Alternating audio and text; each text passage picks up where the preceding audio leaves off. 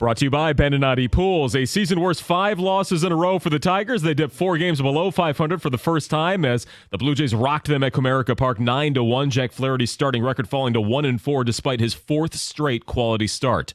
An exciting finish in Game 1 of the NHL's West Finals. It went to double overtime, and one of the game's biggest stars ended it.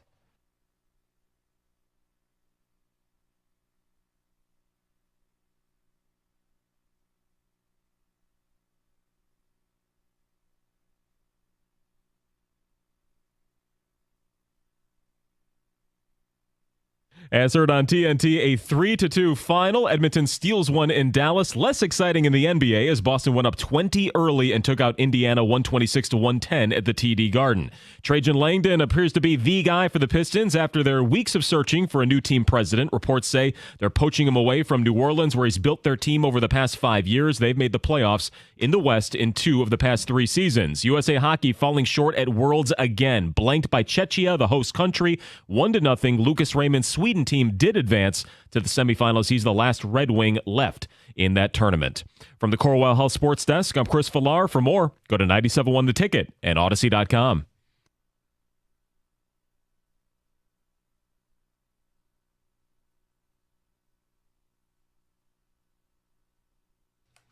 Friday, going into a long weekend for some of you guys. You made it to Friday. We're going to talk football and food to wrap the show. Dan Campbell's perfect response to Super Bowl or bust. But first, something I've been sitting on. What better time to share than the Don't stop it! Stop it! No, we have to be able to do a show. Transition. We have to be able to do a show as adults. This is the transition. We go from Wheel of Fortune and the comment that was... This is something I've been sitting on. Don't make it weird. Just let me do the topic, please, okay. And then we'll move on. I don't know if anybody agrees with me. I saw an article. There's all kinds of headlines about, build up to next football season. And NFL.com says the 10 most complete football teams are, and they list them. They list San Francisco as the most complete football team. And I think many people feel that the Niners are the biggest obstacle in the NFC. They're the team that won the NFC a year ago. That's the biggest threat for the Lions, and I disagree. The more I've thought about it, I actually think the biggest threat for the Detroit Lions are east of that. All the way out the East Coast, the Philadelphia Eagles. I think everybody's east of San Francisco, so you're narrowing it down to 31. That's why I said all the way out of the East to the Philadelphia Eagles. One of 31 teams. I love this John Jansen. He is he's not letting anything slide. Not today. It's fine. I'm going down swinging. I know you are. To me, it's the Eagles. And let me just give it.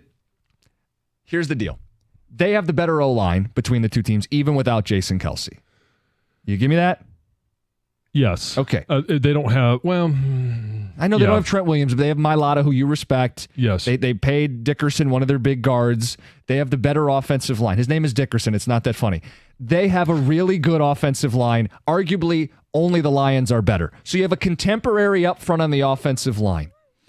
Jalen Hurts, to me, is the best quarterback in the NFC. What he did in that Super Bowl going toe-to-toe with Mahomes, I think he's better than Purdy and, cover your ears, better than Goff. That is a real threat if they get things right. They were in the Super Bowl in 22. And then what happened last year? They fell apart. That's why I think people were sleeping on them. The roster is still really good. Howie Roseman continues to overhaul their defense. I think their D-line may have closed the gap with the Niners, who lost Eric Armstead. My point is they're very good in the trenches. They have a dangerous mobile quarterback, and their schedule sets up where they play the NFC South. They get the Cowboys, but they also get the Giants twice, and they get the Commanders twice. There's a scenario where they get home field, and I think it's much tougher to go to Philadelphia than it is to go to San Francisco. The weather in San Francisco is not going to be nearly as harsh as if you have to go outdoors in Philadelphia at their place late in the season. So I think the Eagles are actually the bigger threat. Maybe people don't realize it. I disagree. I think it's still San Francisco. But until they're dethroned, I'm going to stay with San Francisco. And I mean, they dethroned, not head-to-head last year, the Eagles during the playoffs, because the Eagles completely fell apart at the end of the year. And why did they fall apart? We don't really know the answer to that question, but one of their leaders, Jason Kelce, is no longer there. So there's going to be a leadership void in a team that clearly showed leadership void. What is your quarterback supposed to do? He's supposed to be a guy that unifies both sides of the ball, not just the offense. He needs to be that type of person. And do I think Brock Purdy is that? I don't really, but I don't know. Maybe it's Christian McCaffrey. Maybe it's Trent Williams for San Francisco. But the one thing that I do think separates when you talk about in totality, not just offense, not just defense, not just special teams, it's Kyle Shanahan. And he has not been able to get over the hump of winning a Super Bowl, which is a knock on him, but he is a guy that gets there repeatedly, puts his team in position to be there repeatedly. Probably the only reason he wasn't there 2 years ago was because they just ran out of quarterbacks. And they found a way with Mr. Irrelevant to come in and put them in position. Now, he ended up getting hurt, coming back, and Christian McCaffrey was trying to throw a couple of balls, but that's why they didn't make it, and Philly did. So I'm not going to sit there and say, well, Philly is this great obstacle to overcome. I think it's still San Francisco. It's Christian McCaffrey. It's Deebo Samuel. It's Jawan Jennings, George Kittle, and Brandon Ayuk. And people could say right now, it is May, and Christian McCaffrey was not at OTAs. Well, Christian McCaffrey's not at OTAs because he's planning for his wedding that I think he's pretty sure that a lot of people are going to come to. And Brandon Ayuk is in the middle of a contract dispute, but it doesn't feel like it's one where both sides are arming up and they're trying to throw jabs at each other. It's one that most people believe will get done. Okay, A.J. Brown better than any receiver in San Francisco? No disrespect to Ayuk. As a receiver, yes. Yes, sure. As a weapon, I don't know. I might put Deebo Samuel up there as well. Okay, fair. I mean, Devontae Smith, too. I mean, even if we call it a push. McCaffrey better than Barkley, but Barkley may be the biggest contemporary. Gibbs, too. I know. Yeah, but the NFC's got really good running backs. So it's not both like of those guys, it's about injury. And Christian McCaffrey has proven last year, and really the last 2 years, that he's been able to overcome the injury label that he had when he was at Carolina. And Saquon Barkley, what's his big moment? Yeah. My point is I think Philly's skill positions are nothing to sleep on. I think they have the better O-line, the more dangerous quarterback. And here's the trump card in all of this. Patricia's not coordinating their defense anymore. Okay, but when you're looking at the defense, all right? No, but John, that was a real thing last year. And we know we shouldn't discount it in Detroit. We know that. We know that as well. And I know that as well. But Nick Bosa, Javon Hargrave, who didn't have a great year last year, I think his feet have been put to the fire. He's been challenged. And if you read some of the clippings coming out of there, he understands that and wants to step up and play better. They lost some pass rushers, but what did they do? They went out and got Leonard Floyd, Yoder Gross-Matos. I love saying that one too. It's like Le Fleur. He's a Penn State guy. Yoder Gross-Matos. He is a Penn State guy. But I think that they have addressed those injuries that they had. Now, the big question for me regarding the San Francisco defense is the injury to Greenlaw. Yep. I mean, how does that affect him? When is he back? How much of an impact does that have? ACL, right? I think it was an ACL, yeah. So you'd think... Was it ACL or was it Achilles? Achilles is much worse, right? In terms of explosion coming back. We know it's really derailed careers. Not as much more as than he a used knee. to. I don't know. I had an Achilles. Again, we're talking about different positions, and right. I think either one there, I would put them on equal ground. So, but again, typically a year, but you can come back a little sooner with... Sure. So late in the season, maybe he comes back, but does he have his feet under him? Yeah, exactly. I'm with Jim on this. I actually think it's the Eagles as well. And one thing I sensed here the last couple of weeks as we move into 2020, last year's not happening. Okay? This is the NFL. Last year doesn't happen. I truly believe the Niners have missed their window. And Christian McCaffrey turns 28. Well, how come their Super Bowl window? Sure. I could live with that argument. Well, the Lions are a Super Bowl threat. Right. We both agree the Lions are at the top going into next season. Who's the biggest threat? He would say the Niners because they're still there. I would say the Eagles because I think they're a bigger threat for the upcoming season, and I think that's where I win you over. Yeah, exactly. And they also have Jalen Hurts, and I think Jalen Hurts is a winner.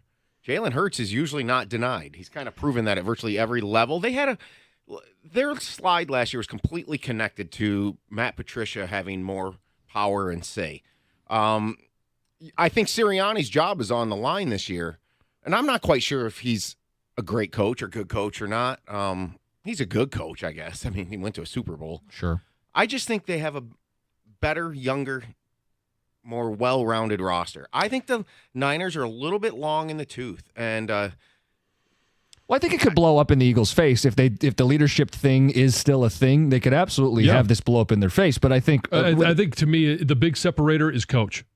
Okay, if they put the right foot forward, though, I think we talk about rosters. I think people sleep on that roster in Philadelphia. Howie Roseman, one of the great GMs, they have a very good roster at a bunch of the key positions in the trenches at quarterback. So, and I think the Ayuk thing's huge for the Niners. He had a big season last year. Yeah, and this went under the rug real quick. There were rumors at the draft of Samuel being on the block.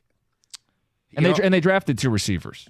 Things don't start all that well out there, or they're just kind of meandering. And Debo's been known to go to social media and express his feelings. I feel like but he got paid last year, and I don't think it's going to come from him. And let's just play the game that if Brendan Ayuk doesn't get paid, this is a team that is willing to make trades. They did it in terms of acquiring talent. So they went out there and they got Ricky Pearsall. All right, they drafted to be able to have something in case it doesn't work out with Brandon Ayuk. But in return, they can also get some assets back. And it may not be assets that are going to help them this year. I understand that, but they have other individuals that can fill that role. I think the Niners will be a thorn in the Lions' side. They're not going away. They'll still be a threat. But I think the Cowboys are a team that you got to go to Dallas. You're going to have to beat these teams. They don't face the Eagles in the regular season. But I think the Eagles are kind of slept on because they didn't perform well at the end of last year. But I think they're every bit the threat. I think they're the biggest threat. What they got? Niners 13-4 last year? Yes. Weren't they 13-4 the year before? Maybe. I think so, or close. 12-5, something like that. Sure. I mean, this is a team that's knocked really, really, really hard on winning a Super Bowl, and it hasn't happened. And also just the fact they're a Super Bowl runner-up. History suggests, it's not an absolute, that Super Bowl runner-ups don't bounce back. Who do you guys think the biggest threat is in the NFC? We'll take some ticket texts. You want to jump in on the phones? We'll take those phone calls.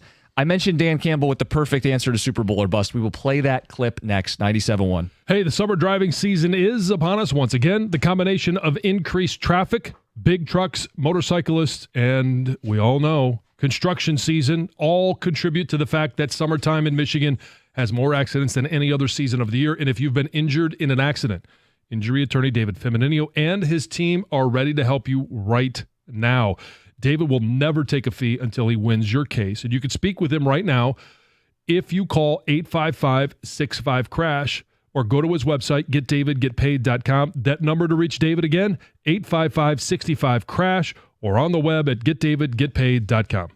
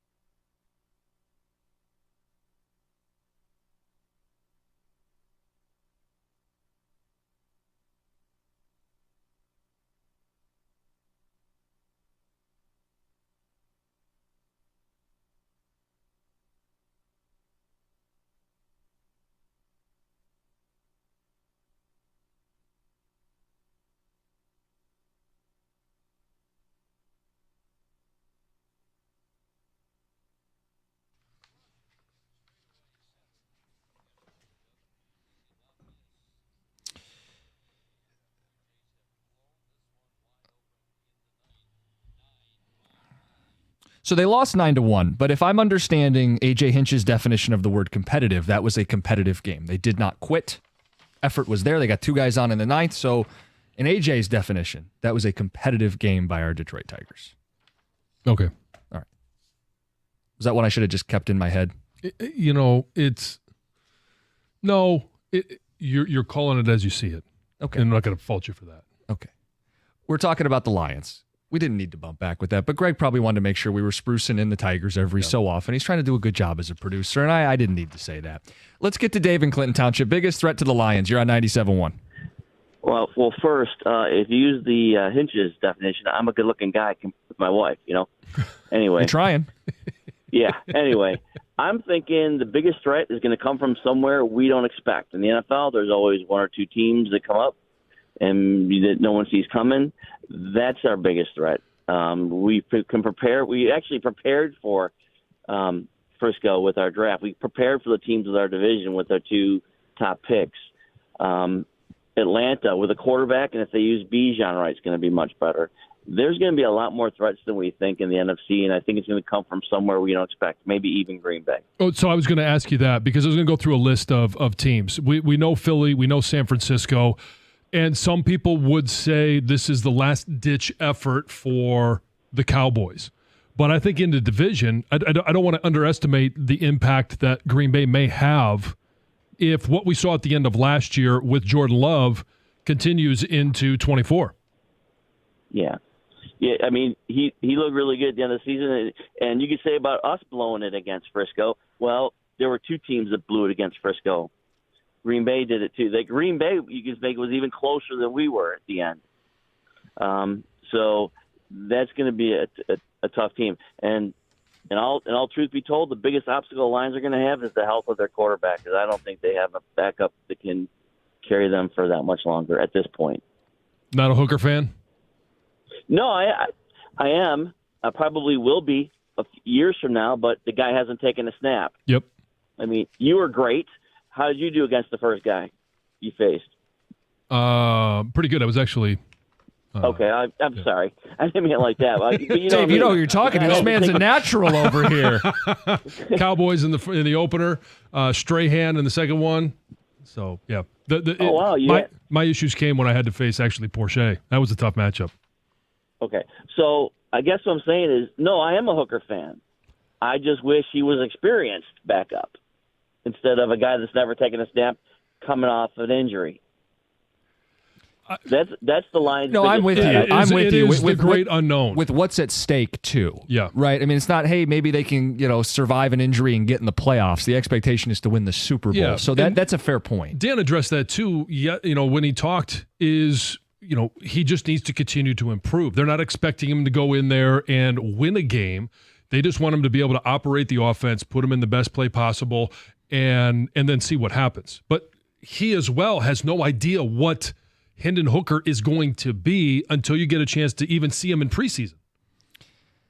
Expectations. Super Bowl or bust. We've used that phrase. John, the bust part is what trips people up, right? Like, what does that mean? If they don't win the Super Bowl, I hate my team. Everybody's, failure, fire people. No, that's not what it means. But the way I define Super Bowl or bust is if you don't win the Super Bowl, the season is a failure. There's really only one satisfying conclusion when you're as good a team as the Detroit Lions. Either way, we can get caught in semantics with words. Like disappointment instead of failure. Yes. It kind of feels like the AJ thing where we can get caught up in a word. Dan Campbell had the perfect response to Super Bowl or bust. This was him yesterday at OTAs.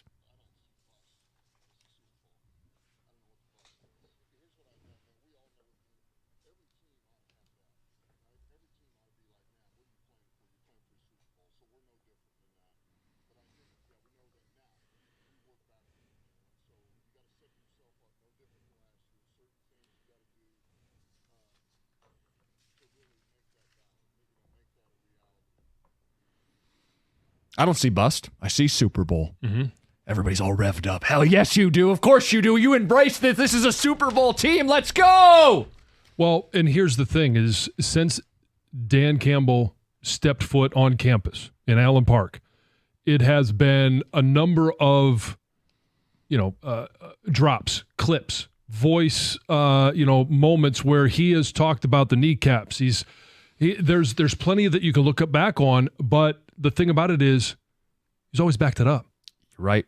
And this is just the next step. And we didn't hear this conversation. Yes, every team should be thinking about the Super Bowl. But how realistic do you think Carolina, while the players may be thinking about the Super Bowl, the coaching staff is they should be thinking about it as well, but there's a sense of realism that maybe they don't have enough pieces. How are we going to cover up this weakness? How are we going to game plan against this team or that team? It's for the Detroit Lions and really only a handful of teams across the NFL. You're sitting there going, how can we attack these teams instead of how can we cover up a weakness? Well, right. And certainly it's real for the Lions and maybe only a handful of teams that are on that tier, that upper echelon of the sport. And for Dan Campbell, yeah, you embrace this, man. And I think the fans love hearing it. You went full Dan Campbell right there. Man. Yeah, embrace this. Have you noticed that, by the way? I think Detroiters have slipped more "man" into their vocabulary since Dan Campbell became the coach, man. I feel like it's just like unintentional Campbell. It's a thing. Now you're going to hear it more, especially when they win. Sure are, man. Man. I think he is the most beloved coach we've ever had that hasn't won a title. Right? Like clearly Sparky in 84, and especially for you at 8 years old, like that team holds a special place. Sparky is 1A, 1B. Scotty Bowman, you win 3 Stanley Cups. Guys who win are generally regarded and loved forever. Among guys who haven't won a championship as a Detroit coach, I think Dan Campbell's the most beloved we've ever had. Who would be? Well, it would be him and Leland. Yeah, well. In terms of what they've done without and the way that fans view them. Okay, it's fair. Versus winning the ultimate goal, and that's a championship in their respective sports. Leland won 2 American League pennants, had his teams play in 2 World Series. Yeah, but see, you know the result with Leland. So what John is saying, this is post 2006 Leland. That's what Campbell is. People love Jim Leland. Yeah. Then people started to turn on Jim Leland in the gap between the 2 World Series appearances, especially the one year where the bottom of the lineup rivaled this year's team. He would drive people nuts with bullpen decisions and things like that. The city of the bunt, remember that comment? Yeah. But, the 2 years in, I think they're very, very similar. And, I mean, don't underestimate because Dan Campbell said it at the end of last year, it's really hard to get back here. If they don't, there's going to be a lot of people, or if they don't for 2 years, but then in 3 years they make the Super Bowl, like there's going to be a gap in there where people are starting to again question the coach, like just like they did with Leland. You're right. It does get to a point where when you're close and you don't win, you're under greater scrutiny, and that was the Leland effect. The guy had no doubt a cultural change in Detroit from a standpoint of like the 06 was a baseball renaissance, and it ushered in this era of winning and expectations in World Series or bust talk, and that bust part comes back to bite you when you don't end up winning the World Series. But I do think some of this is football versus baseball. This is a football town first. Yeah. The Lions' pain is so much greater that even the success they've had right now feels therapeutic to people in a way that I don't even think the Tigers' success was. Well, but I also think you have 2 coaches that we're talking about, Leland and Campbell, that they're unapologetic for who they are, and they're going to shoot you straight. Their personalities are very similar. Their style of coaching, even though it's in different sports, is very similar. They're not going to apologize for things they say. They're not going to apologize for being good. And they're going to put the expectations out there. And this is the first time, have we ever heard a coach in Detroit for the Lions talk about Super Bowl or bust, or even address it? To say, I see Super Bowl. Yeah, not bust. I don't know what bust is. No. I mean, I'm trying to go back in my lifetime. I mean, I don't know. Did Wayne Fonts ever bring it up? I mean, I don't know. The answer is probably no, which in and of itself is a statement. I mean, we have teams in this city, and I get it. They're all not as far along as the Lions, but we get the very opposite message from a lot of them. Scott Harris was very quick to downplay expectations. We haven't earned the right to talk about the Central, and clearly the product on the field justifies that. Derek Lalone, we had a huge problem with we might not be here next year quotes from your hockey coach. The Campbell stuff is refreshing. And to your point, the more important is that you back it up, and so far they've done nothing but back it up. Yeah. And that's what you want. You want a coach that's going to be able to say what you're feeling. And that is, last year it was, win the division. He's unapologetic about that was the goal last year. And then, and we asked him during the season. I know this was before you, Stoney, and I had asked him. And he talked about trying to get the best seating possible. And he addressed it a little bit again yesterday. But now, instead of the best seating possible, we're shooting for the 1 seed. That's where we want to be. We want to give ourselves the best chance with the bye week, with the home field advantage, because we know what Ford Field is, and it is a formidable force and part of the success of the Detroit Lions last year. We can't move on without addressing these two ticket texts who point out the omission. Chuck Daly needs to be mentioned when we're talking about beloved and successful coaches in Detroit. Those teams were amazing. Yeah, we didn't even mention – did you mention Scotty Bowman? Yeah, I said Scotty Bowman. Yeah. And Bad Boy Pistons, Sparky. beloved culture, Sparky.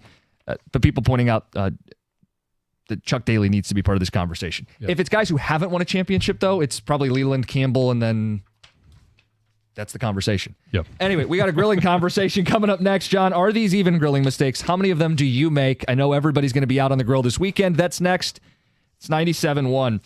All right, guys, as the weather warms up, you may be heading up north at some point, wherever you define up north. You may be heading up north, and now's the time to get to Moran Chevrolet. Make sure you're all set. Right now, you can lease a 2024 Equinox LT for $289 a month. That's $999 down, 36 months. Pick up your new ride or have it delivered directly. How easy is that? It's Moran Chevrolet, where you always get the best price, period. Check them out, moranexpress.com, or in person on Gratiot North to 15 Mile in Clinton Township. Chevrolet. Together, let's drive.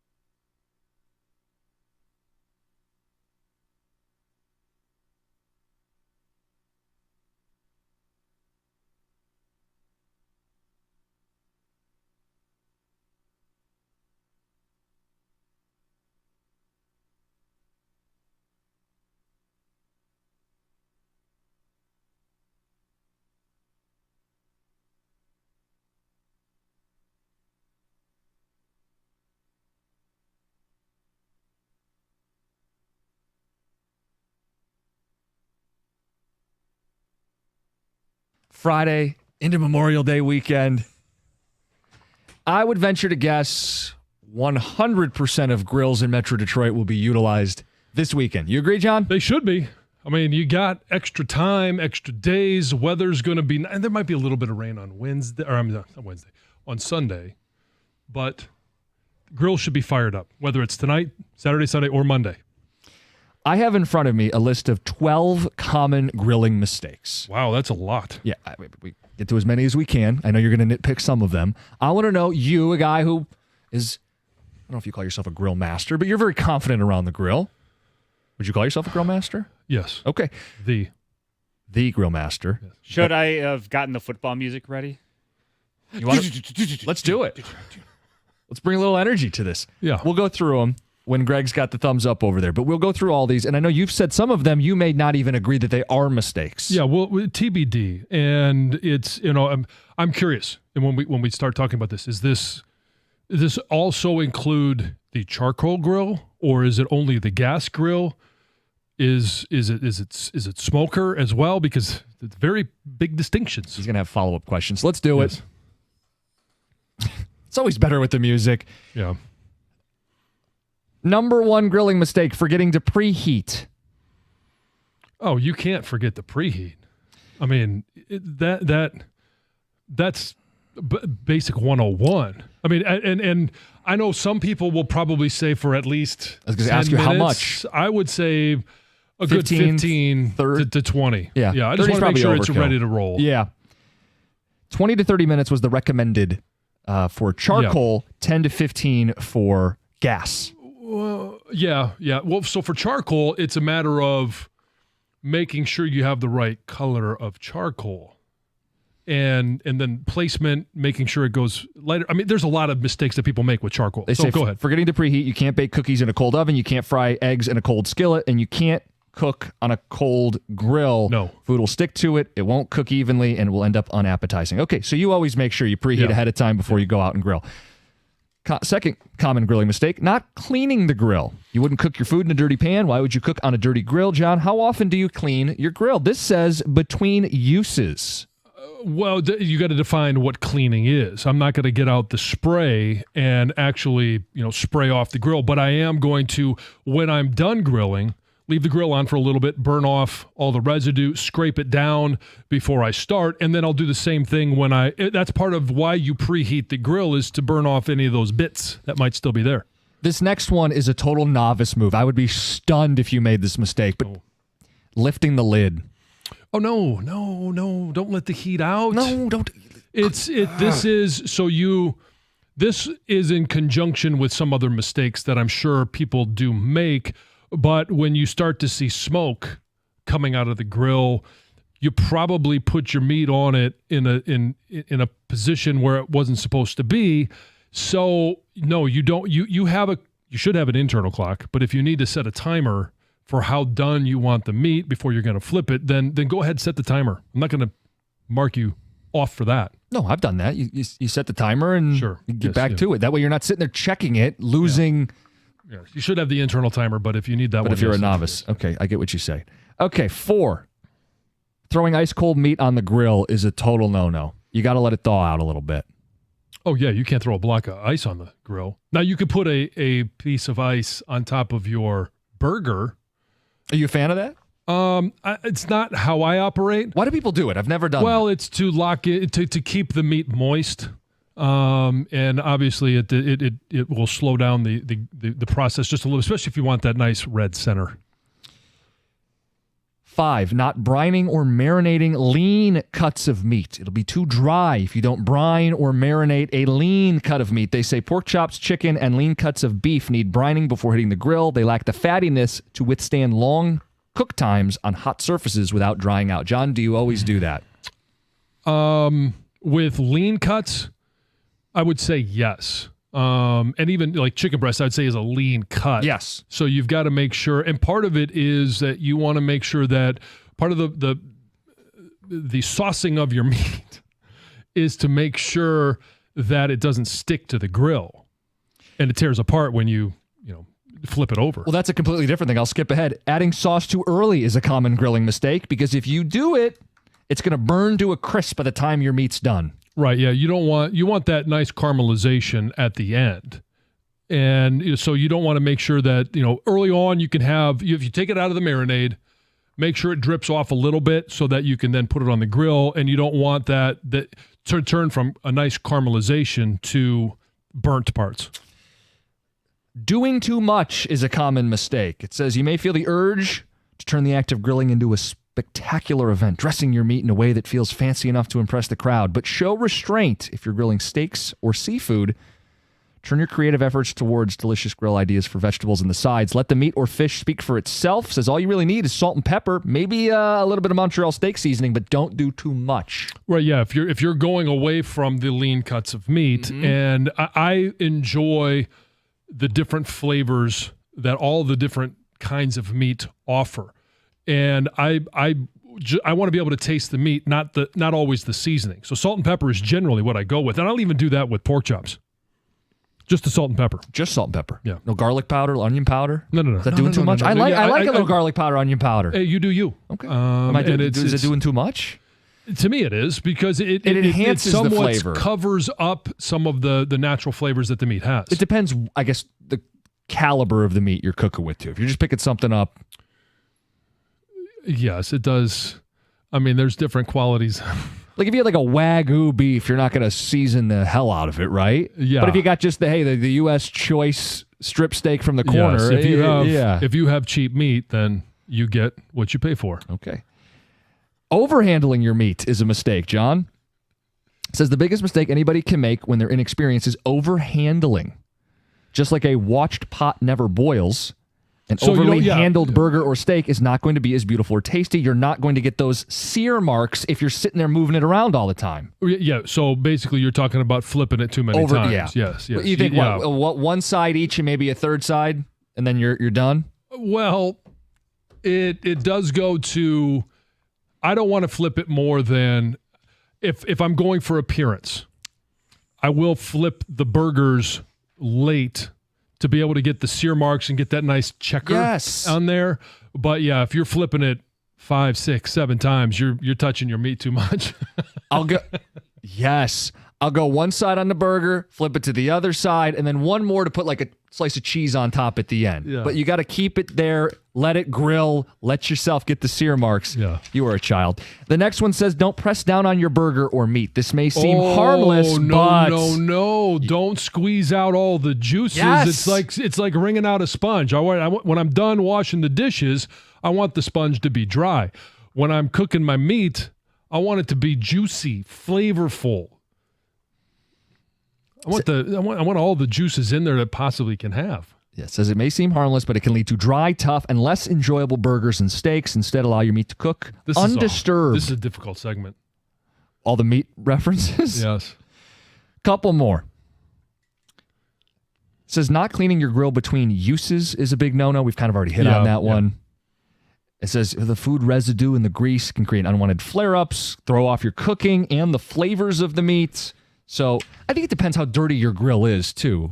Well, yeah, but we use our grill every day. And so I'm not going to get out the grill cleaner and the sponge and do all that stuff. The grill, yeah. But I will make sure that I burn off everything from the previous meal and scrape it clean. This last one is easier said than done, but it is what you have to do. It requires discipline. Common mistake when grilling, chowing down immediately. Oh, no. You got to let your meat rest. Do you, John? You do. So when you let your meat rest, every time you take it off and you put it on the plate, right, you start to see some of the juices on the plate. You want to make sure that you keep as many of those juices inside your meat as possible so you don't cut into it. Pork butt. That's what he was talking about. Oh, pulled pork. Sure. Yeah, but you got to let the meat rest, let those juices not completely cool off, but become less fluid. Oh, there is one more I wanted to get to, which is the use of a meat thermometer. They say not using one is a mistake. I think you have a general sense of how you want to... This goes to your experience of grilling. And there are some people that are very concerned that I'm not getting my chicken done well enough, or my pork chops, or any cut of meat like that. I'm not one. Mine is more of, it's more to touch. And right, there's so, the trick you know, with okay. I see where this is going. that's not where I was going with it, but that's. But like with like beef, I'm not as worried about like getting it right as I am with chicken or pork with the bacteria. And it comes to the experience that you have with your grill. And when you first cook with your grill, it is completely different than after you've done it for, a month's time. Right. You start to learn where the hot spots on your grill. That's another mistake. Is that on there? Heat zones, yes. Heat zones, yes. You don't want to directly cook it over a flame, especially the charcoal. It can lead to burns that you don't want to have burns on your meat. Some ticket texts. I can't wait for all the new sound bites the afternoon show will have. Another one says, you can never overhandle your meat, signed Tuck. Guys, if you slow cook a pork butt and you use a meat thermometer, you don't need to put it in the butt to make sure it's ready. Signed Wheel of Fortune guy. Yes. More of these coming in. John's going to prepare the perfect feast for Memorial Day. We'll get those details coming up next. And if you want to jump in on the phones, I see you. It's 97.1. Hey, when it comes to managing your finances, you need a bank that gets you and is genuinely interested in your success. That's why I bank with First Merchants Bank. Whether it's your business banking or day-to-day personal banking, First Merchants Bank is 100% interested in helping you prosper. First Merchants bankers are attentive. They're going to sit down with you and ask you a bunch of questions. They're going to take the time to get to know you as much as possible, and then they're going to build a financial plan that fits your unique situation. And when you make the switch to First Merchants Bank, you're also going to get access to their highly rated mobile banking app with innovative personal finance tools. And I love the app. I usually am on it multiple times a day just to check on things, and they do have it. It's very easy to navigate. Plus, they're deeply connected to the community's needs because it's their community as well, and they volunteer and donate to local causes on a regular basis to ensure that we all prosper together. This is the difference of 100% interest in you. For a better banking experience, visit firstmerchants.com. That's firstmerchants.com. First Merchants Bank, helping you prosper. Member FDIC, Equal Housing Lender.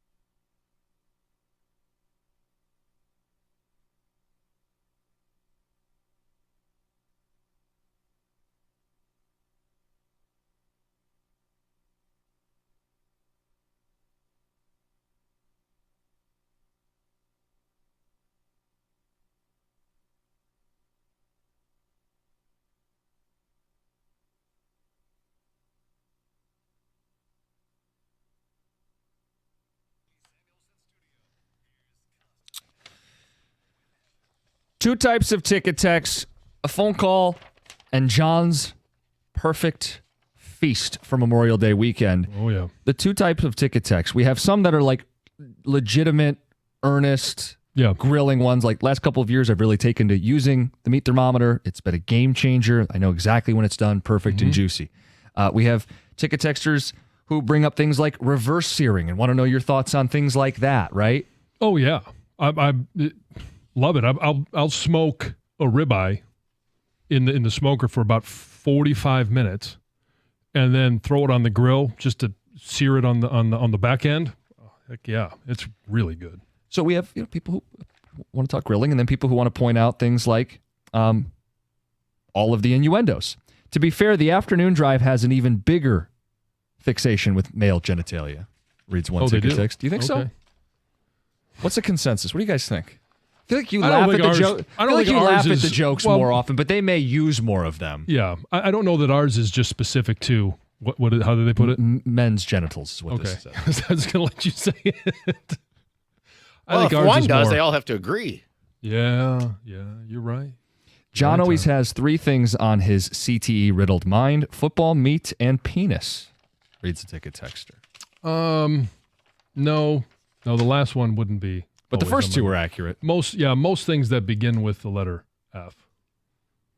Football. One of the more fascinating things I just have loved to have learned working with you, John, is that I love your sophomore humor. Do we go overboard sometimes? Sure. In general, though, I love it. I mean, I know you didn't watch Beavis and Butthead back in the day, did you? No. But it seems like you did. This just comes natural to me. This is my own material. You were a butthead. Yes, meathead, butthead, whatever you want to call it. Yeah. But this is the life of growing up in a locker room and spending so many years in a locker room. You can't help but laugh at a lot of things.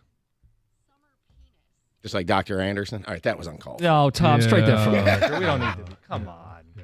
That's out of bounds. Oh, yeah, we got a lot of those. One more says cookies is going to go all burger bolognese with Italian seasoning. I have been known to use a little Italian seasoning on a burger. On a burger? On a burger. Oh, man. This person's out there making fun of me. I'll cop to it. I've done it. Like I said during that segment, you do you. And if I ever show up at your house for a barbecue, just give me the heads up so I don't make a bad face. Okay. Mike in Novi. Said you're getting invited anyway. Mike, you're on 97.1. I'm going to show up unexpected.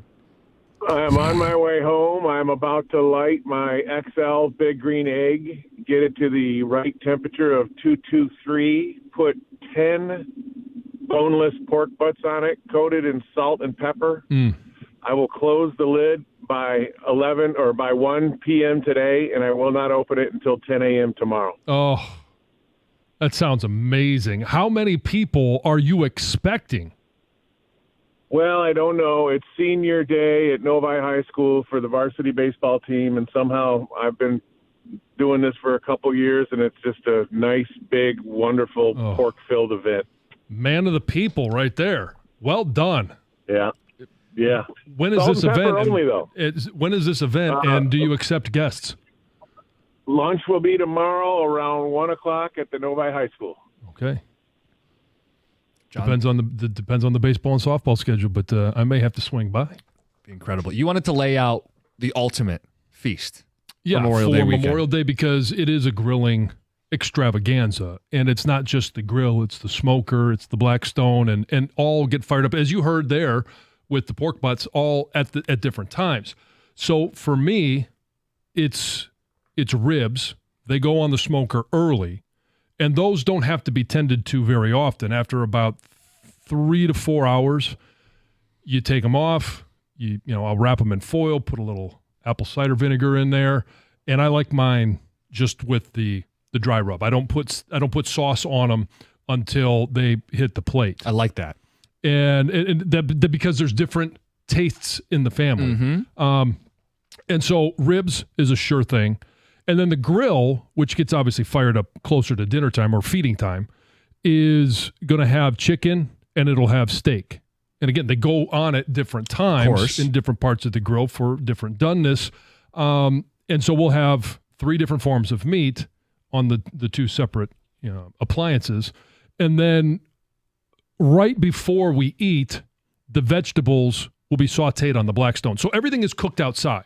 And that's where I prefer to do the vegetables. And it'll be mushrooms, onions, green peppers, some sliced potatoes, all kind of sauteed together. Oh, like a little hash. Yeah. Well, yeah. With the potatoes. It's a little mix. Yeah. I guess it's not really. No, it's not a hash. You'd have to have a lot of potato for it to be.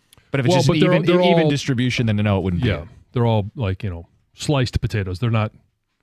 I see hash as more of a smaller chunks of potato or like a hash browns. Yeah. Okay. Yeah, these are just sliced right down the middle. Gator, you walked in mid description of John's ideal feast for Memorial Day. Anything else? You got the veggies, some of the signature meats, the ribs. What else? No, I mean obviously the cooler of beer that goes with it, but that's not. I mean that goes kind of without being said. Oh, you have a pretty comprehensive list. I just didn't want to. If there was more. What kind of beer you go with?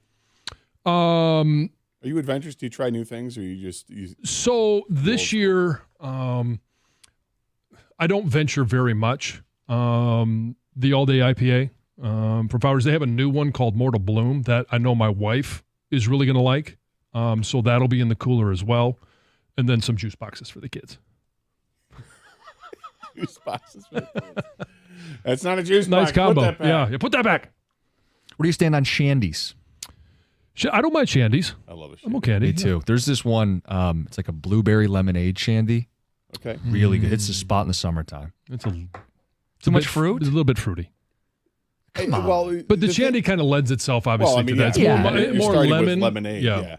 But I've learned this over the years that sometimes what sounds like it's going to be really fruity isn't at all. There's really just hints of it. And everybody finds what they like, What's your go-to on a grilling day? On a grill, it's probably a summer shandy. I love wine and kugels, or if it's, I look for long haul beers because I'm not big into the high alcohol content beers. Mm-hmm. I like to be a social drinker, so I don't have to worry about it too much. So I'm with you. Some of those 9, 10, 11 percenters. I stay the hell away from that. Yeah. And I'm more, I like Miller Lite. Call me wuss, whatever. I don't really care, As long as it's cold. Yeah, exactly. It's gotta be cold. And maybe at the end of the night, I'll try to get something that's got, a little more oomph to it, But I'm open to lots of stuff. I don't like hoppy beers, the hoppy taste. I just don't like it. Not a stout guy. No, stouts I don't mind. Okay, but that's an end of the night beer because if one of those you're done. It's just because it's thick. It's not the alcohol content's terribly high. But I enjoy a Guinness. Doug hates them, but I enjoy a Guinness. But more like black and tan.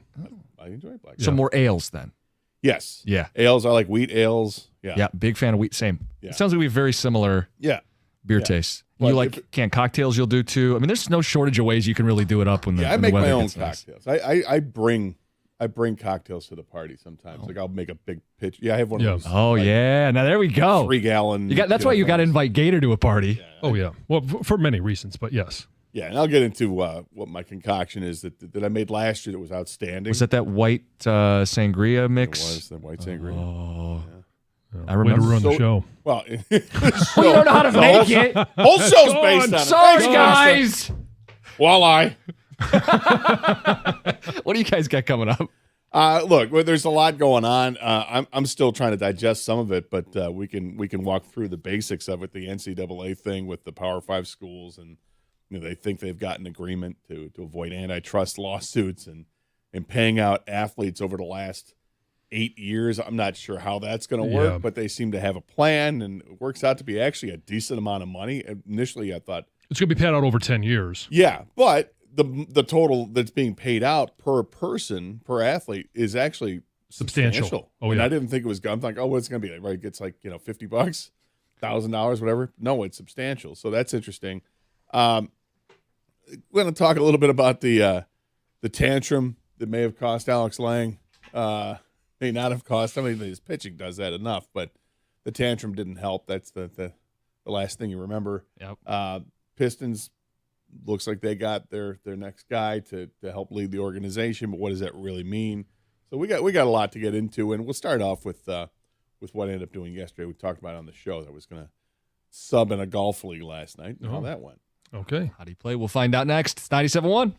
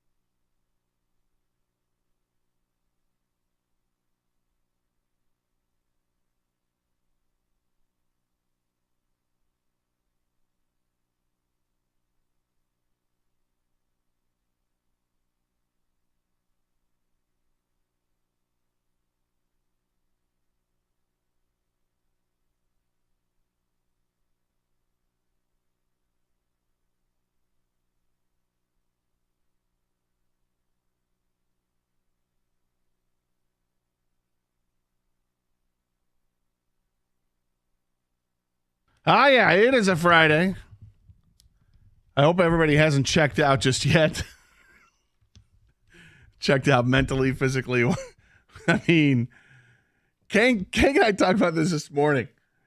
And I think you worded it exactly to me. Like, I think you said, is it just me or is everybody checked out already? It was like at 9:15. Like, we got a show, man. Well, we look in the office, and there's not a ton of people usually here anyways, but today it seems even less, if that's possible. There's no energy. There's no one here. I think John already saw him leave. You know what I mean? The morning show's gone. Right. Like, the open just closed for our show. Yeah. Like, everyone from the show is gone. Right? I look back there's tumbleweeds going. It's great.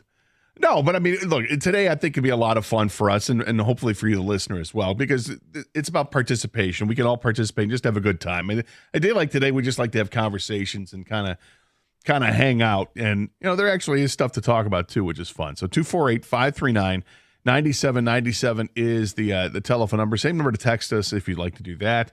Let's get this stuff out of the way, too. You want to watch the show? We stream it live with video. A couple ways to do it. You can check it out on YouTube.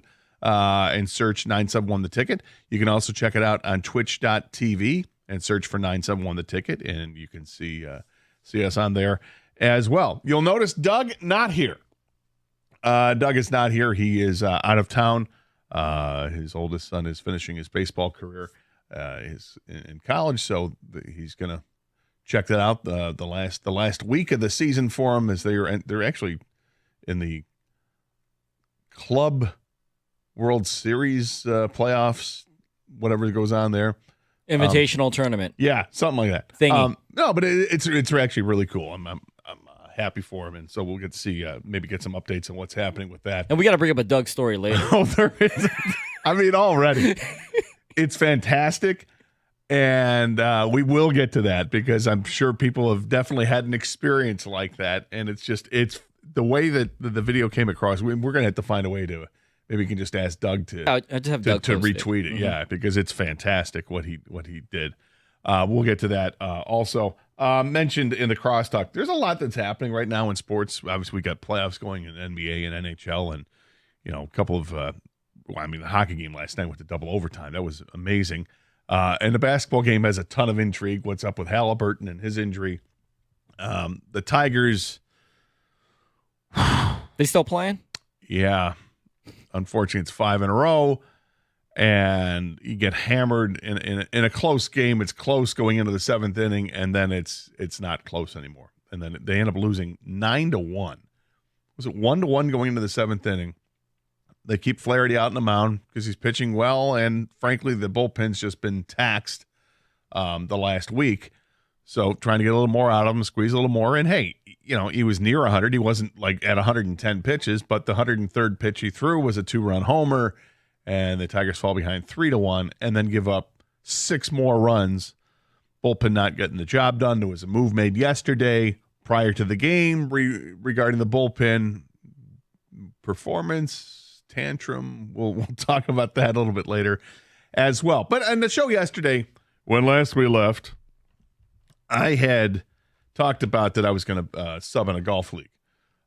First thing, thanks for the guys for letting me sub, because it was always a good time to just get out and play 9 holes of golf.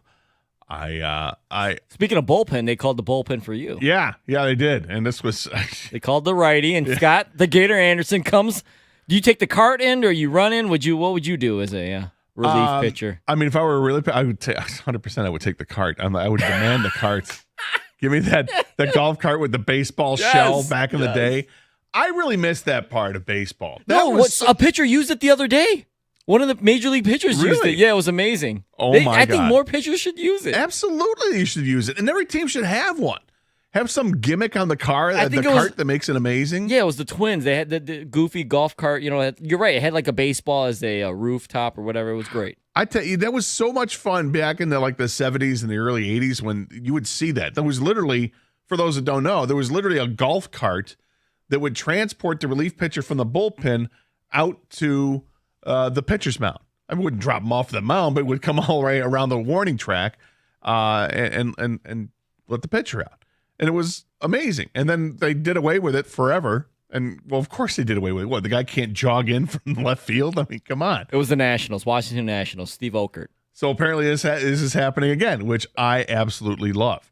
I'm sorry, it was the Twins pitcher in Washington, so that's why I got confused. So they have the cart in Washington for both teams, yes, which is nice. He took the cart out. That's so great. Is there a story there to why he took the cart? I mean, God, I just saw the highlight. I don't know. It's bottom of the fifth. He gets in from the bullpen. The guy pulls up. It's like an Uber driver. Are you Steve? Yeah, I'm Steve. All right.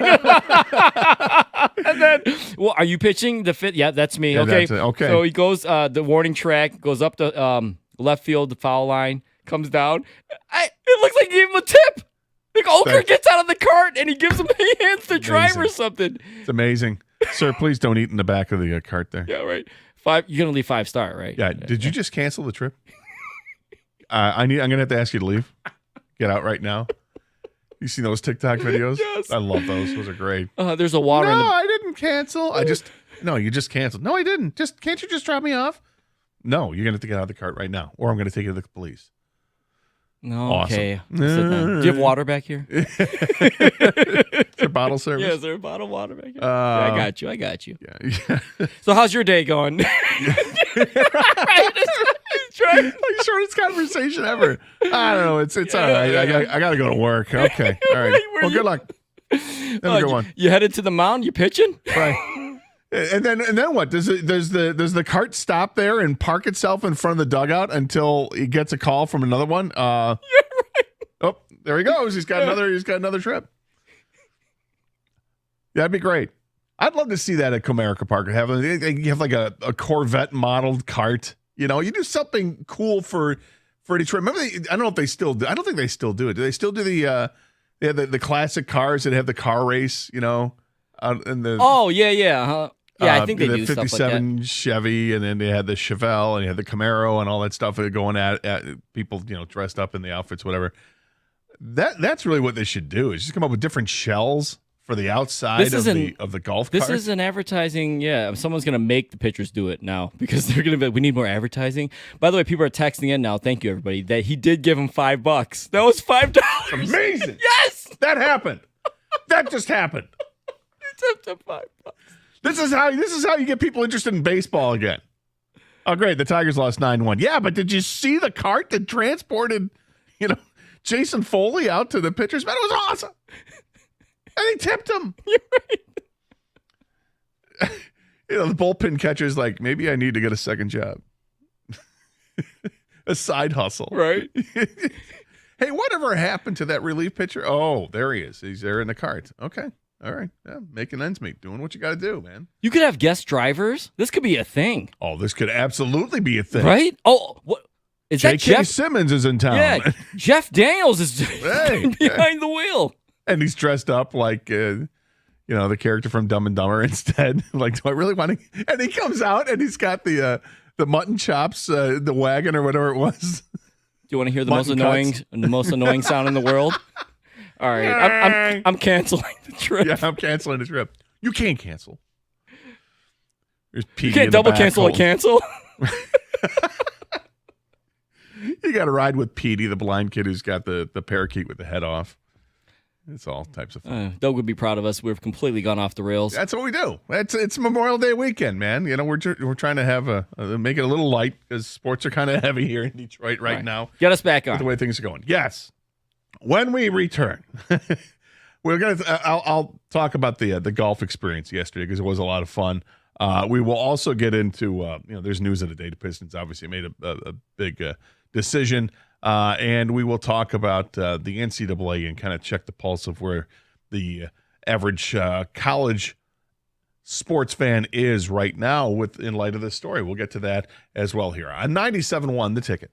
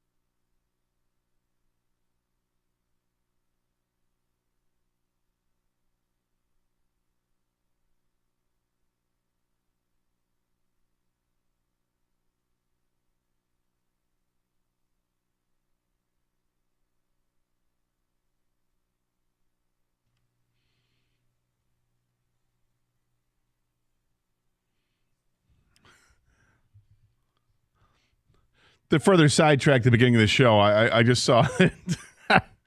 Did you see the video of what the Dodgers did to Shohei Ohtani? Oh, where they pretended to pinch hit for him? Yeah. You're Shohei Ohtani. You're like, hey, man, sit down. We're going to pinch hit for you. Like he's such a nice guy. He took it so Right. like, he was like, he's like, really? okay. Yeah. Okay. No, what? dude, get up there. Yeah, You're right. Shohei Ohtani. What are we doing? That's funny. You're on pace to maybe win the Triple Crown, dude. Yeah. It's not happening. Yeah, you're not bad. Yeah. You're a good player. I'm going to try to hit you twice, actually, somehow. We'll see if it works. Maybe you just throw on another jersey. Nobody will notice. Maybe a mustache. Go all Bobby Valentine. We'll figure it out. 248-539-9797 is the telephone number. Scott the Gator Anderson with you today, along with Kang, our producer. Paul's running the phones today. Doug is out. We'll get into that a little bit later in the show. So last night I subbed in this golf league and had a great time golfing with the guys. And, it was the first time I went out all season. I went to the range on Saturday and promptly ripped open a blister on the range. So when I came to the course last night, I just had some athletic tape I keep in the car, wrapped up the busted blister and played. It wasn't much of an issue, but I tell you, there's something different about playing in a golf league. There's a lot different between playing in the golf league and playing on a weekend with your buddies. The competition level, you're not all that competitive. You're just relaxed. And that's what the guys said. They're like, just grab a couple beers. We're going to hang out. It's going to be a while because there's like 20 people in this group. It's going to take a while. And it did. It took a long time to play 9 holes. I think we were almost 20 minutes behind pace, which is not good. But there was really nobody behind us, so it didn't matter too much. But it would have driven me nuts on a Saturday. If I were playing and there was a group like this in front of me, I would be beside myself with how slow it goes. But it's just relaxed, man. It's a lot of fun. We played up at Fieldstone up in Auburn Hills, of course, in decent shape, and it was fun to play. First swing of the day. I did not get to hit the range beforehand, Kang. I just wanted to make contact, man. Just make contact, and hopefully somebody can see you're literally your first swing. Yeah. You didn't hit the range. You said nothing. No. Okay. No. I mean, I took some practice swings, but Yeah, I did but you not didn't nothing hit with a a ball. contact with a Yeah. ball. We're correct. Yeah. And the practice swings I was taking was not with the club that I was using until I got right up to the tee box. I'm like, oh, wait a minute. Here's the distance. I need to grab something else. And it was okay. First time out, 9 holes, did not score well.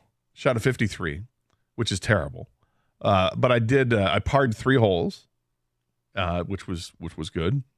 So you did really bad on a few other holes. Yeah, I had double pars. Literally, like if it was a par 4, I took an 8 on one. Wow. I took a couple of 5s on par 3s. I was terrible, but I did par 3 holes, and I think I was probably average for the group of 20, however many there were out there. I'm not sure. I didn't see the spreadsheet with the scores on it. But all I had going in my mind when I was out there was thinking about the text message or the tweet that Rieger had put out, or that Lesson had put out about Rieger when they were playing at Arcadia Bluffs and Tullamore a couple days ago, and how they played 54 holes in 2 days. And the tweet was that Jeff Rieger had gone through, was it 56 balls? I'm sorry, 54 balls in 54 holes. Yeah. He had brought with him 6 golf balls to play 3 rounds of golf. 6 for 3 rounds. And he went through 54 of the 60 balls. He only had 6 left when the whole round was done. So I'm going into my bag, and I'm like, what am I? Okay, I got a lot of golf balls in the bag, a lot of odds and ends, and I had a couple of sleeves, and then I had like a box of balls. So I grabbed one of the sleeves that has 3 in it, took it out, put 3 balls in my pocket, and I go and played. And the first couple holes, I didn't lose anything. And then I lost a ball. I'm like, uh-oh, let's not pull a Rieger here. Then I lost another one. I'm like, uh-oh. No. Uh-oh. And I managed to get through the rest of the round with the same ball. So only lost 2 out of the 9 holes. Far better than the Rieger percentage, which is really, honestly, about 4 holes into it, I didn't care so much about my score. It all became about a mental thing that I needed to beat Rieger. You couldn't get that out of your head. And I could not get that out of my head. Do not lose the golf ball. In the last couple holes, 2 of the last 3 were in the direct vision of the sun. and the sun is setting, so it is blinding. And you're asking everybody, hey, everybody try to get eyes on this as much as you can. And fortunately, I was able to hit it where it was just going to the right of the sun, so I actually saw the ball in the distance. Like, yes, there it is. I know where it is. I don't have to freak out and search forever in vain and not have this and pull a rigger. But that did not happen. But yes, that was on my mind, and it should never be on my mind.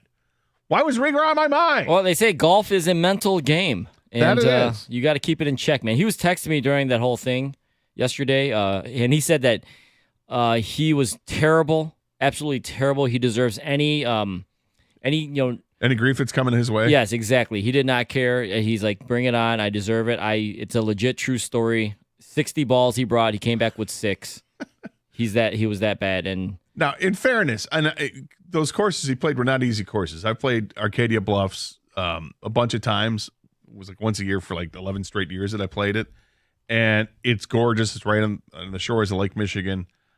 It's the scenery is unbelievable. And the course can be tough if there's wind. Lesson texted me yesterday and said there was no wind. He was just that bad. But because of the way the course is set up, if you're not on the fairway, you're going to be looking for a long time for your golf balls because the fescue that's there, it just eats golf balls alive. I mean, the only way you find half of them is if you step on it. So, he was saying, he texted me, he was worse than awful. He was hemorrhaging balls left and right. He actually at one point wanted to leave in a return address to the course because he had lost so many of them in case they found some to mail it to him. He vowed to quit at least 3 times, but then, of course, he would get a bogey, and then he was all back in, But he said he did not deserve to play such a beautiful course. He was awful. It happens, man. It happens. So yesterday was also, I think we talked a little bit yesterday. It was like, this weekend is just the one that starts the opening weekend for golfers. And not really. Golfers have been out there for about a month. But for me, it was. But it was also the debut of the summer shandy for me. It was the first shandy I've had this year. And how was it? It was glorious. So you were on the course. You had it in the can, right? Yes. Love it in the can. You loved it in the can. Love it in the can. Had 3 shandies on ice. Also, there was a bottle of water in there, all in a nice little bag with ice in it. It was fantastic. Ice cold the whole time. Now, I'm not familiar with golf leagues. We had the top yesterday. 2 things you need to bring with you on the course. Are you allowed to have speakers in a golf league or music of any sort? You are? Yeah. I mean, this is very loose. Yeah, and we talked, yesterday, because I love music, but I'm not a huge fan of music on the golf course because there's too many variables, too many different genres of music that I'm not going to want to listen to for 9 holes or 18 holes. The other cart that was in the group with us, there are 4 of us in our group, and I'm friends with all the guys, so we're all really close. And so the music was okay. It was tolerable. I was fine. It wasn't played too loud in the background. I was okay with it. So it was definitely music. But for me, the only things I had yesterday were beer and water. Those were the 2 things that I brought with me. That was it.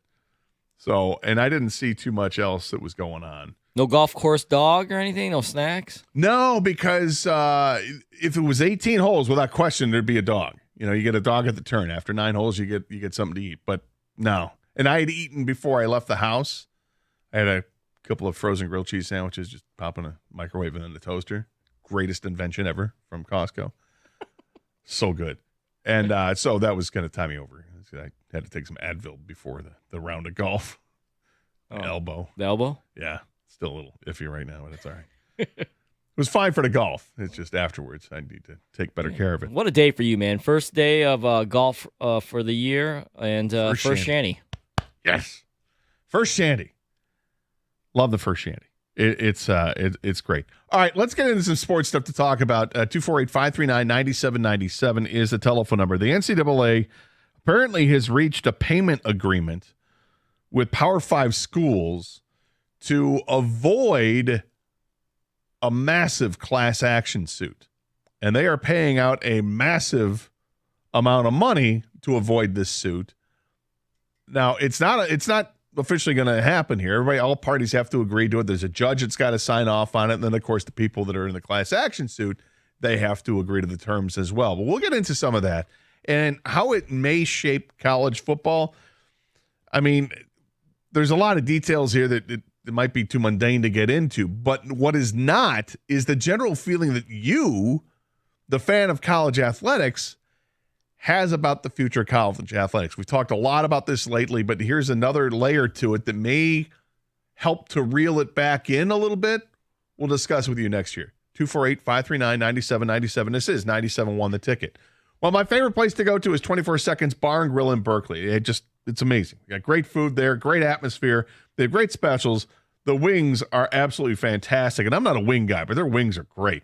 And you're planning an end of the school year party, how about you book it over at 24 Seconds? They'll provide the catering for all the grad parties as well. Spring weather is here. Getting to be summer weather. The rooftop deck that they have is amazing. Right there in the heart of downtown Berkeley. Relaxed atmosphere up there. You can walk over to and see what's going on 12 Mile in the heart of downtown Berkeley. It's pretty great. They've got new happy hour specials and daily specials featuring $5 Valentine vodka drinks and $4 drafts of Blue and Blue Light all day long on Saturday, as well as $1 off all drinks on Tuesdays, 8 until close. Going to check out everything that they have at 24secondsbar.com and see what they've got going. Of course, they got specials for the hockey and the basketball playoffs, all the baseball games here. In fact, they got $4 bottles of Miller Lite and Coors Light for the baseball games. And the specials are all day, every day. They got trivia on Thursday nights. You're going to want to check it out. Lunch is open on Thursdays and Fridays. They're also hiring cooks, servers, food runners, and hosts for the summer. Every seat's a great seat at 24 Seconds. You're going to want to check it out. The service is great. Food's even better. Go to 24secondsbar.com and grab a taste of the action for yourself. Again, my favorite place to go, 24 Seconds Bar and Grill on 12 Mile in Berkeley.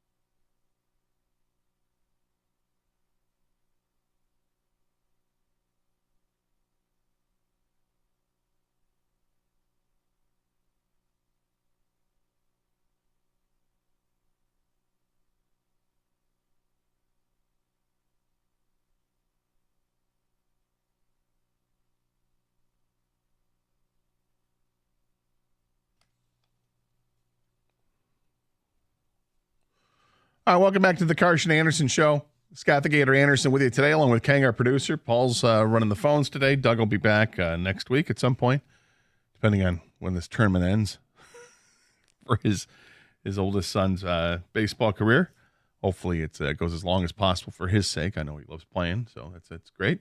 And there is a funny story to go with it that Doug sent us a video last night that is really, really hysterical. When you come to think about it, we'll get to that coming up later in the show as well. But big story today. Headline, the NCAA to Power 5 agreed to a deal that will let schools pay players. Now, what they're talking about is the NCAA will pay more than $2.7 billion in damages over 10 years to past and current athletes. This is according to an ESPN story. So, the sources say in the story that the parties have also agreed to a revenue sharing plan, allowing each school to share up to roughly $20 million per year with its athletes. So this is interesting. And when you're talking, there's this giant class action suit. There's several class action suits against the NCAA involving money, obviously, because the athletes thought that they should have been paid and they weren't, and people filed suit and they have gone to court, or they're on their way to go to court.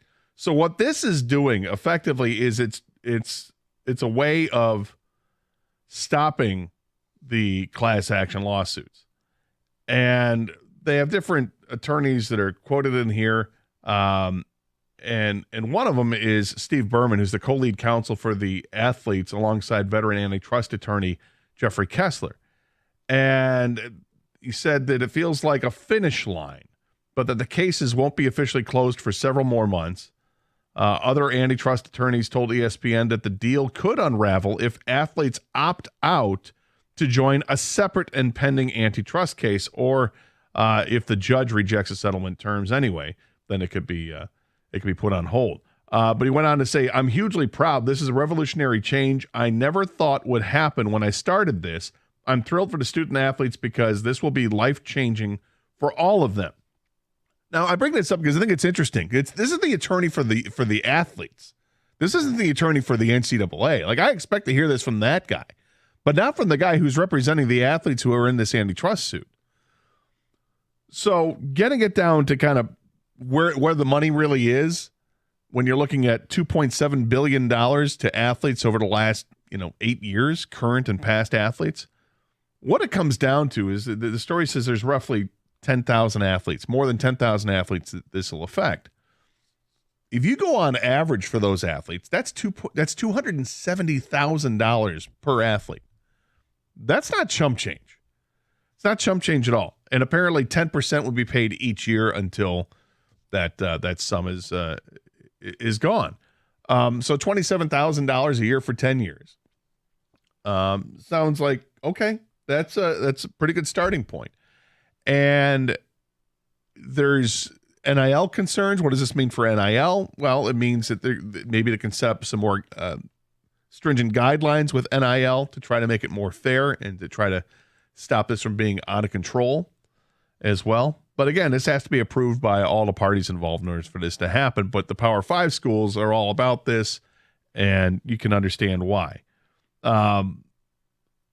I think what this means long-term, if this thing actually happens, is that it's possible the effect this would have is maybe it would pull back a little bit on the constant portal action.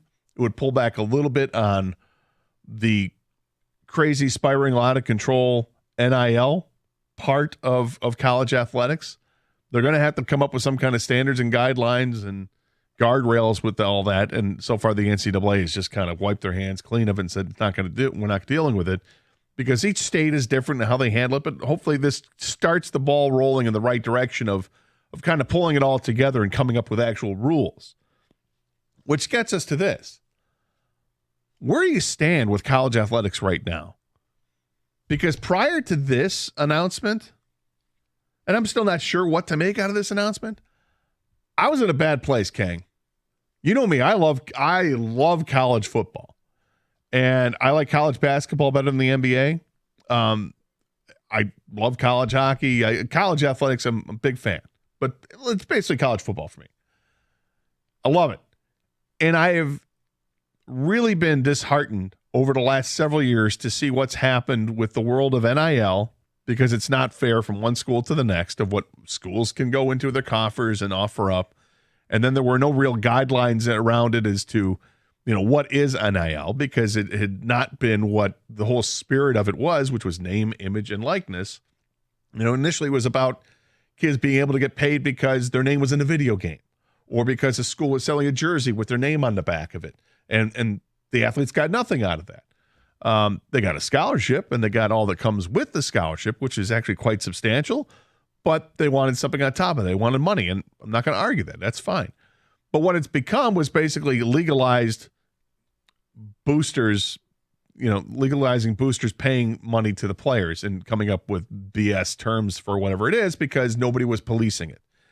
And now it's starting to kind of firm up a little bit, not much, but maybe this does. But because of where it was prior to this announcement, I wasn't in a good place. I'm a guy who follows recruiting pretty closely when it comes to my school, Michigan State. And over the last few years, and seeing how crazy it's been with, you get one recruit, you're all excited about it. And then 8 months later, guess who's in the portal? The guy you were celebrating. And why? Well, because he didn't play as a freshman. Well, you weren't physically mature enough to play. Well, it doesn't matter. Didn't hang on to him. Now you got to hang on to him. You got to pay him to hang on to him. And it wasn't just Michigan State. It was every school across the country. Alabama was losing guys, It was just a way to shift. Every player could leave after a few months. And I was getting bummed by it because I saw my school get rated. You'd see other schools get rated. And then you get into the portal situation where now you got to go into the portal and get players to come back to you or to come to you from other schools. And, you've had various degrees of success, and Michigan State certainly benefited with Kenneth Walker years ago as one of those players. But I don't like the portal the way that it's being used because it's a year-by-year thing. You can enter the portal, as many times as you want. It's free during agency. Your career. It's college football free agency, and the landscape clearly of college sports has changed tremendously in the last 5, 10, 12 years.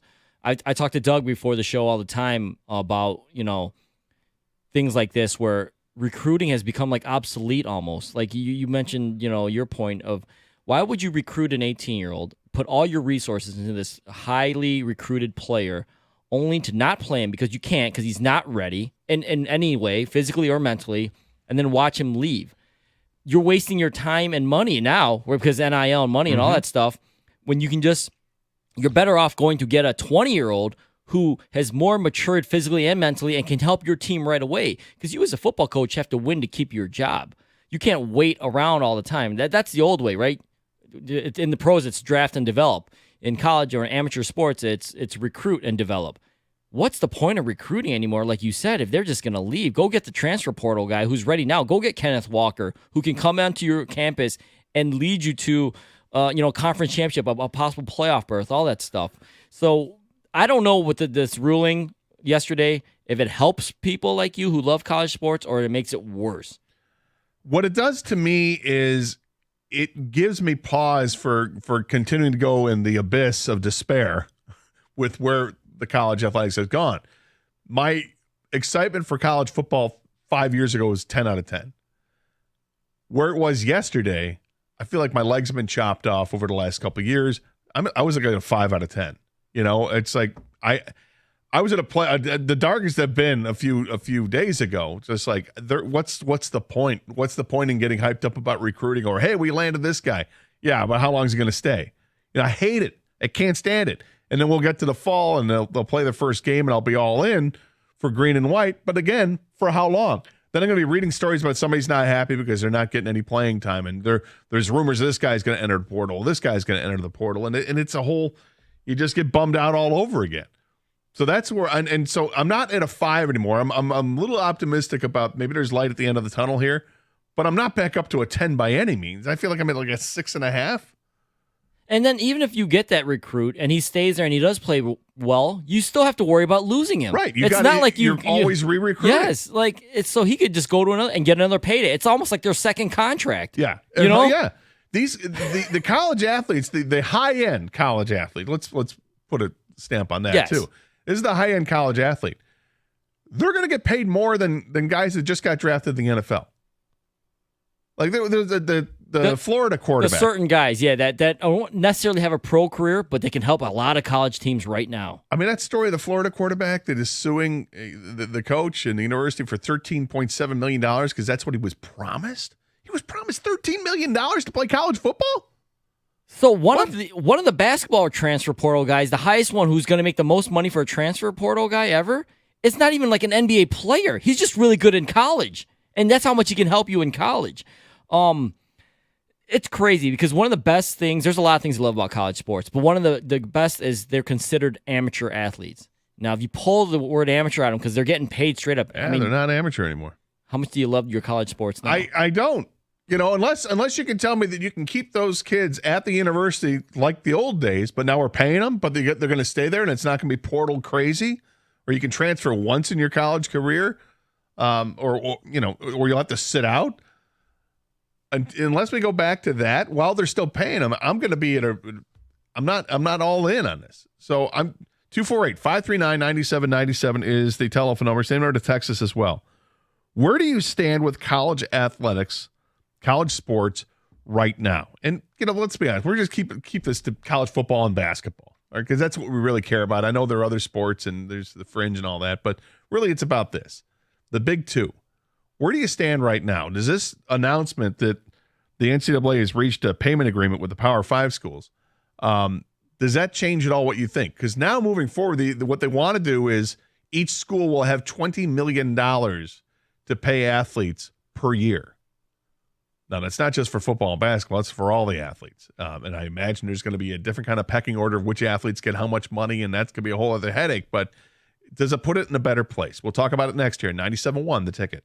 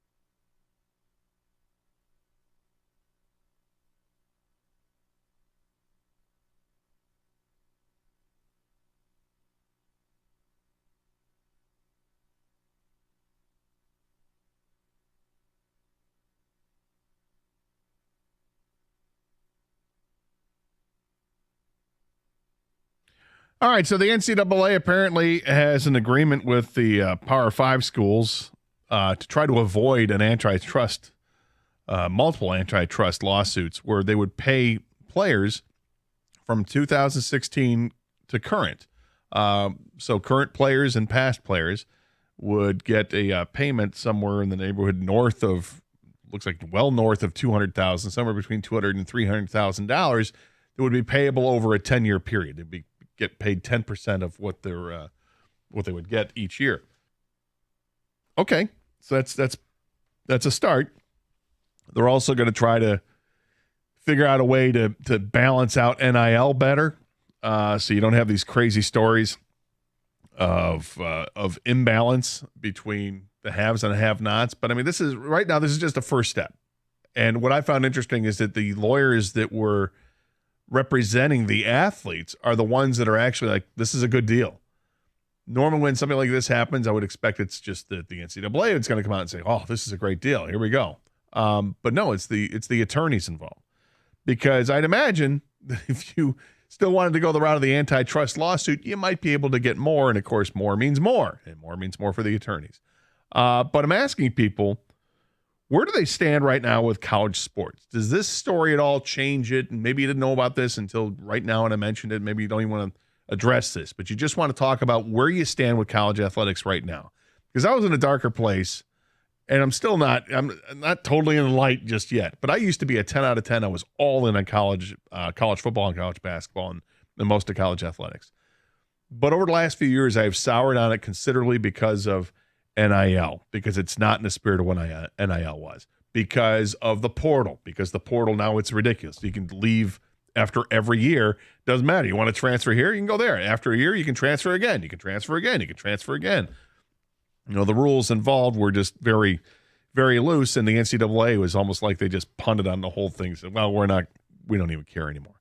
And if they don't care, then I don't care. And recruiting has gotten ridiculous. You no longer recruit. You're recruiting everything now. You're having to re-recruit every player that you get on your roster because somebody else is always there to offer a bigger bag. But where do you stand with college athletics? 248-539-9797. And we'll start with Matt in St. Clair Shores. Matt, welcome to 97.1 The Ticket. Hey, Gator. Happy Memorial Day weekend. Thanks, Matt. Same to you. I think, college football kind of jumped the shark with this whole 12-team playoff, and I just feel like this is kind of like, the nail in the coffin really of the whole NCAA. Like, because, if you talk about basketball and football, there's 100 male scholarships that are going to male athletes that are going to get paid. Now we have to go find 100 female athletes that we have to pay the exact same amount to even it out with Title IX. So I think you're going to see a rise in female athletics, but I think every other male program, especially the non-revs, are going to be dead here. I think baseball, hockey, like you just mentioned, they can't survive if, college is going to get $10 million to the male athletes. They're going to give $10 million to the female athletes. I don't know how college hockey is going to survive in outside of these really niche markets. And so you're going to have to see something like a CCHA come back up, or there's going to have to be another organization that goes to these big rev sports. Like, this could be an opportunity for like the UFL to gobble up the 18, 19, 20-year-olds and pay them to play, what we used to think was college football, but now it's just semi-pro football. It might, but I'm not sure, because I'm still, this is still like, the foundation of what's going to happen here or what they're trying to do. And this doesn't eliminate NIL. So athletes can still get that. Really what this just does is this guarantees there's at least a sum of money that's going to the schools. So how they distribute that, I'm not sure how it works with Title IX, to be honest with you, Matt, at this point. I'm not sure the NCAA knows. I think every scholarship, every dollar, any benefit a male receives, a female is going to receive. So if you've got, $10 million going to 85 male athletes on the football team, you're going to have to find $10 million to give to 85 female athletes on, other sports. Right, so I think this could be a boom for female athletics for sure. I understand that, but I'm just saying, like, this is the way I see it. I think this is just money that is going to the schools in addition to whatever else you guys are going to try to figure out with NIL. So I don't know if it's not going to take money away from, what the schools are going to allocate to their athletic programs. I don't think. I think it's just right off the top.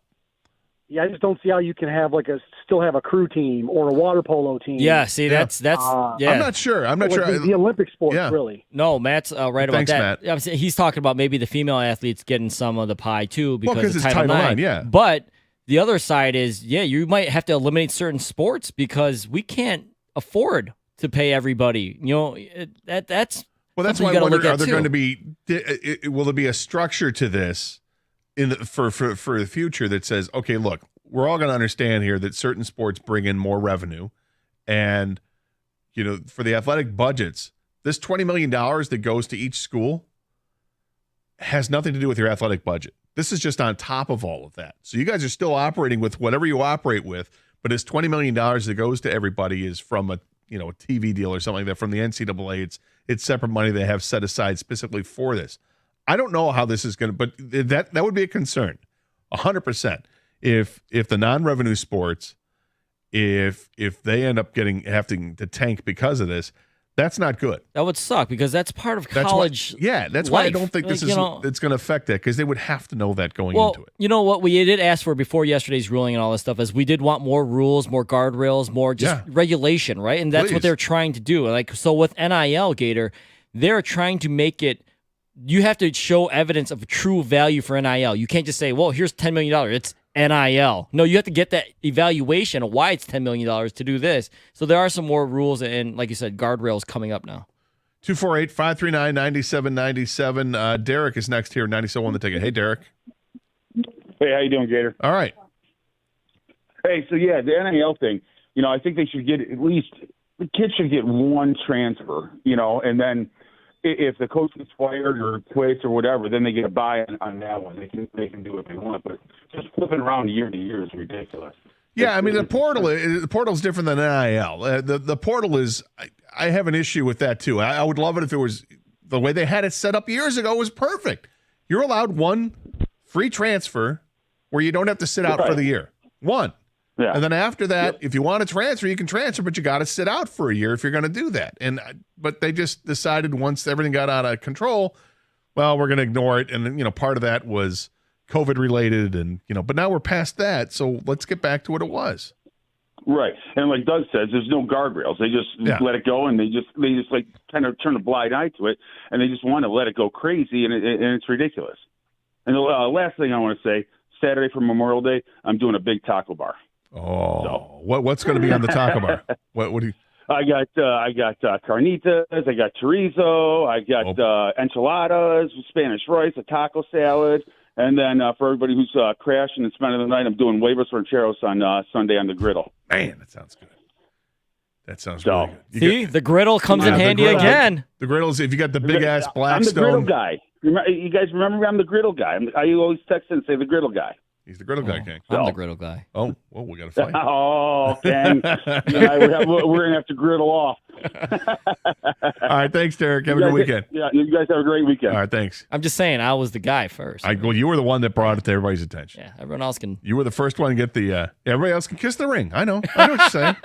You don't have to go that far. I got to kiss the ring. I hear what you're saying. I'm just saying, but that sounds fantastic. That Memorial Day barbecue he's got going. Well, I mean, obviously, you had me a taco bar, but I like the different things. Trust me, I love a burger. I love a hot dog. I love some steak, but adding something different like the carnes, chorizo. Oh yeah, chorizo's totally different. Yeah, that's a spicy, pork sausage. It's delicious. I had a friend of mine tell me yesterday that they had taco bar at work yesterday. What? Not good. Not good. Said it wasn't good. It wasn't good. I bet you he still ate a bunch of it. I mean, they ate, but but it wasn't. Very disappointing. Got thumbs down. They got thumbs down. Wow. Bad meat. It was unseasoned. It wasn't like I guess you just go straight nachos then, and cheese and some chips. I don't know. Yeah. Queso. I mean, I don't know. I was inspired. I made a burrito last night, so it was really good. Really good. I get that later. You hear about this now. 248-539-9797 is a telephone number. Where do you stand with college sports right now? Are you still a fan of it? Are you a skeptical? Are you done with it? I know the guys in the afternoon. I know Mike gets all pissed off about it all the time, and I'm with them in a lot of cases because I don't like where it's going. I really don't like where it's at right now. But maybe this news of of an agreement that where they're going to settle this suit, where they're going to pay out the money to the Power 5 schools. Maybe, just maybe, that's a step in the right direction. Do you think it is? We'll keep talking about it with you here next year on 97.1 The Ticket.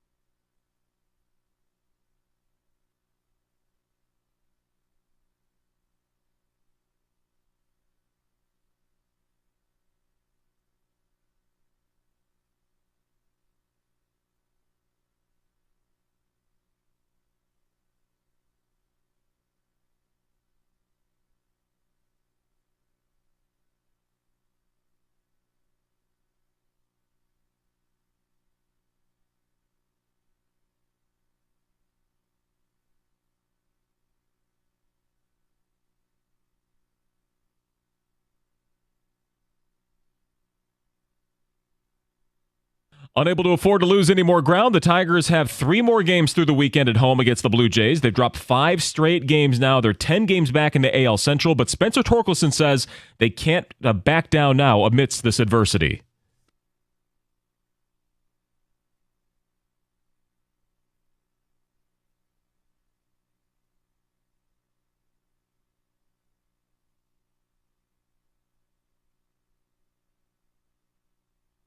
Tork himself said, he's had a tough time as well. He's 0 for 13 since the start of the week. Matt Manning has the honors of tonight's start. He'll throw out the first pitch at 6:40. Tomorrow's game will feature a blue hoodie giveaway for the first 15,000 fans. You can hear the action all weekend long right here on 97.1. Also, a couple of true must-wins tonight. The Grand Rapids Griffins are down 2-1 in their best of 5 in the Central Finals. They host Milwaukee at 7 o'clock to keep their Calder Cup dreams alive.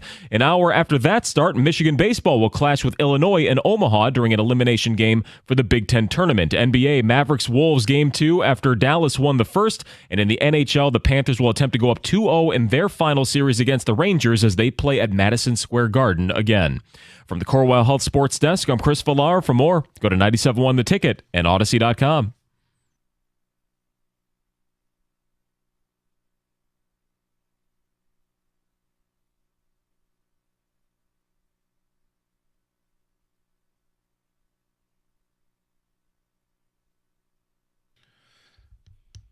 Well, I wonder how the roads are right now. Memorial Day weekend, everybody getting out of Dodge. I'm sticking around. Ken, you're sticking around? I'll be here, man. Yeah. I'll be here. I mean, not just today, but in town over the weekend. Yes. Yes. Not going anywhere, man. All right. Which is okay. No, it's fine. I don't mind. Staycations, I'm good with it. I enjoy my house. Sit back and. The roads were pretty clear this morning when I came in. Much lighter traffic for obvious reasons. So I wonder how many just. And also work from home day. You know, like a lot of companies are going Tuesday, Wednesday, Thursday, come to the office. Monday, Friday, work from home. Right. And I'm sure a lot of people took it off for the long weekend, of course. Yeah, but I'm curious, those that have already headed up north, what's it like? Is 75, is it just a train wreck already? I don't know. What's the plan of attack for the weekend to get out and get up wherever you got to be, going to the Thumb, going to the west side of the state, going middle of the state, wherever you're going? Or is the plan just stay at home and stone cold chill, enjoy it here? I've also heard there's some construction out there. What? Yeah. I've heard. I don't know, I have to double check that, but some construction. Okay. Oh, haven't heard about that. And the weather has changed. Apparently, the forecast has changed for Sunday. Initially, it was supposed to rain all day on Sunday. Now it's just maybe Sunday night. So that's good news. Yeah. Because nobody wants to have rain on the weekend. Oh, rain during the week, man. Yeah. The weekends when we want nice weather. Yeah, I kind of want it overnight. I'm fine. Overnight's kind of the money? Kind of money, rain for an hour straight and then stop. So by the time that, I let the dog out in the morning, the water from the rain has already gone into the ground and the grass isn't all that wet. So I don't get dirty paws coming back in the house. But hey, it's just me. That's just me speaking for me. All right. 248-539-9797. I got some ticket texts coming in regarding the NCAA trying to reach an agreement to settle an antitrust lawsuit and basically pay out the Power 5 schools to the tune of $2.7 billion, which would be paid out to over 10,000 athletes the way it's proposed. And you're talking a payment that would be somewhere in the neighborhood between $200,000 and $300,000 per athlete. And that would be from the year 2016 up to right now. And 10% of that money would be paid to each athlete a year. For 10 years, obviously. But that's not insignificant money. That's not like, oh, great. Well, we all get $2,000. I'm glad to, put all my eggs in this basket to sue and all this. And it's like, no, this is legit money. This is six figures. So it's interesting. And it might help to start to really define what rules you want for NIL. Do you want to change rules in the portal? Maybe put some teeth in some policies that the NCAA has needed to do for years, but they haven't done. They've hidden from it because of lawsuits. They didn't want it. Once somebody brought up a lawsuit, that's when they said, all right, we're out. We're not investigating NIL stuff. You guys do what you're going to do. And frankly, it changes state to state anyway. So before you can get the government involved with helping to regulate these things, you got to figure it out for yourself and then put a proposal together. So I think it's a step in the right direction. I think it's definitely a step in the right direction. But for me, as a fan of college athletics, I'm not in a good place because of the portal. Mostly it's the portal. I'm also not in a good place because of NIL. I think it's just gotten to be way too much. It's the problem I thought initially. It's the haves and the have-nots. It's within each team. When you got a quarterback of the team who's getting $3 million in NIL money, and then you've got somebody else, maybe the star running back, and he's getting $100,000, it's a big gap there. And it's going to, it's going to breed insecurities, and you're going to have people upset with each other. And we've heard stories of it. Yeah, but I've always felt that was overblown. They've gotten through it now. The quarterback is always going to make more money no matter what level, or get more praise or get more accolades no matter what level you play at. I think the issue, just paying them in general, has turned off a lot of people. Your question was, where do you stand with college athletics right now? I have a friend who's in the very small minority, okay? But with that being said, he is done with college sports. And when I mean done, I mean he's not watching it anymore. He watched it because it was amateur sports. It was student athletes, other than the scholarships, right? It wasn't just straight up getting paid or NIL. He doesn't like it. He's in the minority where he's putting his money where his mouth is. He doesn't watch on Saturdays, or he doesn't watch the tournament because he feels like, hey, if I want to watch pro sports, I'm going to watch the NBA, the NFL, MLB, NHL. I don't know if a lot of people know anyone like that. I know for you and Doug, you guys both, your level, maybe where you're at a 10 at one point, has definitely gone down somewhere. You said, I think 5 earlier, right? I'm up to a 6.5 with the hope that this is going to start to be better. So your passion may not be there, but if you're still watching, how much are we affecting what's going on then if you're still giving them the views? Yeah. No, I hear you, but I think even in the last couple of years, my viewing habits have changed. It has changed. Maybe not necessarily for the school that I love, but overall, like, do I want to stay up and watch this game? I don't really care. What else is on? American Gladiators? Great, here we go. I mean, whatever the case is. You still have ESPN Classic? Who doesn't? Take a text coming in. This is not what NIL was supposed to be. And after watching the crooked umps in the Illinois versus Iowa, I'm done with sports. I'm a Michigan fan. I don't know what happened there, but I'm sorry for your loss. Lost all interest in college athletics. And then this unnamed texter, shouldn't the money come with a contract to stay? Well, that's the other thing that they want to try to avoid. What the NCAA doesn't want, apparently what they don't want, is they don't want to get into the employer-employee situation. That's a whole other can of worms. And I'm not sure if that would be the best thing or not.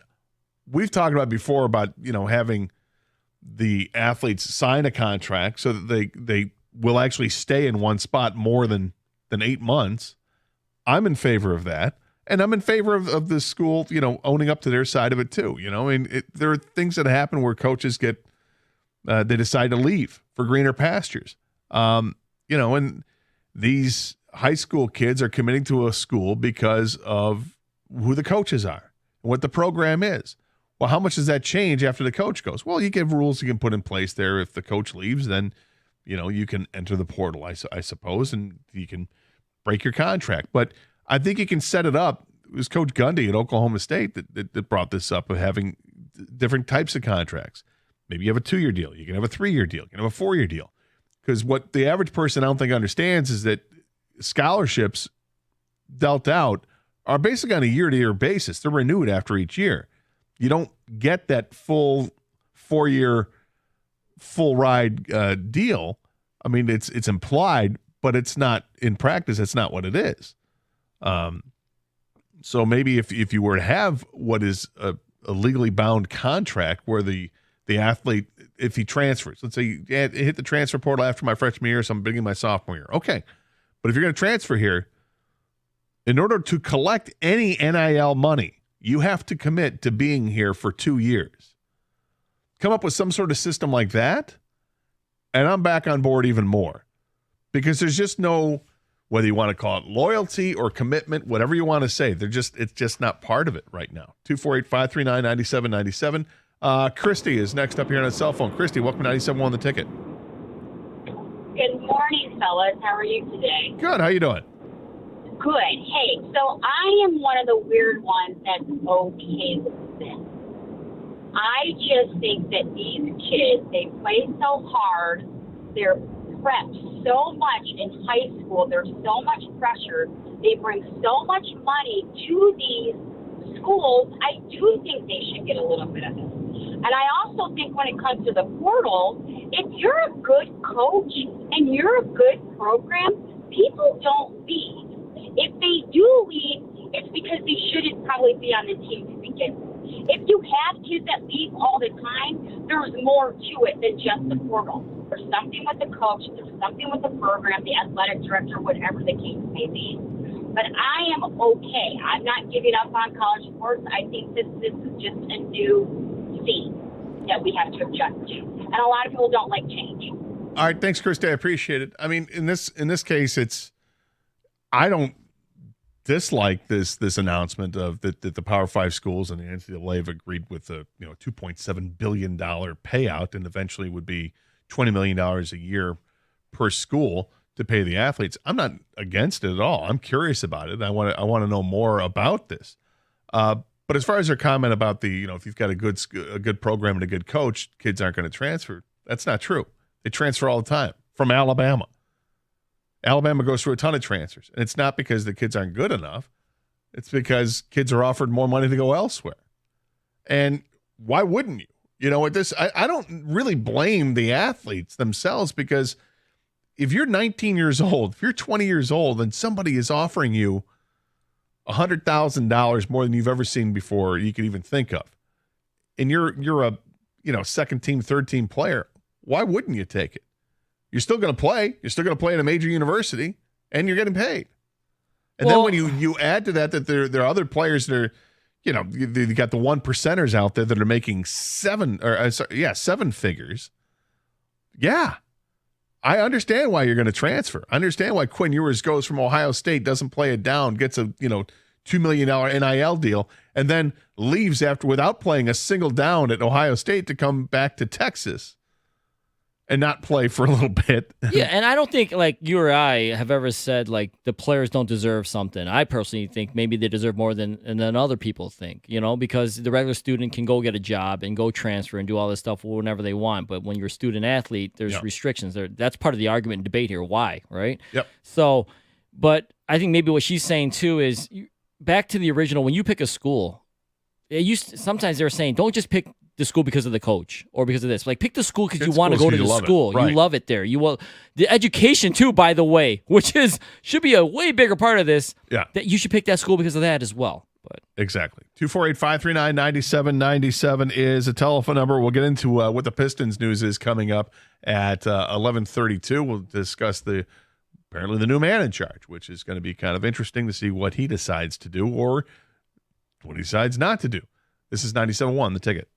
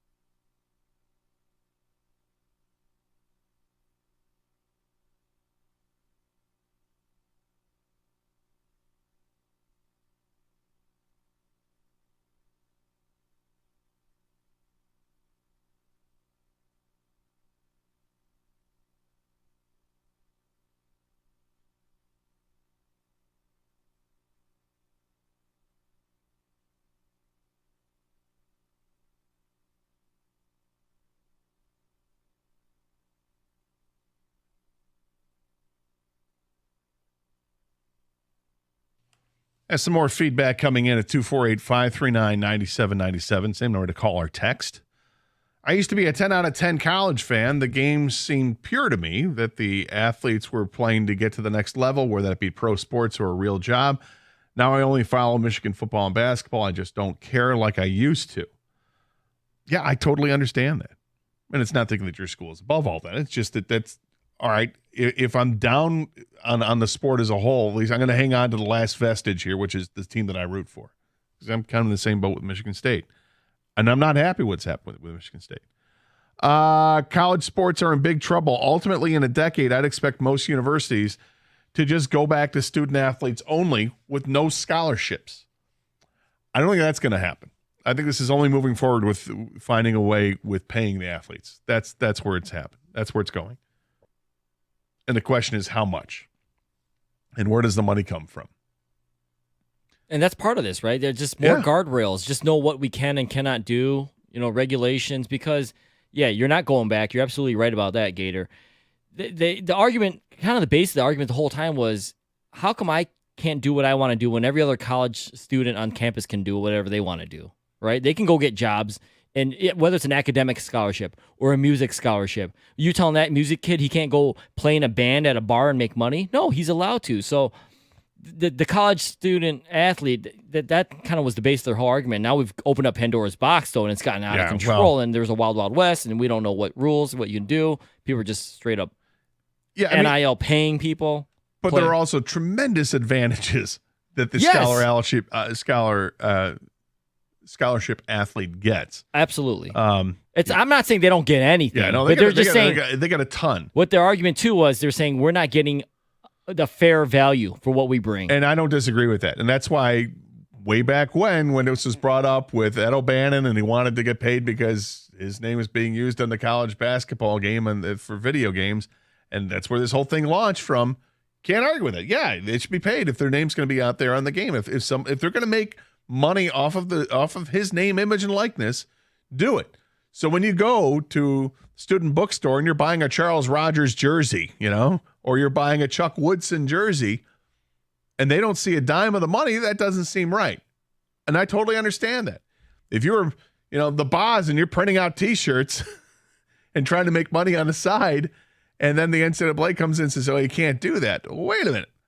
That's what NIL was supposed to be. It would allow those types of ventures for you to get paid. Or signing autographs like Johnny Manziel. Right. Like you're signing your own jersey. Why can't I get paid for this? But now it's totally, it's not, that's not what it is. No. It's not about, are you helping to lend a hand at the summer passing league? Yeah. Okay, great. We can pay you $5,000 for the summer for helping do it. That's awesome. That's not what they're getting. We'll give you $500,000 to come here, and you can show up at a dealership and shake hands for an hour. Yeah, sounds good, because they've usurped the whole system. It's just boosters footing the bill, and that's the part that I don't like. And it creates this haves and have-not system. Am I being naive to think that some school will eventually decide that they're in the business of education and not the business of football? I think Ivy League schools might lead the way. Yes, you're being naive. I think you're being naive. And there have been some highly respected schools that are actually they're trying out the idea, where the athletes anywhere at those schools are thinking maybe we should, lobby to have our own union and be employees. So I think this is just the road they're going down. They're going down the path of paying the athletes. It's a question of, okay, where does the money come from, and does it make sense? 248-539-9797. Brian is in Waterford. You're next up here, 97 the ticket. Hey, Brian. Yeah, Gator, I think I'm kind of with you. Let's get rid of the scholarships. Since we're going to start giving these kids $400,000, $500,000 a year, why are we going to let them go to school for free when they're already getting paid by the NIL? Well, let me start this. I'm not in favor of doing away with scholarships, because for every player that's getting, $200,000, six figures or seven figures, there's 95% that are not. Right? So okay. I think the scholarship still makes sense, but if maybe there comes a point where if you reach a threshold, like if you sign an NIL deal that gives you a seven-figure deal, like $1 million deal, then maybe then you have to start paying your own way. hey, great, congratulations. You got this awesome deal with McDonald's to play at Colorado or whatever, right? Now you're on the hook to pay for your own tuition, your own room and board, and we'll see where that goes. And next thing you know, you're having to pay $100,000 a year or $50,000 a year, depending whatever university costs are. And maybe you think twice about it, but you probably wouldn't because you're still profiting $900,000. Right. That's the whole thing. Is it has to be reeled in because eventually there's going to be programs that are going to actually won't be able to keep up with the other programs. Well, and that's why I think it is going to get reeled in. I think really what this tells me is these are the first steps for now. The NCAA is like, okay, if we can get everybody on board here, now we can put our teeth into this and really come up with a system that is going to be as equitable as we can get it. There's still going to be haves and have-nots for sure, and you still have to negotiate and navigate the waters. And thanks for the call, Brian.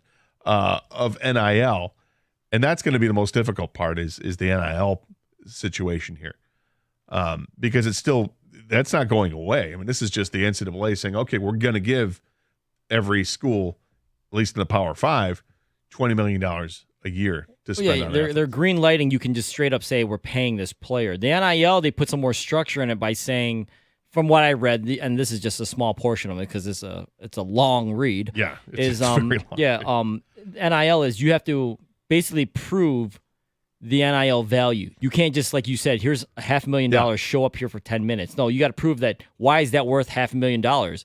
Not for 10 minutes, right? You have to prove a real evaluation and a market and all that stuff. So they're trying to lock it down a little bit more.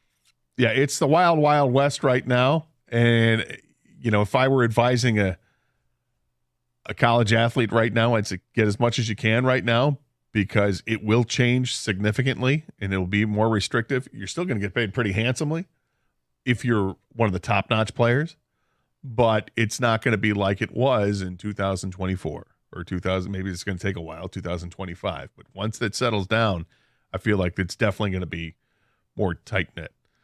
Some other text messages we're getting about people heading up north. How are the roads? We asked people, what are the roads like? You're already starting to, get the car gassed up and packed and everything. Friends left for their cabin just south of Houghton Lake yesterday morning. They said it took 6 hours to get to Houghton Lake. That's too long. That's way too long. Nobody's getting out of Dodge, and if they are, it's a slow go because the construction is going at full force, and US 23 is a parking lot. Dave and South Line. Oh. Doug is the king of the reroute. I don't know what his reroute would be if you're trying to head up north. Aren't, the back streets trying to get up I don't think that works going up north. I live up north. I'm not looking forward to all you Metro critters showing up in swarms this weekend, Eric in Traverse City. Too bad, Eric. Was that Eric? Yeah. Listen, that is the townies, the people, the locals up there. It's a bitter pill to swallow. You don't want the people there, and yet those people are the ones that are putting money into your economy. Yeah, I was going to say, that's part of the economy, right? Yeah. Is the critter, the Metro Detroit critters, as he called them. Yeah, if you didn't have the critters coming up north, all the restaurants, the wonderful restaurants and bars you have would be closed. If you want to be somewhere that there's nobody, go somewhere that no one wants to go. Move somewhere that no one wants to go. Go off the grid. Get your shipping container and put it in the middle of, of the UP somewhere where there's nobody for 20 miles. Left at 4:00 in the morning yesterday to avoid the craziness, especially Sashabaw to North Holly Road. It's going to be incredibly ugly today. Lars in Rochester. Yes, I noticed that yesterday driving after the golf course, which was off of the old Palace exit. That when I got 3 miles outside just south of the exit, all of a sudden traffic just locked up. I'm like, what is going on? Is there like a worse feeling than seeing that? Like you're just helpless and.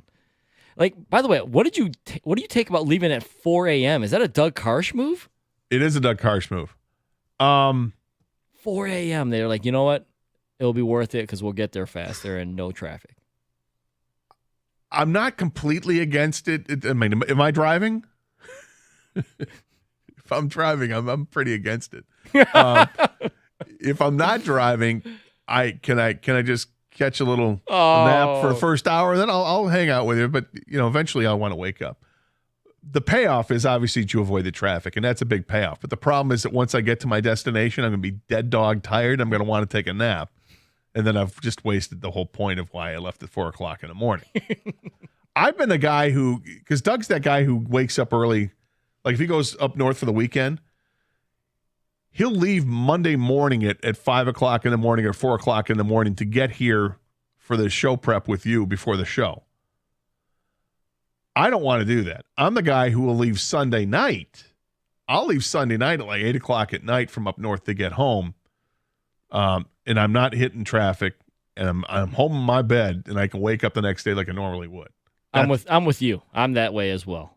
Because I don't feel like you'll get to enjoy the night as much knowing you have to wake up so early. No, of course not. Yeah, it's just not the same. 248-539-9797 is the telephone number. You want to talk about the where you stand with college athletics right now. We've got this new plan from the NCAA and the Power 5 schools about paying each school $20 million a year. You want to talk about the trek up north or what your plans are for Memorial Day weekend? Love to hear it. We got some stuff we want to talk about with, what's on the grill, what are you drinking, things of that nature.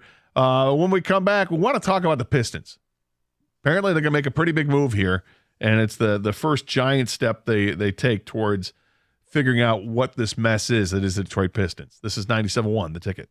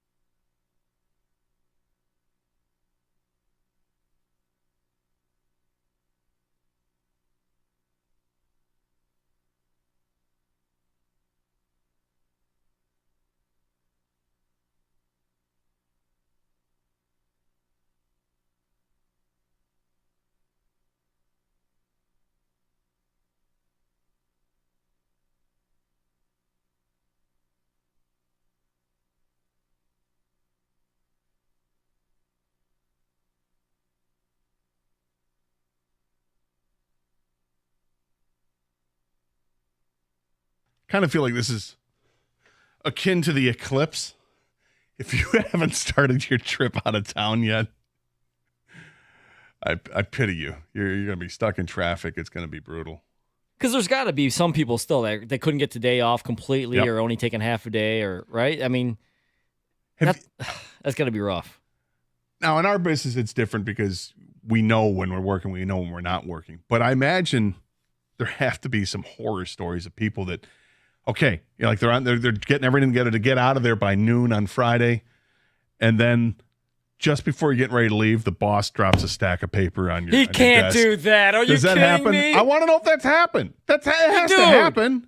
Worst, but it's not like the boss doesn't know it's a holiday weekend. You cannot. But if it happens, like, hey, I hate to do this to you, man, but we need to have.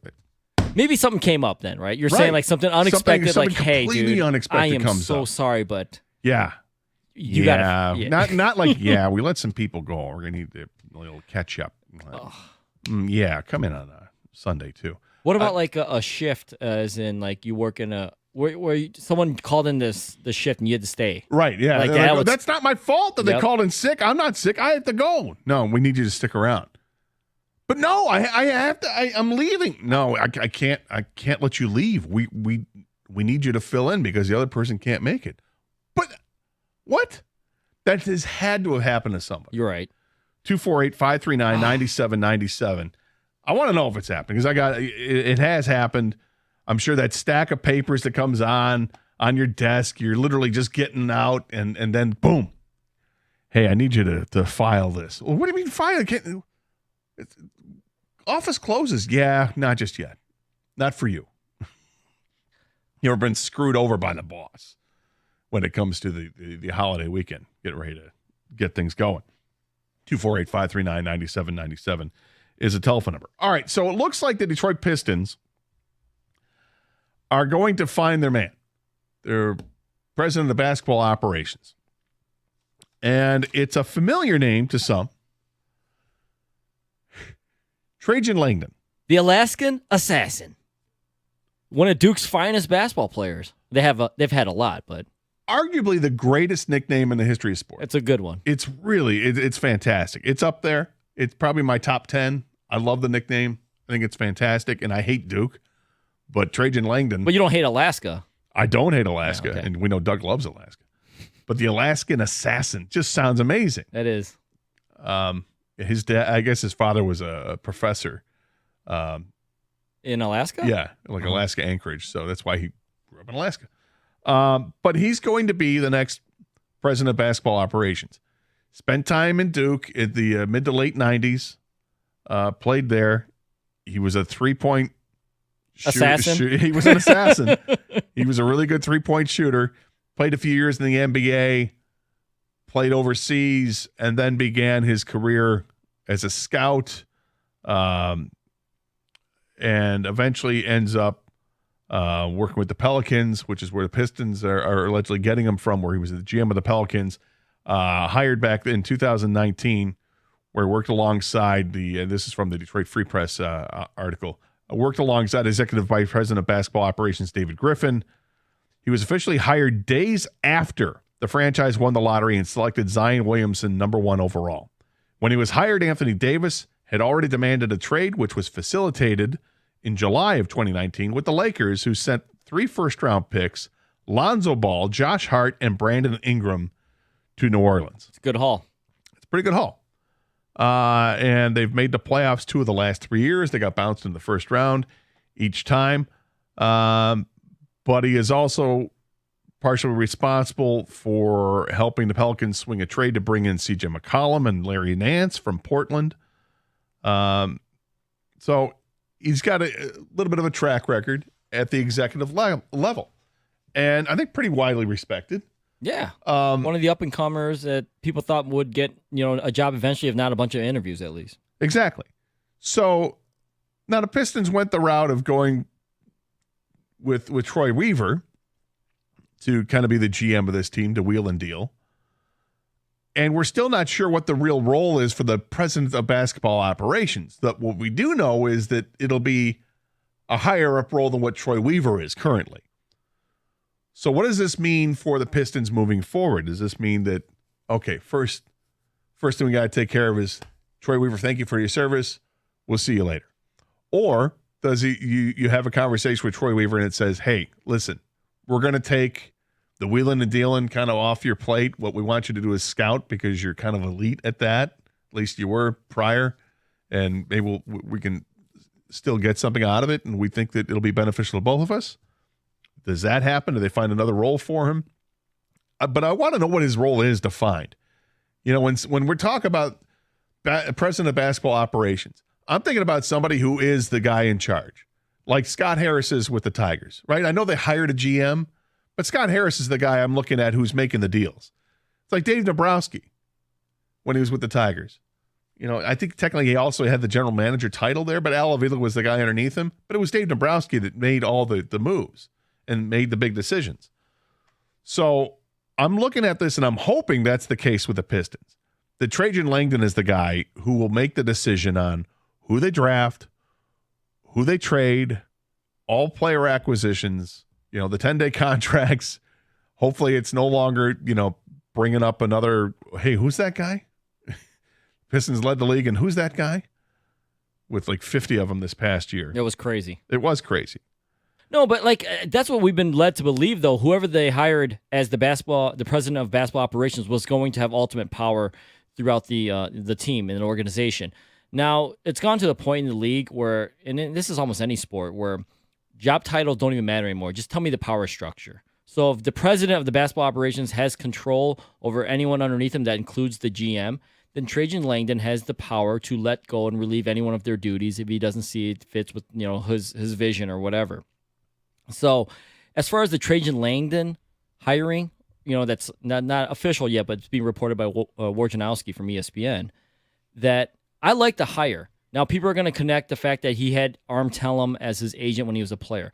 I got to tell you, man, Arm Tellem's been connected to almost everyone in the league. It's going to be hard not to find someone not connected to him. And if you want to just eliminate that, then you're eliminating a possible really good president, right? So I wouldn't do this. So I don't really hold anything against that. I do worry a little bit because did Arm get in Tom Gores' ear and say, hey, I know Trajan Langdon, but why wouldn't you? Because that's a resource you can ask him about.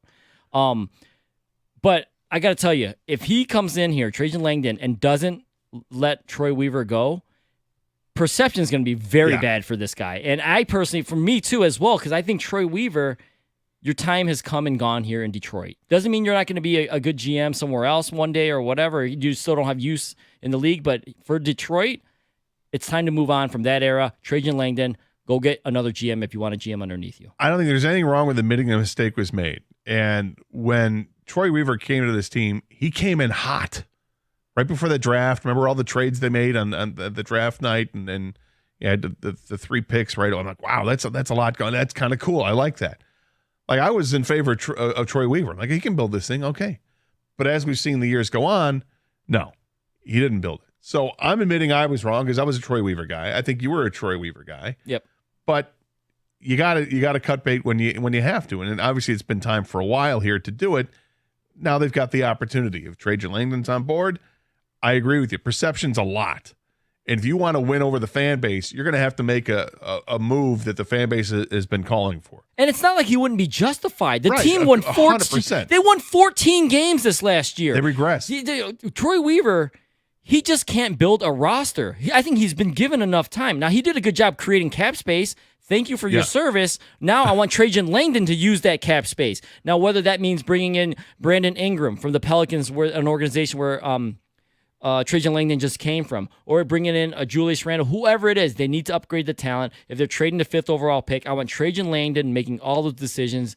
We don't need Troy Weaver here anymore. 248-539-9797 is a telephone number. So the news broke late yesterday that Trajan Langdon, Adrian Wojnarowski had the story that Trajan Langdon is going to be the next president of basketball operations with the Pistons. That's great. Okay, they got the guy. I'm all in on the guy. But what has to be the first move that he makes? Is it simply firing Troy Weaver? Is it having a vision that, okay, does he need to have a conversation with Cade Cunningham? Does he need to have a conversation with Monty Williams? What's the first thing you want him to do as the president of basketball operations? 248-539-9797. This is 97.1, The Ticket.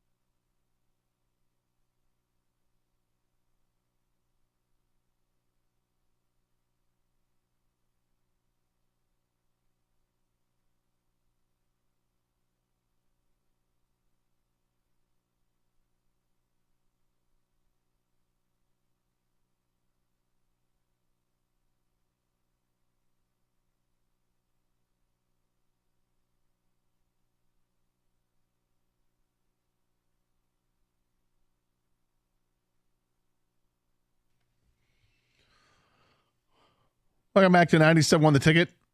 Carson Anderson program. Gators with you today. That's me. That's weird to say Gator is with you. I am with you today, along with Kang, our producer. Paul's running the phones. Doug will be back next week at some point. I believe he has tweeted out, if I'm not mistaken. Has he tweeted this out, Kang? Tweeted what out? The picture? Oh, the video? Yeah. He said he did. Yes. I didn't check. Yeah, he did. It's a topic for later, so you did? Yeah. We'll get to that coming up. We'll do that at 12:05. It's a fun one. Oh no, it is. It's so Doug. Just Number saw it one. again. It really is funny. It's so Doug. It's so Doug. It's 100% Doug. And I wonder how many other people have been Doug. Yes. Because I bet you have. You have to have. Definitely. We'll get into that. 12:05.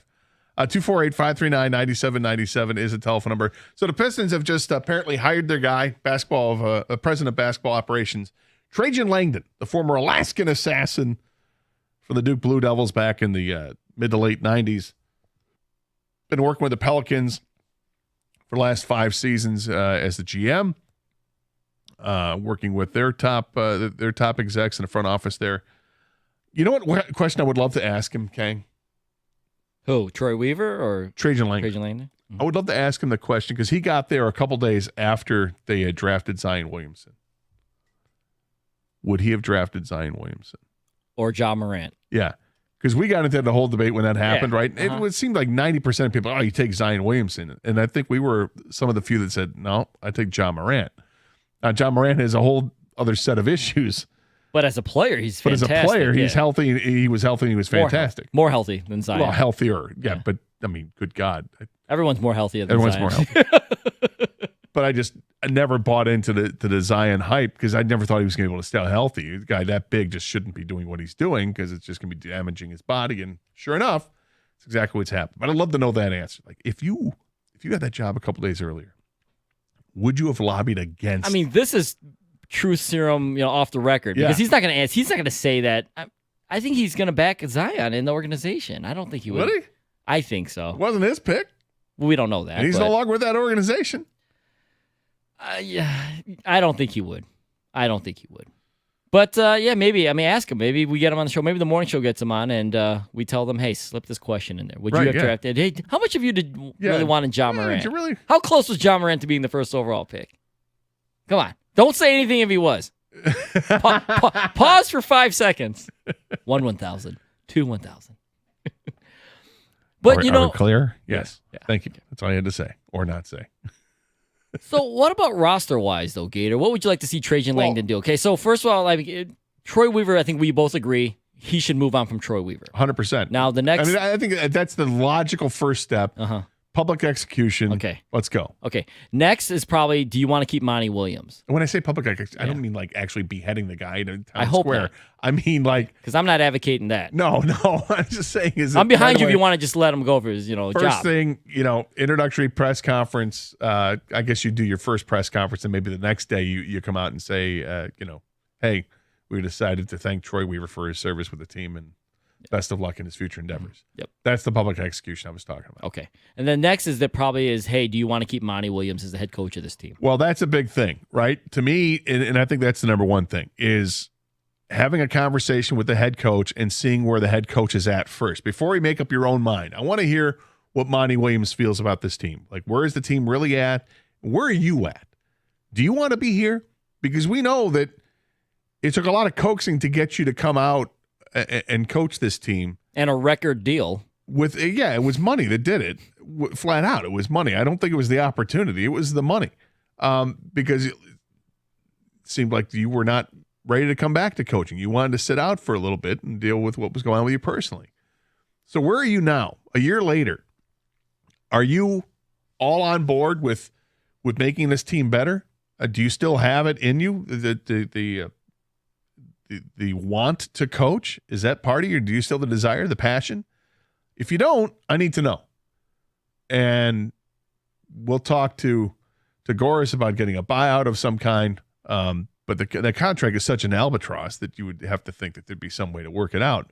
And hopefully, because I do think that Monty Williams is a really good basketball coach, I hope he says, you know what, this year has been really tough, but what it has done is I'm actually reinvigorated. I can't wait to get back to work and work with these guys and work with you and figuring out what we're going to do with the draft, what we're going to do with free agency. And that's what I'm excited about it. And I hope he does that because, again, I think he's a really good coach. I think he was thrown in a bad situation because he just wasn't there all in from day one because of what was going on. And the roster around him was built poorly. Yeah. So and then that comes up with the next question is, okay, we're going to try to find a roster that works. Do we do that with the guys that are here, or do we start moving guys around?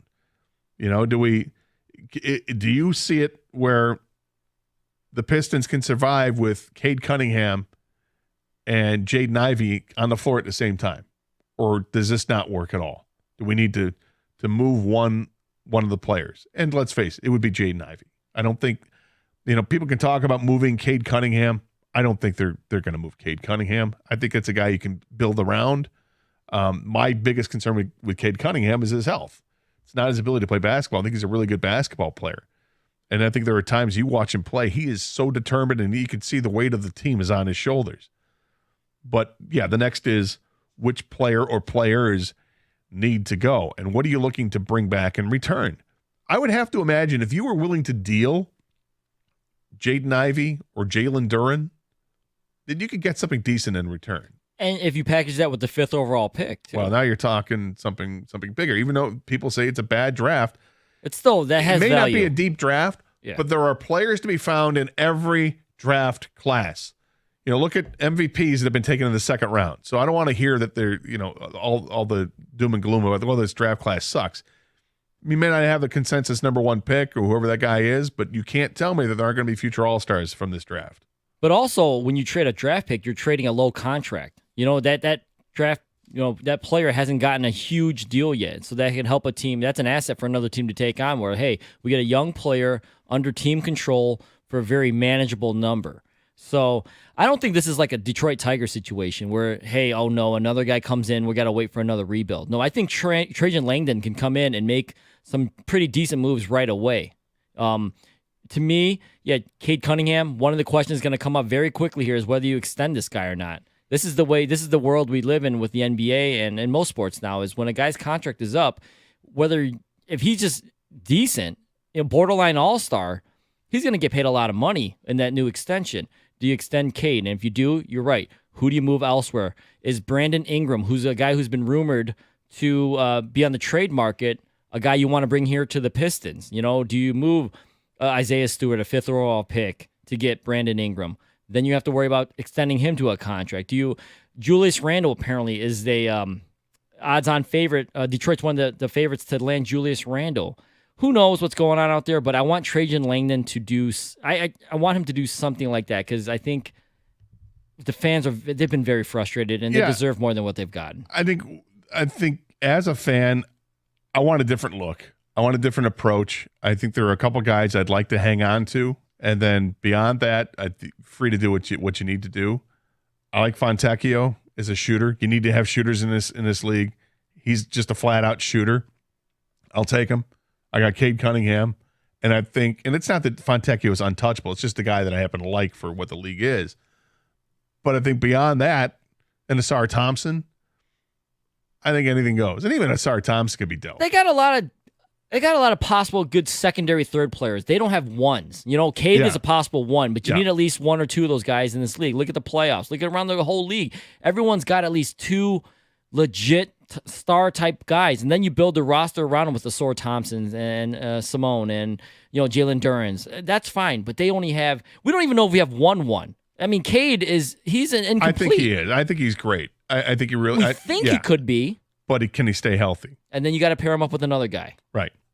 These are the issues that he's walking into, and I can't wait to hear when he's introduced as the new president of basketball operations with the Pistons, of what he has to say, what his vision is, and yes, would you have taken John Morant over Zion Williamson? That's a Gator question. That is a Gator question. 248-539-9797 is the telephone number. All right. I want to know if anybody has ever been dug in this situation, and you know that you have been. We'll get to that coming up next here. 97.1, The Ticket.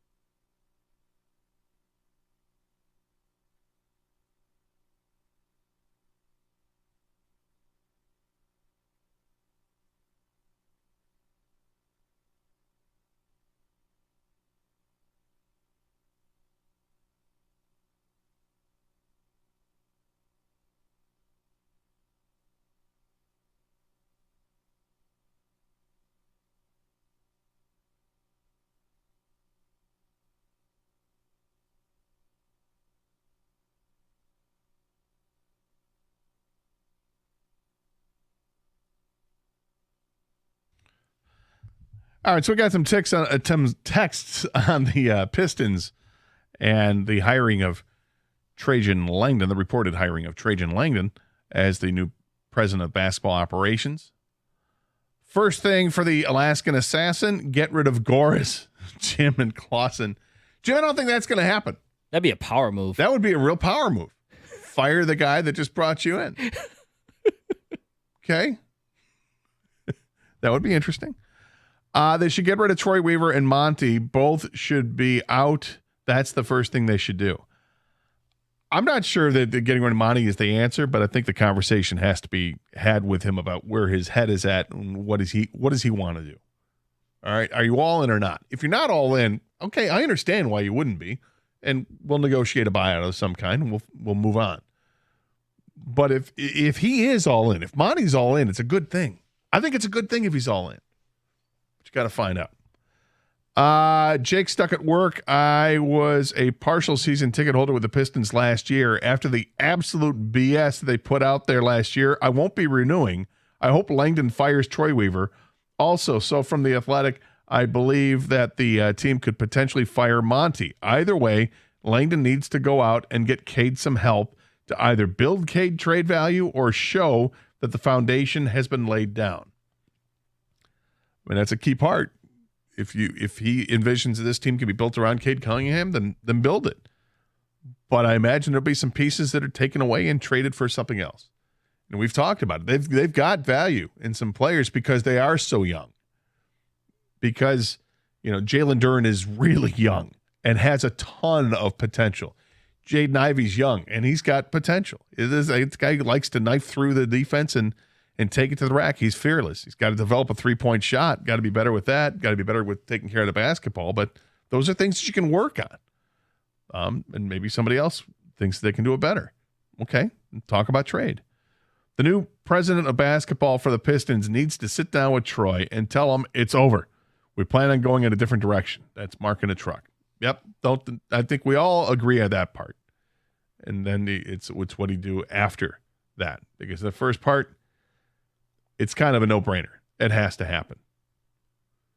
Without question. 248-539-9797. Okay, so we have tweeted out, Doug had tweeted out the video of what's going on with him. This is from last night. And if you haven't seen it, you can follow us on Twitter at Doug and Gator 971. So Doug's out of town in Indianapolis, or not in Indianapolis, but he stopped in Indianapolis last night on his way to a baseball tournament. And he stopped off at a bar and was going to watch, he wanted to watch the Michigan baseball game in the College World Series. I think they were playing Penn State. And last night, the Indiana Pacers were playing in Boston against the Celtics. And if you know anything about the state of Indiana, you know they have a rich history and tradition of loving basketball. The Hoosier State, man. It is the Hoosier State. They love basketball. So here comes Doug into what looks like a sports bar, and he posted this video on, and you got to check it out because it's hilarious. And it shows him panning the television sets in this sports bar, which is interesting for two reasons. First of all, there's over 20 television monitors that are up there. There's over 20 screens. He found a great sports bar. I got to tell you that much. I mean, there is TVs on TVs. There's more TVs than like at Best Buy. Seriously. I'm not kidding. There are over 20 television sets there in, what would you say? I would say it's a 20 by 10 square foot area. So bigger than that, but maybe, okay. So instead of saying 200 square feet, maybe 300 square feet. I don't think it's that much bigger. That's just a portion of the bar. Yeah. There are over 20 television sets. And as he's panning from left to right, every TV set in the bar is on the Pacers Celtics game, as you would expect, with the exception of one. One TV is trained on the Michigan Penn State baseball game. One.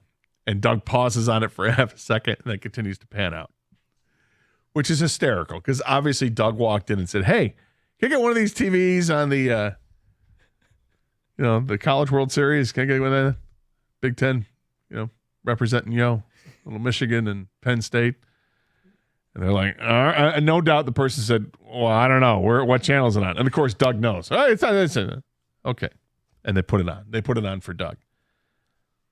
It begs the question, and I know you've been part of this, where you've been from out of town. You're in some other town that's not yours. Out of state, more than likely. You go into a bar, and you want to see the game. You want to see your hometown team, and you know they're playing. Have you been the guy? Have you been Doug, where you demanded to watch on one of the TV sets your game when clearly it's not what the rest of the bar or the restaurant wants to see, but you want to see it? Have you gone in and said, hey, can you turn on this game? And what was that interaction like? I want the most awkward interaction you had. I'm hoping there was some people that got pissed off about it.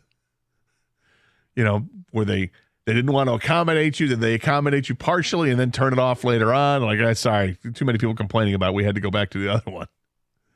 What was the exchange like for you when you were like Doug from out of town and you walked up and said, hey, can you turn one of these TVs on to this other game? This is hysterical, Kane, because this is actually in an Indiana bar where they're trying to watch the Pacers and Celtics in the NBA playoffs, and Doug's asking for a college baseball game. It's fantastic. It's so Doug because of, I mean, obviously what he wanted to switch it to. Yes. It makes it better that this is a huge game for Indiana residents. Like, it's not just, game, 52 of a baseball, season or whatever, anywhere. No, they're in the playoffs. They're fighting for their lives. They're in a conference finals. Huge game. For me, Gator, I was in the most recent one I can actually remember is last year I was in Chicago for the National. The National being a sports card trading show. Mm-hmm. Right? I was in Chicago last year, and I always go with the same group of guys. There's 4 of us total. And after the show, we usually go to a bar and get something to eat. So we went to a bar, and we're in Chicago. So most of the TVs were on, I think the White Sox were playing. It was a baseball bar. Actually, I think it definitely was a baseball. It was called something like the Dugout or, you know what I mean? Whatever. Like, it's like, so it's a sports bar. It's called Third Base. I don't know. The bullpen car. Exactly. Yeah. So they had a baseball game on. During this time, I don't remember the exact event. Someone's going to text us for sure, but the women's soccer team was playing, the U.S. women's soccer team. And one of us, one guy in my group really was into it. And he asked the waitress, there was a TV right kind of in front of our tabletop, and asked her if she could change the channel to the women's soccer game. And I remember she didn't know what, do you know any idea? He's like, I have no idea. Can you just ask your manager or someone with a guide? And then it wasn't just her, though. It was someone in our group goes, why do you want to watch women's soccer? So it wasn't even some other patron. It was someone in our group who was calling out my buddy. But I remember, every other TV pretty much was on White Sox or whatever, but he asked her to turn it to women's soccer. Was there any flack? No, she was just kind of surprised, I think. She was like, huh? Okay. And so she went and she changed it, though. She found the remote and asked where the channel was, and it got changed. But the most flack was from the someone from our own table. If I had seen something like that, I would have bought the table around a Cosmopolitans or something. Oh, God, come on. Maybe some apps I would take, Of course we take apps. What is that? No, you got to go all girly with it. That's funny. Appletini? Appletini. Well, listen, Appletini is fine. Oh, okay. I'm sorry. It's a green color. That works, Got a bunch of pink ladies. What about you, man? You ever been that guy? I have been. I just remembered the story, and it's I will tell it coming up in 4 minutes. It involves Las Vegas. Oh, Vegas. You can watch anything you want, right? Well, I put that to the test. All right. Boy, did I put that to the test. 248-539-9797 is a telephone number. Have you ever been Doug, the guy from out of town that goes to a bar and you want your game on the TV screen? And was it met with, well, let's just say that displeasure? People weren't all that happy that you wanted this game on. 248-539-9797. This is 97.1, The Ticket.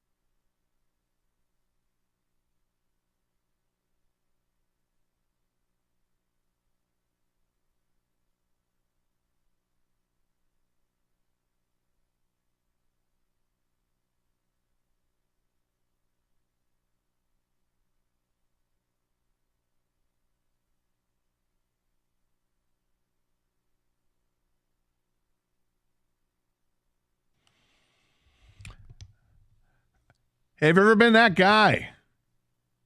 Ever been that guy who walked in from out of town into a sports bar or a restaurant, sit down, all the TVs are in front of you, and then you say, hey, can you turn on the this particular game that has nothing to do with the people in this bar? Can you turn that game on?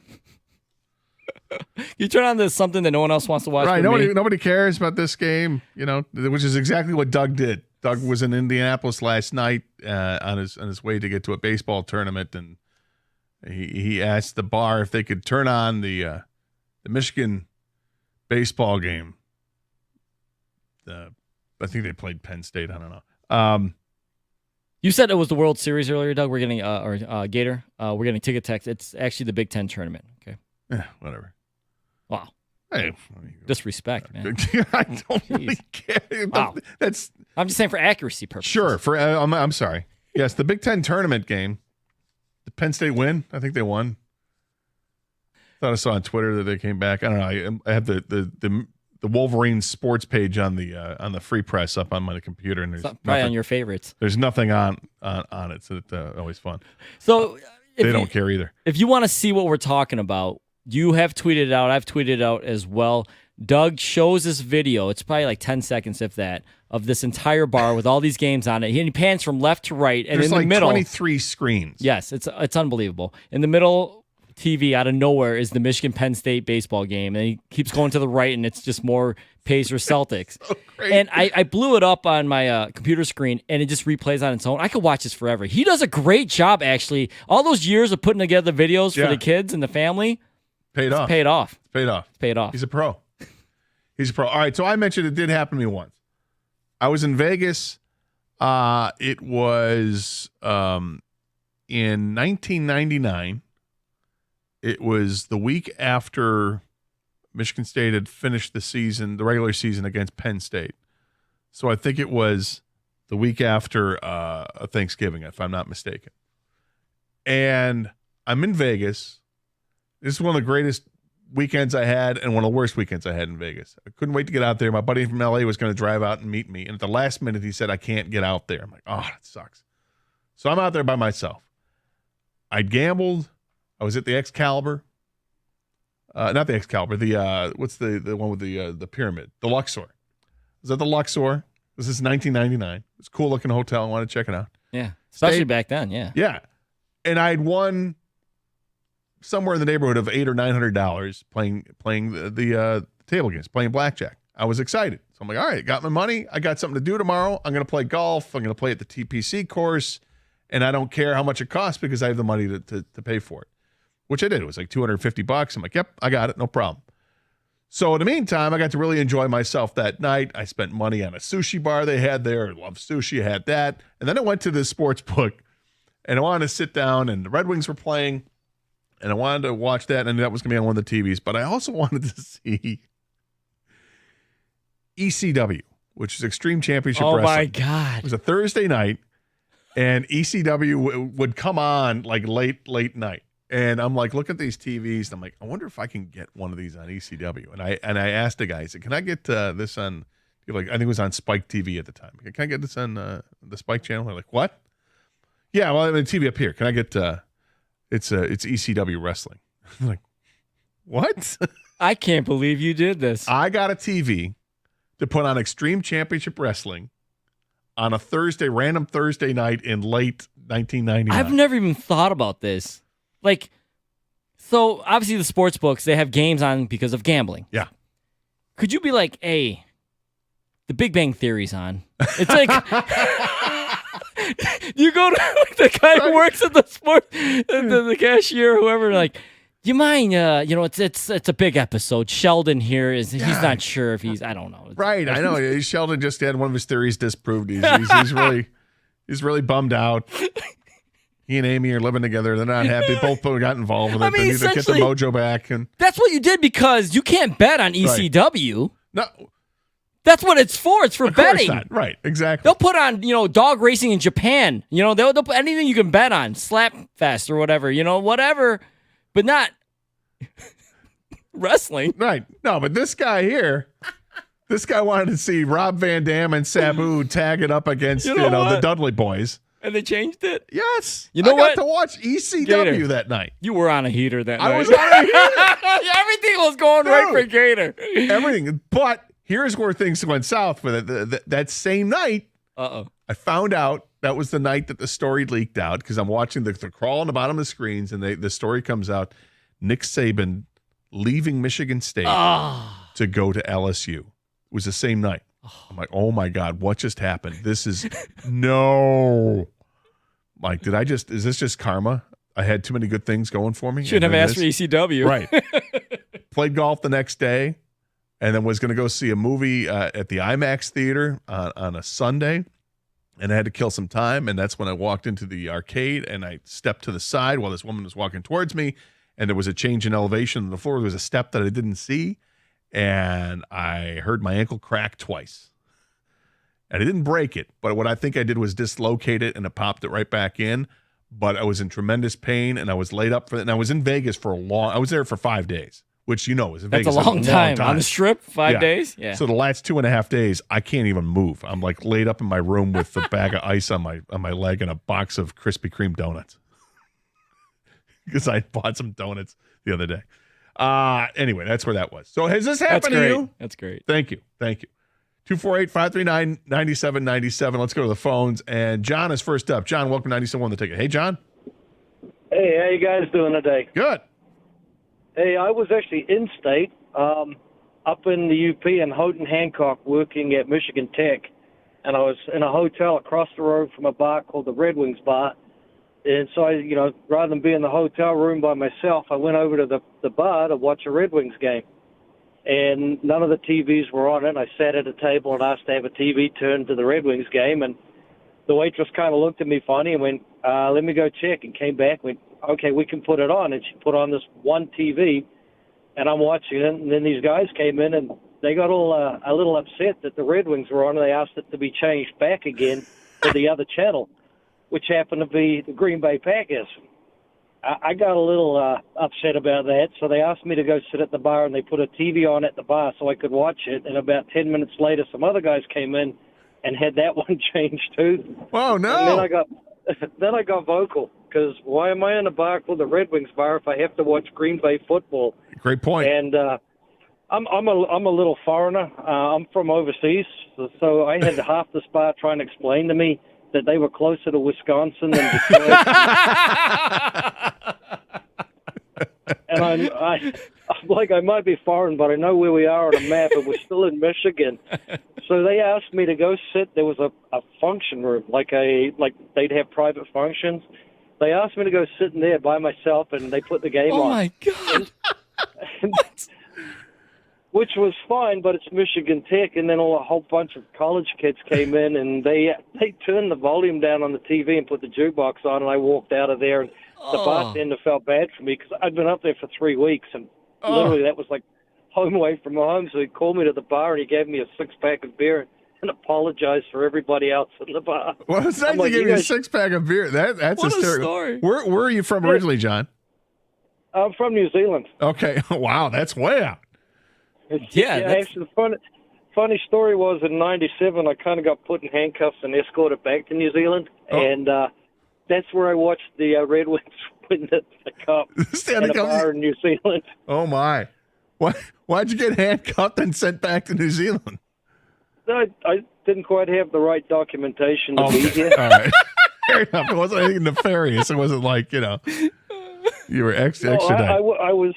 I'm married to an American. We've been married since '94, and I'd taken her back to New Zealand for 3 weeks. Coming back to the country, I wasn't quite documented legally, shall we say. What are the odds? Awesome. We take a call from Thanks, a Kiwi when Doug's not here. Exactly. Oh, Doug. Well, Doug was in Australia. I know, That's but different. he feels like he knows all about that, even the Right. New Zealanders more than us, and because he was out there by himself. Exactly. That was a great story, actually. It is. I feel bad for the guy. How can it be a bar called the Red Wing Bar and you won't have none of the TVs are trained on the Red Wings? Hey, listen, man, we're closer to West. You don't understand this because you're from across the Right. pond or Maybe whatever. you I don't know don't what they were really- saying, what they thought he was, but I don't know what you people over there in Germany feel, but Right. it's not Germany, mate. Fair enough. what Why don't you have a go at it in the function room? Yeah, have a go. Greg is next up here. 97.1 The Ticket. Hey, Greg. Hey, how you doing? Good. I love the ECW story. That's a classic. It was a great match. Great night. But my son played. I've done it hundreds of times, and I primarily do it in Vegas, Atlantic City, and Biloxi, either in the casinos at the sports book or. Sounds like you like the casinos. Yeah, it's a little too much, unfortunately. But they like you. No, there's a number. But the only issue I have ever had is my son played D1 soccer, and a lot of his friends played D1 soccer, and he had a lot of friends on the lacrosse team. So I'd have him try and get it on. Back in the day, it was ESPN3. Now they do them on the ESPN Plus. So I would try and, depending on the TV package they had, I would try and get them to get the games on. And the only time I had an issue was they just couldn't find the channel I told them it was on. So anybody ever have to get loud or vocal, as the previous caller said, about what you wanted to watch? Not so much get loud, but you had to sometimes talk to somebody that knew what the hell they were doing with the TV. Well, and thanks for the call. I appreciate it, Greg. That's such a key in a sports bar is you have to. Isn't that a requirement that you need to know the grid of the TVs and how to change each channel? I went to a well-known national chain sports bar one time with my buddy a few years ago, and it's late night, and there's really only one game left, and it was USC football taking on somebody. Probably, Big Ten football? Okay. Right, Big Ten football. Taking on Oregon State or something like that. No, Rutgers. On a late Saturday night. And it's the only game left, and we're like, hey, can we get the USC game on? They're like, yeah, which TV? We're like, this one over here.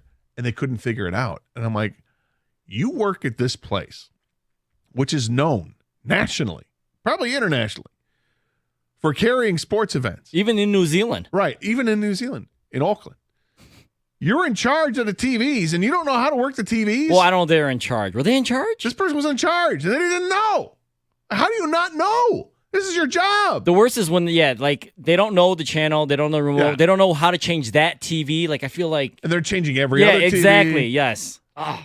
You're there's infomercial over here. That this person's watching Big Bang Theory. And you don't want to be like, you don't want to cause a big deal. It's just a simple. Just wanted to watch the USC game. I mean, I am in a sports bar and nobody is really here. I don't want to make this a bigger deal than it is. I just want, could you change this? Could you be a lamb? Hold on, Voltaire. 248-539-9797. More of your encounters when you were Doug Karsh. You were from out of town, and you wanted to watch your game. It was clearly not what they wanted to see. 97.1, The Ticket.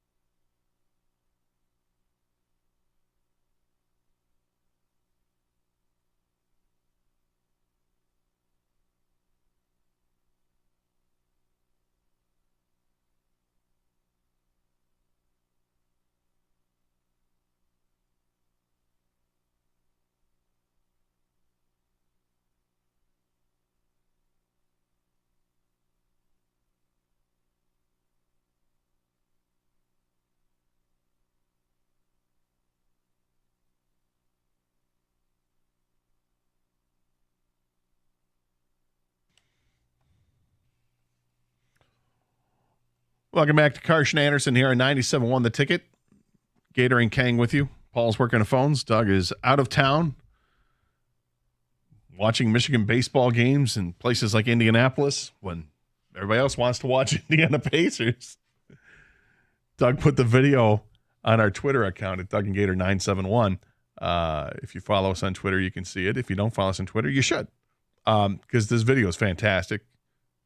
Doug pans left to right on all the TVs in this bar, and there's seriously like 23, 25 TVs, and they're in weird placements. It's just a whole other issue, but there's all these TVs, and they're all on the Indiana-Boston NBA playoff game, as they should be, except for the one in the middle, which is on the Michigan baseball game.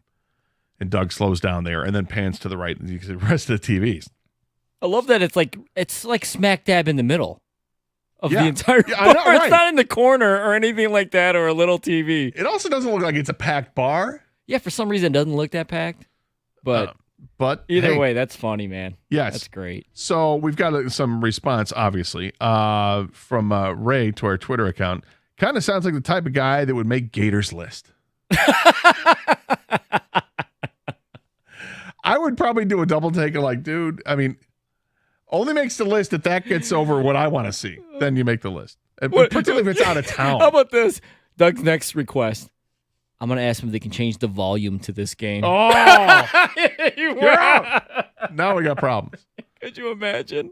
In 2007, on the U of M club bowling team, we had a morning tournament in Columbus, and afterwards stopped at a sports bar to have them put on Michigan versus Michigan State. They did, but I don't think it was well received. I can understand that at Columbus, not wanting to see that. Sure. Lots of reactions. Let's get back to the phones because this is getting fun. Johnny is next up here, 97 with the ticket. Hey, Johnny. Hey, Gator, Kang, first time, long time. Excellent. How are you? Very well, thank you. So this is an in-state story. I mean, it's Grand Rapids, so I guess it's the other part of the state. I was talked into going to a bar where, everyone knows your name, if you get my drift. Sure. 10 o'clock at night, I asked to watch the UFC fight. It was free on ESPN. And the woman said they could absolutely not do it. It was a family restaurant, and there were no kids in sight. Absolutely zero kids. And everybody in there was probably over 50 years old, and they were doing really bad karaoke. So there's I was really pretty good upset. karaoke. Yeah, so I was pretty upset. So I decided to get a little sauced up and do some Gangster's Paradise to express my feelings. That's what you got all liquored up to get the courage to go up there and do know karaoke. what? And what do you pop out? Gangster's Paradise. Well, he was trying to be like, listen, this is what you're going to get, right? Yeah. This is what you asked for this. You guys want UFC or do you want me doing Coolio? Because the next song I'm doing is Tupac. You don't want that. No, you don't want Tupac. None of that. Thanks, Johnny. I appreciate it. Wow, Gangster's Paradise, man. That's tough. That's tough. The karaoke night? Karaoke's tough, man. Karaoke is tough. It's also usually really bad. Not that I saw it recently, like a week ago. Greg's in Dearborn. Greg, welcome to 97 on the ticket. Hey, Greg. Hey, Gator. So I remember the exact date because it was the day after my birthday, June 12th, 2009. I'm in Morrison, Colorado because I'm going to Red Rocks to catch a concert. Yeah. But beforehand, I wanted to watch a certain game. You can probably guess which one it was. Red Wings, Game 7. I'm like, so, yeah. So the one Colorado, against Pittsburgh. Yeah. So I go, hey, it's the Stanley Cup playoffs, right? Can you guys, put it on? Come on. And the bartender looks at me. It's like, not in Colorado. F you and F the Red Wings. Oh, wow. Hostile. But then I know. But then I'm like, I played. It was just my birthday card, and they put it on. But then of course they were happy they put it on. I was going to say, yeah. Through the whole freaking thing, right? Yeah. Rooting as hard as they could for the Penguins. Probably, turning the volume all the way up, watching Sidney Crosby duck, Henrik Zetterberg and the rest of them. Yeah, And no, I it don't was know tough. how Fleury I still don't know how Fleury saved that one on Lidstrom. But That game is so frustrating on so many levels. We were so excited. Doug and I were watching the game from the Miller Lite party deck at the Joe, and we've been talking about this is going to be awesome. Win the cup. We're going to go back. At the time I was living in Royal Oak. We'll go back to my house. We'll go to downtown Royal Oak. We'll hang out. It's going to be crazy in the streets. This is going to be amazing. Doug's like, yeah, is it cool I spend the night? Absolutely. And then it ends the way it ended. The Wings didn't show any life until like 10 seconds left, and even then it was whatever. We get back to my house. It was just, all right, I'll see you later. I don't even think he said anything to you. He just left. Yeah, you kind of. And you knew. Kind of You knew. what it was. Yeah. I got to ask you, Greg, because this is me being interested. What was the concert you're going to see at Red Rocks? 311. I used to be a real big fan, so I'd go and see them every year. All right. No payoff. Thanks. What did you want? Come I'm on, kidding. man. I'm kidding. You know music's subjective. No, it totally is. It totally is. But he did say Red Rocks used- is like an outdoor venue. Yeah, one it's of those great. places I always want. I want to see something there. It looks fantastic. Yeah, I'm but, kidding, Greg. He also did say used to be. I don't know. Does that mean he's not a 311 fan anymore? Perhaps. I wouldn't know why. Jason's on the cell phone. Jason, you're next up here. 97 won the ticket. Hey, guys, thanks for taking the call. A long-time listener, first-time caller. I'm here with my son, Jay Jr., home from Michigan State, too. We're not giving him a so shout I out. was in- shout-outs. No, not for Jay Jr. We don't do Give him a shout-outs. to shout JJ. out, but yes, I was in Brazil for work, and it happened to be the Super Bowl. So we had three guys, and we could not find anybody that had the game on. So we finally located a bar. They had ESPN International. They were going to have a simulcast of the game. We took a 45-minute cab ride across Sao Paulo. We get there, and it's football is on with a U, not with two O's. Right, football. Right. So all the local patrons were watching the game. They would not change the channel, so they wait till the entire soccer game ends. They put the football game on. Long story short, the guy looks over and kind of smiles and points at it and says, "Is this it?" I give him the OK sign. Well, the OK sign in Portuguese for sign language is a-hole. Oh, no. No. Needless to say, we were escorted out of that bar, and we did not watch the Super Bowl that year. Thumbs up might be more universal. Thumbs up. Thanks, guys. All right. Thanks, Jason. All right. Between you and me, King, being at some obscure bar in Brazil, is that the last place you want to make a mistake? Oh, absolutely. Like, I mean, I don't want to be turned into a pretzel. everyone knows in front of jiu-jitsu in everyone. Brazil. Everybody. That's a Everyone. known fact. Yeah, it's a known fact. Known fact. Known fact. And, coincidentally, I think that the NFL is trying to have a Super Bowl in Brazil now. So it kind of comes full circle. Exactly, yeah. Oh, you want this game on? Yeah. Oh, no, don't do the OK sign. No. Is sign language different in Brazil than it is anywhere else? I mean, is the buckwheat okay? You can't do the buckwheat I don't okay? understand the sign language to the accent. Yeah, right. Oh, I'm sorry. You're using the Vosotros form. That's Portuguese. Oh, Yeah, I don't know. No, my bad. 248-539-9797, a telephone number. And more of your calls and texts as we continue here on 97.1 The Ticket.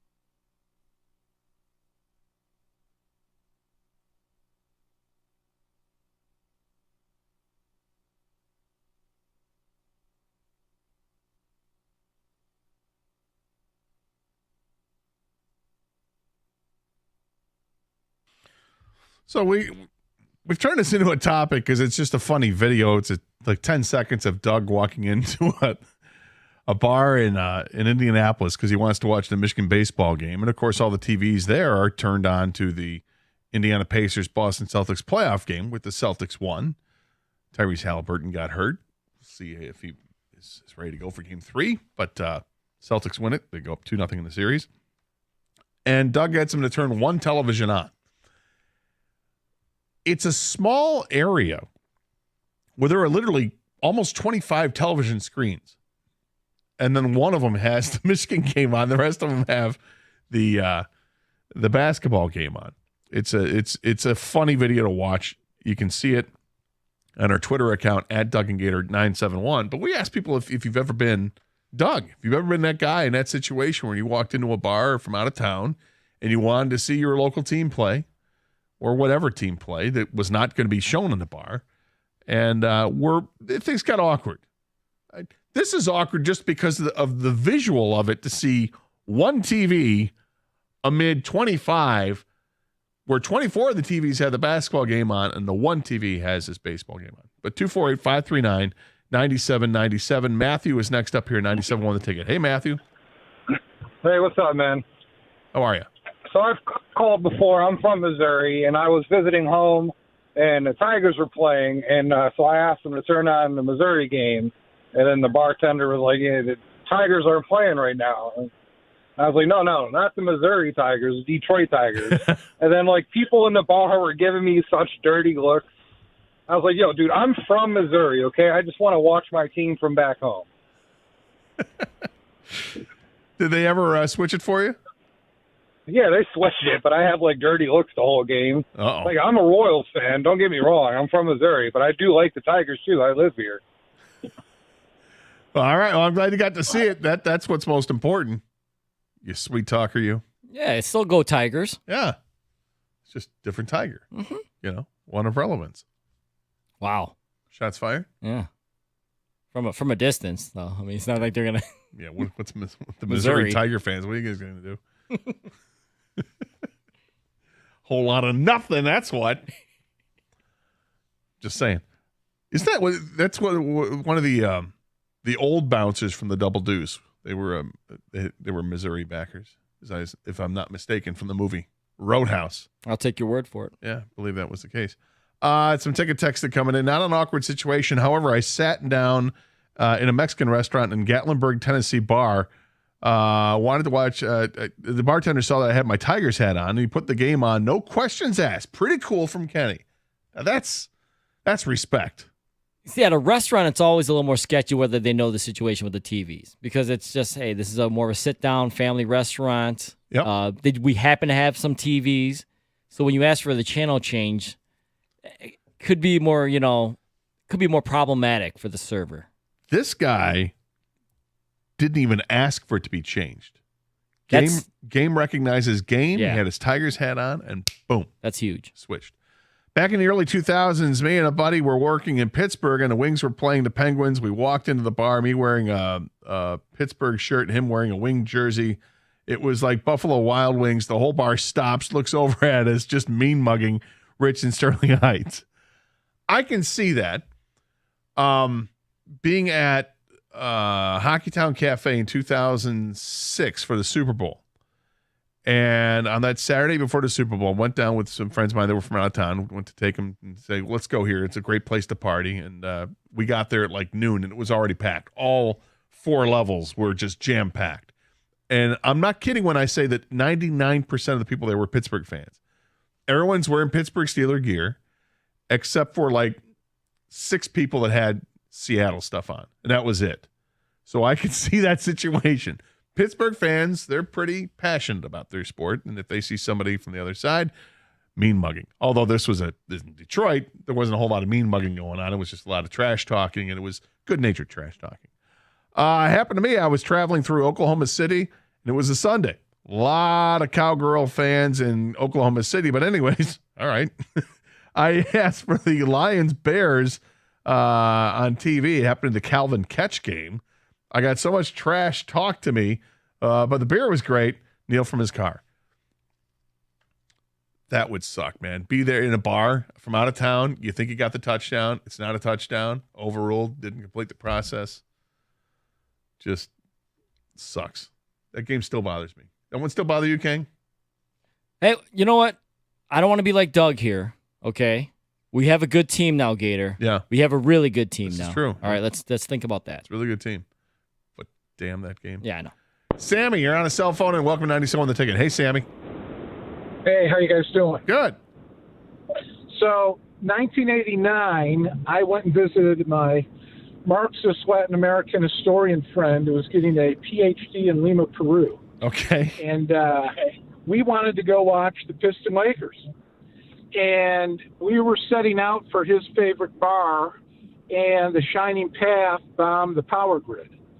So we had to find another bar. Shining Path was, if I'm not mistaken, so Shining Path was like a terrorist group, correct?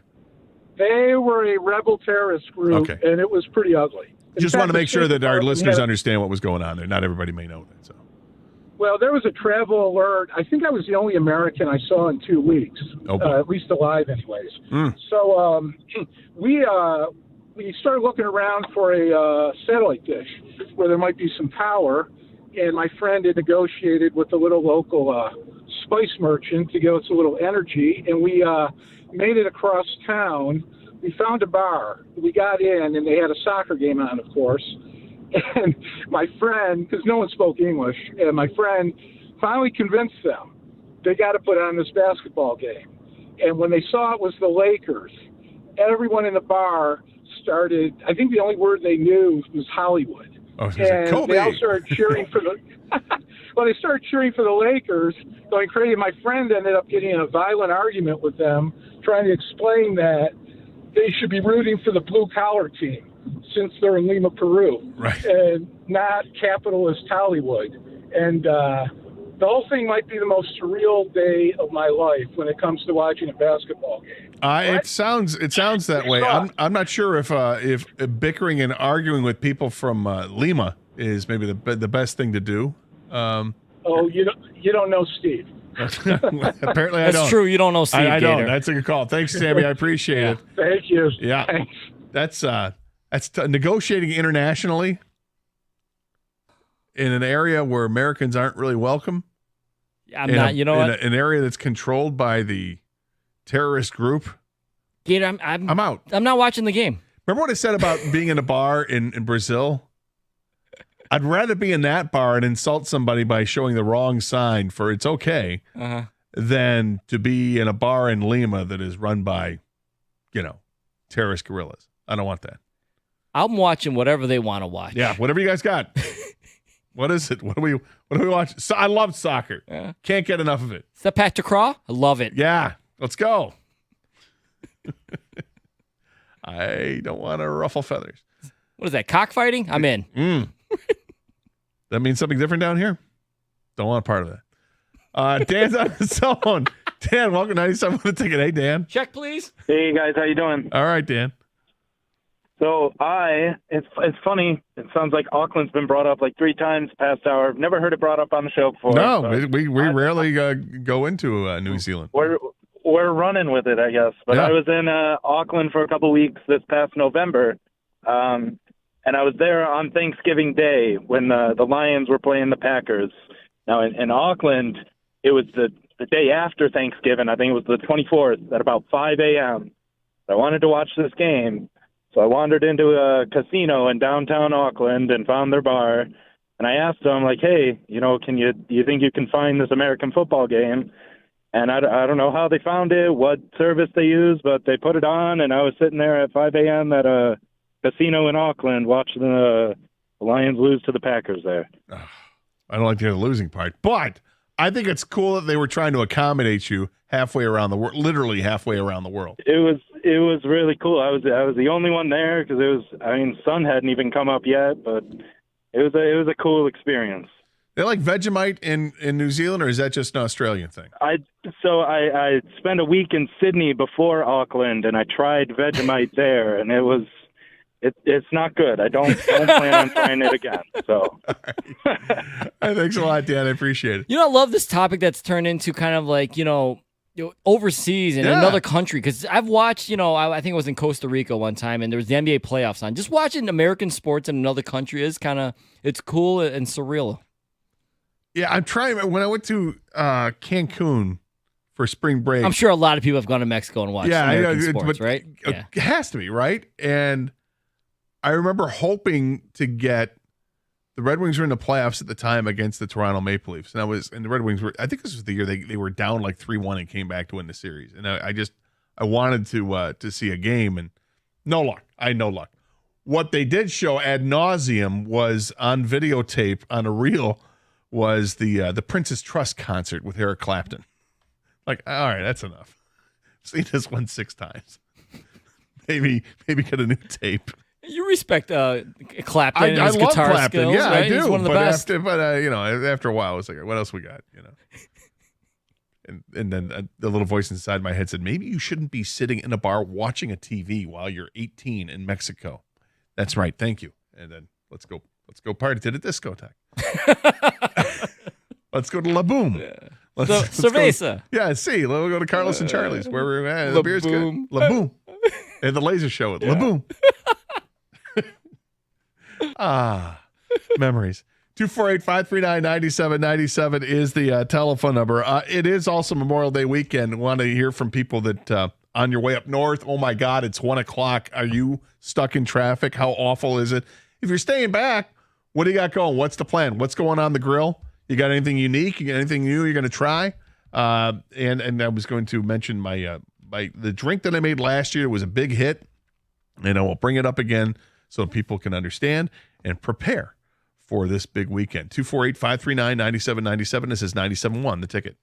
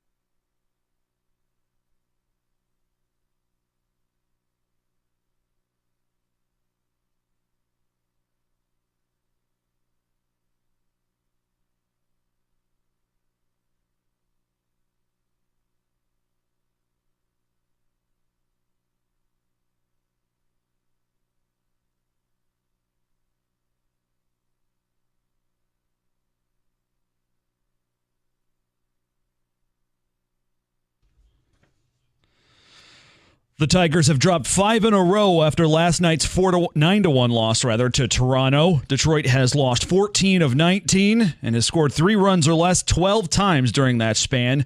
But Spencer Torkelson, who's hitless in 4 straight games, said there's no panic.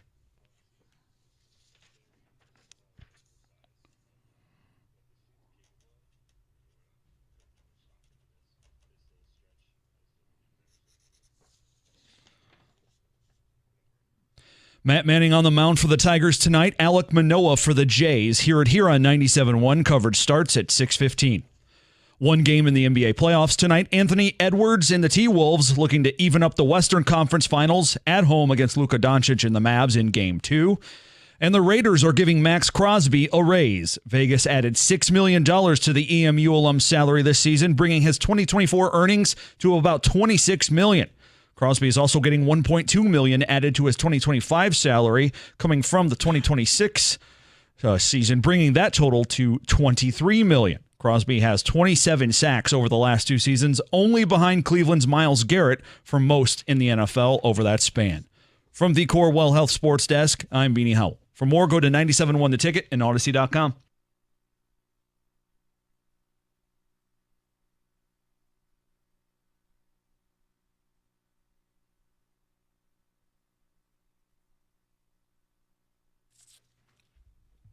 All right, so welcome back to the Karsch and Anderson Show. Scott the Gator Anderson with you, along with Kang, our producer. Paul's running the phones. Doug's out of town watching Michigan baseball in some random bar, pissing people off.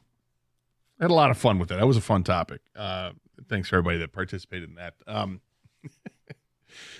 Always like hearing the stories where things get awkward. Oh, we had a heater of Uckland calls. We did have a heater of Uckland calls. Yeah, a lot of Kiwi out there paying attention to this. We had there were like 4 mentions of New Zealand, which is absolutely a record. I'm pretty sure that's a record. I mean, we're not supposed to leave a heater, but I think we're going to leave this heater. Yeah, well, I think we're going to leave it. Let's walk away a winner. Everybody wins.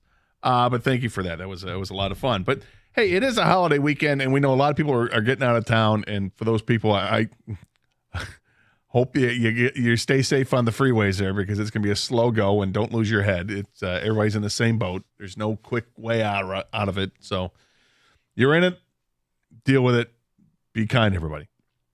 But for those of us that are staying behind and going to enjoy the weather here this weekend and with family and friends, we do this almost every week because everyone wants to find something new. What's the new hotness? What's going on? So what's new in the backyard? What's new on the grill? Have you gone griddle exclusive? Is the pizza oven, is that the new hotness now? Because I know several people now that have the pizza ovens. Is that overtaking the hotness of the griddle? Do you have multiples? Is your outdoor kitchen ridiculously awesome? But what are the new essentials? And also, what are you trying on the grill or griddle that you haven't tried before that you're looking forward to? Have you found something unique that works for you? And what's the drink? What's the drink of choice, or is there something that you want to try that's new? What's underrated also? When it comes to something you're going to put on the grill or griddle or pizza oven, or what you're going to put on your pizza, whatever it is, what is underrated you don't think gets enough love that you want to show some love for? 248-539-9797. Same number to call or text, right? So I mentioned this last year. I was going to try something new. Going to a Memorial Day party on a Sunday last year. It seems like every Memorial Day it's hot, which is really kind of cool. No, I like it. Yeah, better than cold. Absolutely better than cold. But when it's hot out, cool drinks are great. So I mixed up this concoction. I looked up online for different recipes for like white sangria. And for those who don't know what sangria is, it's a drink made with wine, whether red or white wine, and then you basically add fruit to it and let it sit around for a while, marry the flavors, and then you serve it. And it can be delicious. So I did that last year with this. I had this giant bottle of white wine that I had for years in the fridge that I got for a party one time, and we never even opened a bottle. So I've had this around, like, is it still good? It was still good. Yeah, of course it's still good. It's wine. Wine ages. No problem. And I put it in one of those big, like, you've seen those, King, the pitcher, the dispensers, right? The like 3-gallon dispensers or whatever. They have the little nozzle on it. Oh, yeah, huh? So I mixed everything in there. It's got like a tap at the bottom. Yeah, exactly. Mm-hmm. So that's what I did. I put the wine that was in there, which was like this big, I don't know how much, with a half gallon of wine or whatever. Threw that in there, and then started juicing citrus. So I used lemon, lime, oranges, and peaches, and tried to juice them as much as possible. And then I would also use a little bit of zest in there, and then I would chop up some other fresh fruit in there too, just as slices to put them kind of in there to just marinate for a while, because I was going to make this the day before. Added a little bit of brandy to the mix as well.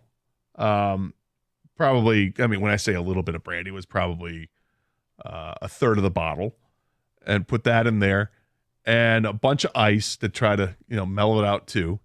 And the next day, brought it to the party and had it ready to serve. But I also brought some kind of like lemon lime soda, whether it was Sprite or 7-Up, whatever the hell I had. I had it there also, so that you could top it off with that. So it's got a little fizz to it. It was delicious.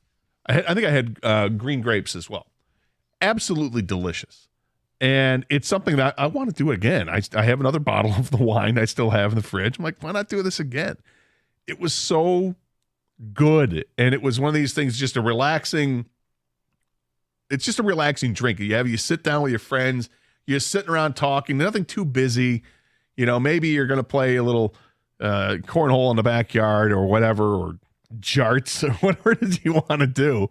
Whatever your game is in the backyard, you just hang out there. Don't drink too much if you're throwing the jarts around, dude. Well, these days they don't make the jarts like they used to. These days now they have like the bulbous end. Oh, so is it? It's like a weeble that you throw up in the air and eventually just fall down and stay where it's supposed to be. As opposed to back in the day when you had the sharp end of the thing. That's when toys were toys. It was like medieval. Yes. But something just to sit you have a drink in your hand constantly, right? And this is what that drink is. And you just sip it, and it's delicious. So I'm going to do that again this year. But I know you're a big guy who likes to cook. Yeah, I'm not a big guy. You're not a big guy. I'm a big guy. A big heart. Yeah. No, yeah. I mean, proponent. Nowadays, you were mentioning earlier, what are you putting in the backyard? What you got back there? I feel like everyone's backyard now is gone into. You've got nothing but like stuff to cook stuff on the back patio. Yeah. Whether it's a grill, a charcoal grill, a smoker, a pizza oven, like you said. I mean, that's 5 different things right there. Okay. You talk about an outdoor kitchen. Yeah. You can get crazy with it now. So yeah, everyone, like my man earlier in the show said he had a taco bar last year for Memorial Day. And he's doing it again this year. That's fantastic. I think one thing, Doug's gonna appreciate this. I think I brought you up before the show as I felt like I didn't say what it was, but I felt like underrated grilling items, I think, are vegetables. I'm gonna go asparagus. Like I'm not I don't not like asparagus, but when it's outdoors and it's barbecue and there's obviously meats, I don't mind a nice grilled asparagus, man. I think that Doug loves asparagus. He substitutes it for anything. I'm not that guy, but for like Memorial Day weekend and like maybe 4th of July, just the outdoor, I don't mind a good grilled asparagus, grilled green red peppers. I think those are fantastic. I like asparagus. I like grilled asparagus, and I'm just thinking this in my head right now. Like, would you cook it first, like boil it first, and then blanch it so it keeps the color green, and then take it to the grill when you're ready to serve because it's already cooked? You just have to maybe get some grill marks on it. Normally, I would throw it in some aluminum foil, olive oil, salt, pepper, cook it up that way, and then finish it off with some grill marks maybe, for that different kind of smoky flavor. Serve it with any kind of sauce? No, I like it just like that. Okay. I mean, I'm not against sauce. I actually love salt, sauce. pepper, olive oil, and maybe some Parmesan cheese or something like that can stick to it. Have you ever done Don't that? forget the side items. I guess what I'm saying too. Sides are great. Grilling. Sides are great. Yeah. The other thing with asparagus, I really like. I like to have a sauce with asparagus. It's usually like a mayonnaise based, like mayonnaise, lemon juice, and Parmesan cheese is something my dad taught me years ago. Love it with asparagus and broccoli. But for this time of the year, for the summer, it's like just to have the asparagus sticks. It's almost like finger food at that point. Easy enough. But 248-539-9797 is a telephone number. Drinks, what's on the grill, what's in your backyard. Because it seems like since COVID, people started going crazy with putting stuff in the backyard. You had nothing to do during COVID, right? So what did people do? You saw the fire pits exploded. The outdoor heaters exploded. Getting the grill together exploded. Then you brought up the griddle. That's all over the place. What's going on for you this weekend? We'll talk about it next here in 97.1 The Ticket.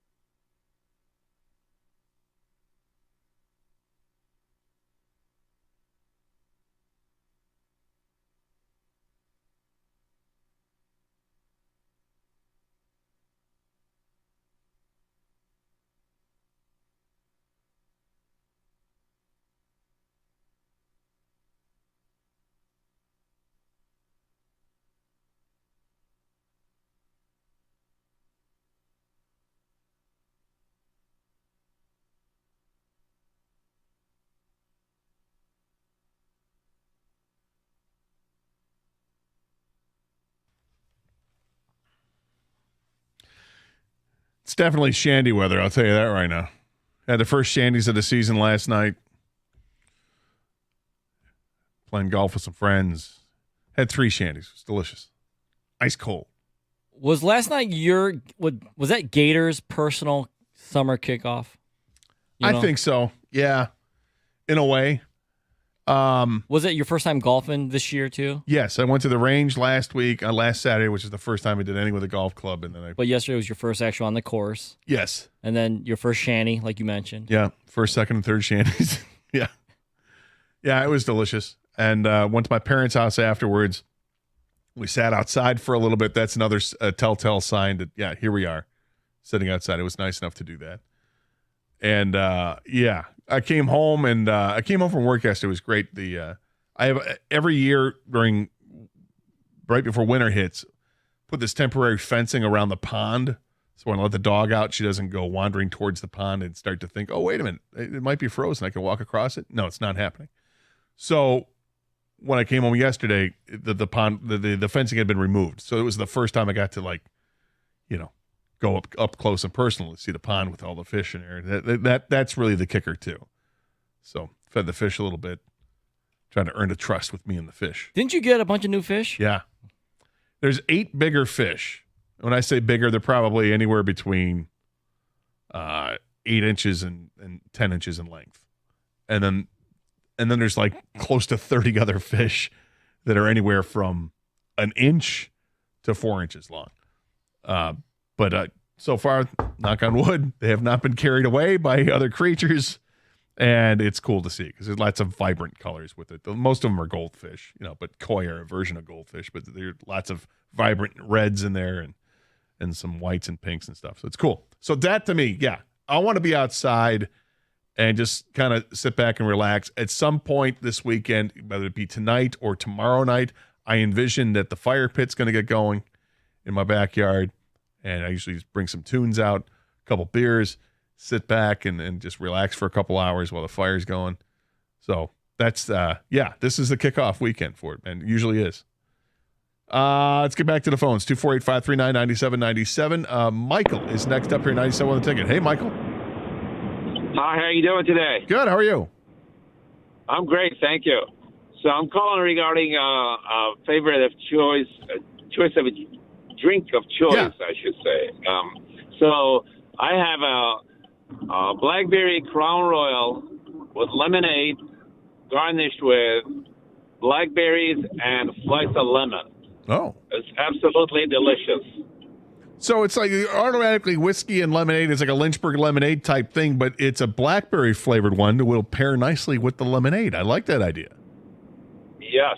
And if you want to step it up a notch, you can spark it up with a little bit of club soda if you like, fizzy. Yeah, a little fizzy, sure. So, yeah. I like that. Thanks for go else. Yeah, of course. Thanks.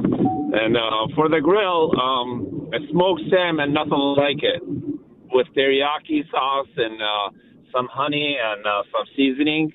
Absolutely delicious. Smoked salmon. All right. Thanks, Michael. I appreciate it. You a salmon fan, King? I am, but not a Memorial Day weekend. Like, I have nothing to... I like salmon. And hey, eat whatever you want to eat, Yeah. But for me, I'm going, like, meats. Like, straight, like, beef, chicken, pork. That's what I'm going for Memorial Day weekend, for July 4th weekend. That's me. Maybe on a random, weekend in the summer, salmon, that's cool. But I feel like, I don't know, man. I feel like it's, I don't want to say un-American or whatever, but just, for me. It's just a little bit different. Like, you typically would go to something more of the red meat family. I hear you. I'm not. What about you? I don't like salmon. At all? No. Even though salmon, like, kind of takes with everything, doesn't it? Or just...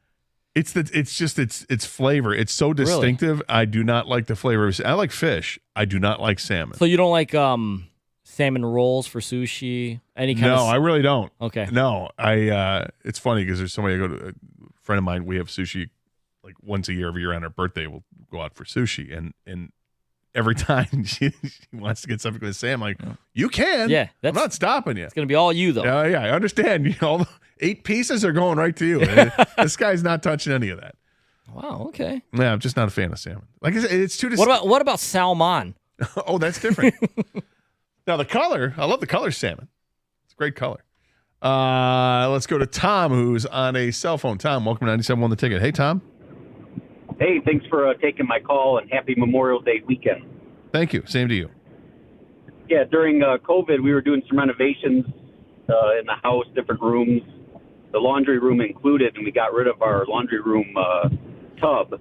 So it sat on our porch. I was trying to think what I could do with it. So what I did was I cut most of the front out of it and then installed a outdoor urinal in my backyard. What? Works really good because I've got a hot tub out there and a fence for the hot tub, and I wedged it right over there, put up 2 shower curtains that I can take down and put up. And when we're partying in the backyard, you don't have to go traipsing through the house or in the hot tub. You can just hop out, do your business, and then get back to the party. Huh. Where do you have plumbing of some kind that goes into the ground, or what happens to the waste? To the waste? Yeah. So I just dug a trench underneath it, put some gravel down and like a PVC pipe with a bolt in it, and then just covered it back up with the grass. And then the shower curtains have Tyrannosaurus Rexes on them because my family makes fun of my short arms all the time. So I thought that would be cool. All right. Thanks for the call, Tom. I appreciate it. New in the backyard, a urinal. Who knew? Did not expect that. Were you expecting that? Do you really need one? I guess. I mean, if you're going to go to the lengths where you already have the hot tub back there and you have a couple shower curtains to give yourself some privacy, if you can install the urinal there, I guess why not? But I mean, at that point, if you're already covered up and the guys are the ones using the urinal, right? We have the outdoor plumbing, we can stand up. Do you need it? Or do you just kind of maybe just put gravel down? So Doug always says to you, and you disagree with him on this, that he always says every guy's thought about putting a urinal in their basement or man cave, right? Right. I wonder if he ever thought about it for his backyard. Like, does he think every guy thinks about that as well? I have not once thought about it. Me neither. I don't. Outdoor shower? Yes. But we also dream big as far as like if you have a big backyard and like a pool, right? Well, we dare to dream if we win the lottery, what would you do? And absolutely outdoor shower. That just makes it easy. Whether you have a salt pool or a regular chlorine pool, just to wash that off of you. Before you get into the pool or after you get out of the pool. Both ways. Yeah, 100%. Yeah, that's but a urinal. At least he didn't say trough. No, but it was that's right. Now, come on, guys. We're all go together. We're all doing it. What? Here's a fun activity for the summer. We can all get involved. All right. I'm just gonna go inside. I'm just You got a bathroom? Yeah, we have 2.5 bathrooms inside. Okay, I'm gonna try one of those. I'll see you later. 248-539-9797. Brent is in Allen Park. Brent, welcome 97 on the ticket. Hey, Brent. How's it going? Good. How are you? Very good. My drink, we were in Valencia, Spain, and they have this stuff called Valencia water, which is basically a mimosa, champagne and orange juice with vodka and gin with some orange slices in it. And let me tell you, it gets the party started in the morning, that's for sure. Well, in the morning, oh boy. So Valencia oranges, those are famous worldwide, right? So it's the fresh citrus you can get is always going to be great.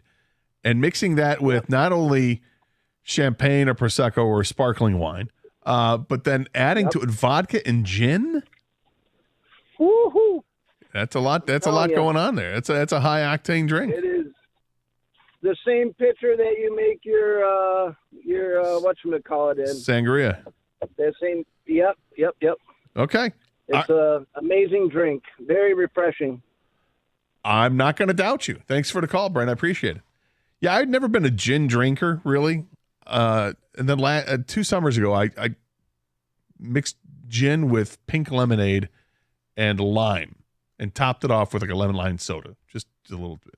Delicious. It worked? Amazing summer drink. That worked, huh? And amazingly simple just to go with pink lemonade and gin. Lemonade's an amazing mixer. Lemonade and tequila, so good. Gin.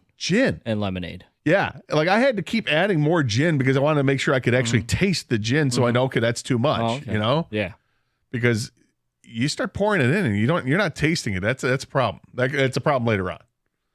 What about this for maybe non-traditional Memorial Day food? We got this ticket text says the brother-in-laws and I, we like to do a seafood boil. Throw a few pounds of crab legs, a couple pounds of shrimp, crawfish, potatoes, Old Bay, and we have some shanties. Can't beat it. 4th of July, that's been what I've done for the last 4 years. I love a good crawfish or seafood boil. Yep. You have to have you got to time it. Yeah, and I feel like fire pit's got to be involved somehow. You need because you need a big, it's one of those outdoor, like a deep fried turkey thing that you would do. You fill that up with water instead of oil. And, you have that propane base to it that lights it up. And it's, we've gone with fresh crabs.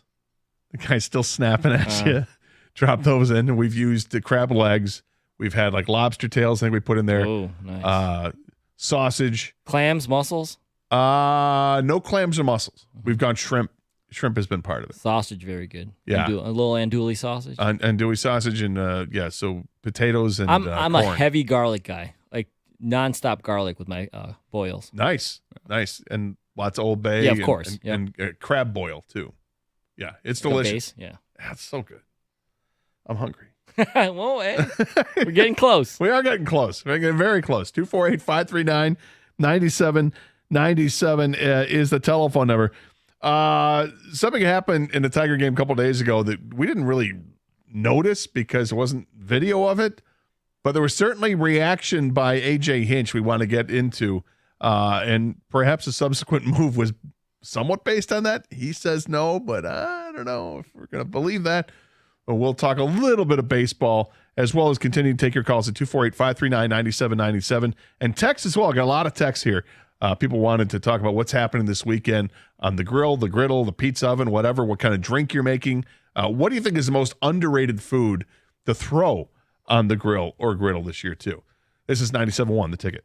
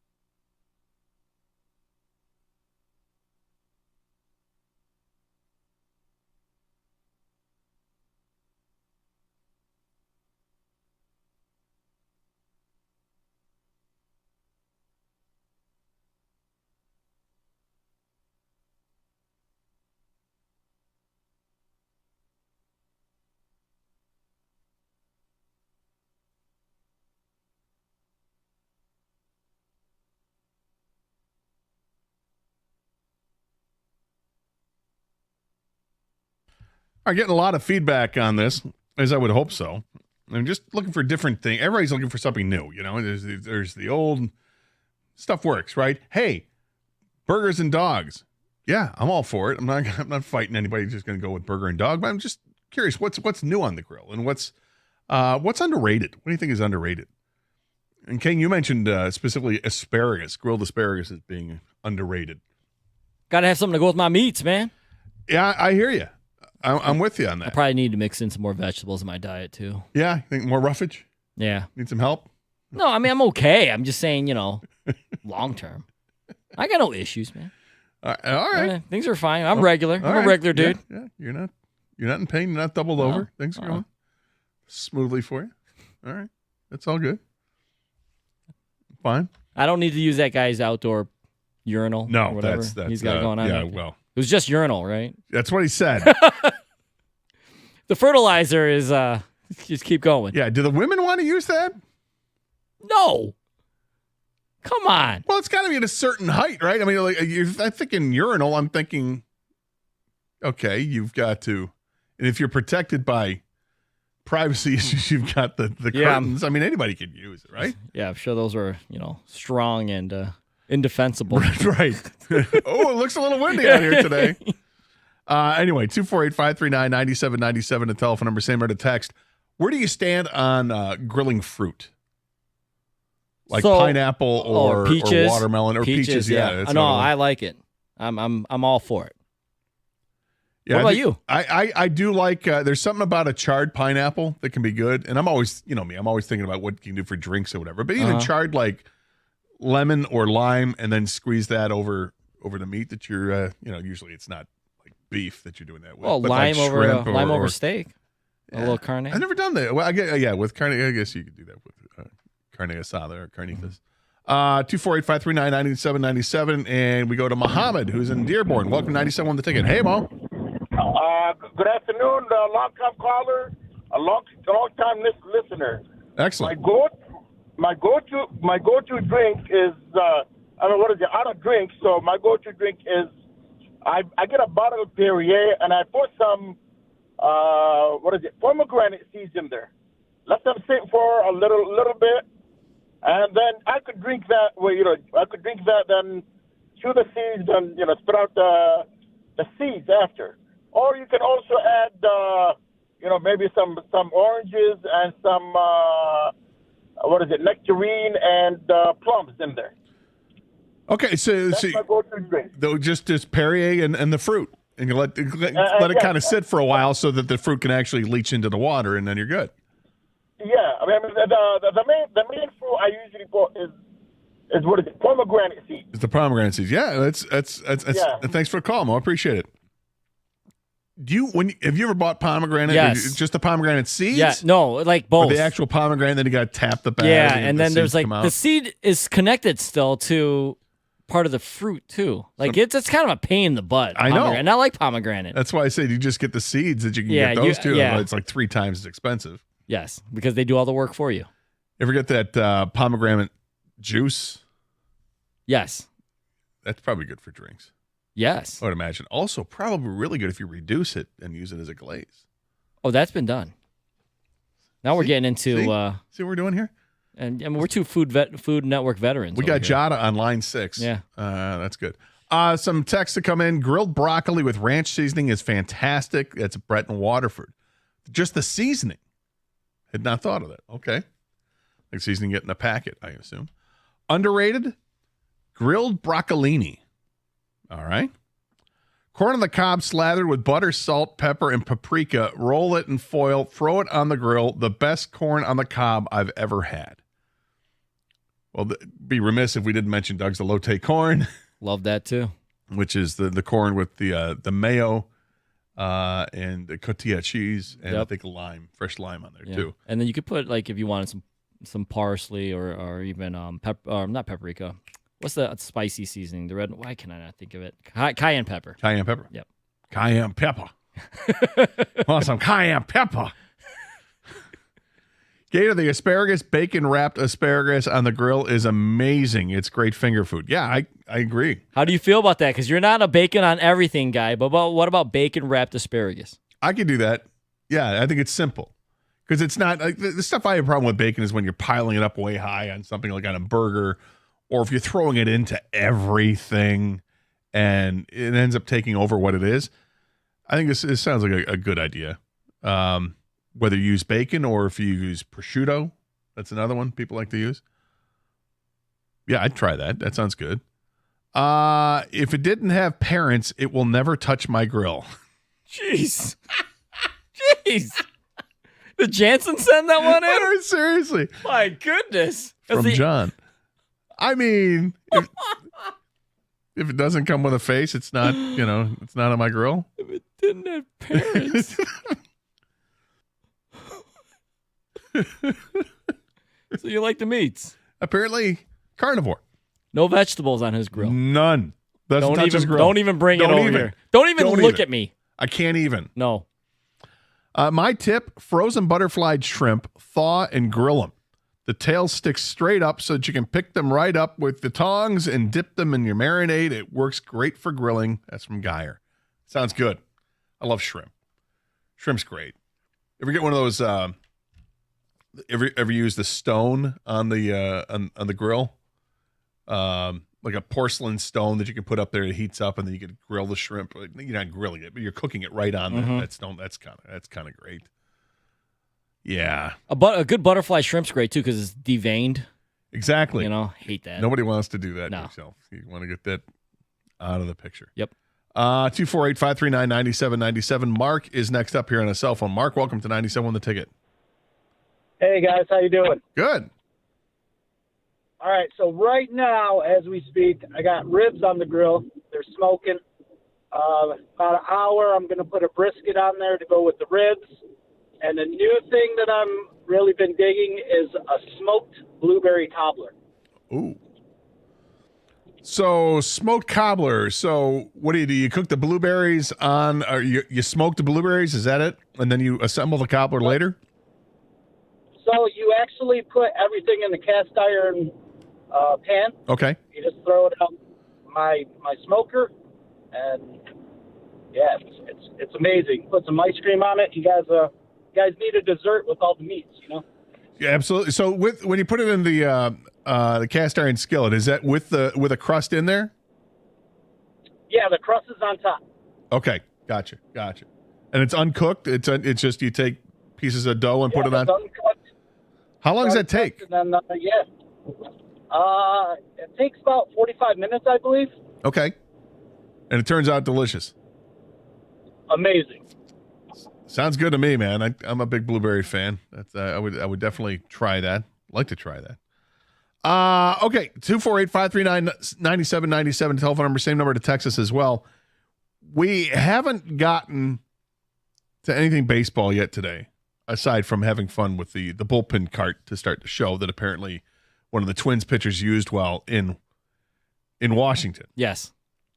And he tipped $5 to the driver. Which is the best part. I mean, it's like treating it like it's Uber or like it's a cab is so great. It feels like this is just an advertising revenue that's being wasted. Absolutely. We've talked, yeah. If you could do it, do it. I said earlier, I think it would be amazing if, we are the Motor City. If the automakers come up with their own cart that they put out there, and each week is sponsored differently, and you could have a Corvette cart one day, and you have a Buick cart the next day or whatever. You just go old school, and you have promote here's the car, a Mustang, the new car you're promoting. Whatever it is you're doing, you could do it with this, and not actually have like a Corvette drive you out there, but it's a golf cart that's has the exterior of what looks to be one of the other cars. I think it would be great. But we didn't talk about what happened with the Tigers in last night's game against Toronto. First of a 4-game series here at home at Comerica Park, taking on the Blue Jays, an opportunity for the Tigers to snap the streak, and they didn't snap the streak. They added to the losing streak yesterday. They lose the game 9-1. A game that they were tied, had a chance to take the lead. They were down 1-0, and I think it was Wenzel Perez hit a base hit up the middle with runners on second and third, and Carson Kelly got thrown out at home. It was a perfect throw from center field and got him at home plate. And it ignited a lot of talk on Twitter. The Twitterverse was going crazy, saying you can't send him. You got to fire him. Fire the third base coach. Can't be that aggressive. I'm sorry. How many times have we seen guys thrown out? And it does feel like the Tigers have had a lot of players thrown out at home. And they might be towards the top of the league in that category. But when you're a team that's not scoring runs, I feel like you got to be aggressive. And if you're going to get thrown out because it's just a great throw, I'm not going to complain too much about it. The ones I complain about is when the guy gets thrown out by like 10 feet. You have no business rounding third and heading home. Then we got a problem. But I've seen a couple times this year where they've gotten thrown out at home, and it was just great defensive plays that were had. Hit the cutoff guy, cutoff makes a perfect throw, or throw from the outfield was just dead perfect. But that wasn't really the story of what happened yesterday. Them losing wasn't the story. It was part of the story. The other part of the story started before the game began with a roster move, and what had happened the night before in Kansas City. We're going to get to that because it's something worth bringing about and seeing if this is a sign of bad things to come, or is this the right sign that shows that, all right, leadership is being showcased here. We'll talk about it next. 248-539-9797. This is 97.1, The Ticket. Well, the warm weather is here. We've seen, some great, beautiful days here, and you got to start thinking about it. When is the air conditioning going to go on? Is it even going to work? If it's not working, if you want to get your pool ready to go and your pool's ready to go, but it's not heating up, make sure you call the right people to help you out and fix those issues. Birmingham Plumbing, Heating, and Cooling. These are the people to make sure that AC is running cold, the pool in the backyard is running warm. Make sure you don't have any water issues with your basement or your crawl space. Call them. You don't want to play the waiting game and get burned. Call Birmingham Plumbing, Heating, and Cooling today, or you can schedule an appointment online at birminghamplumbingco.com. Birmingham Plumbing, Heating, and Cooling, your Metro Detroit boiler experts.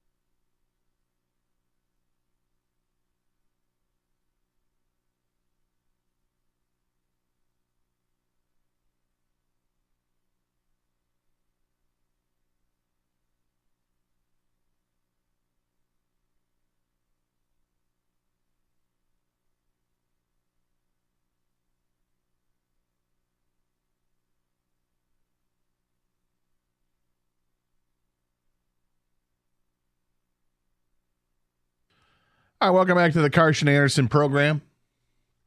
Doug will be back next week. King, thank you for sharing the spotlight today. Been a lot of fun. We get into the Memorial Day weekend.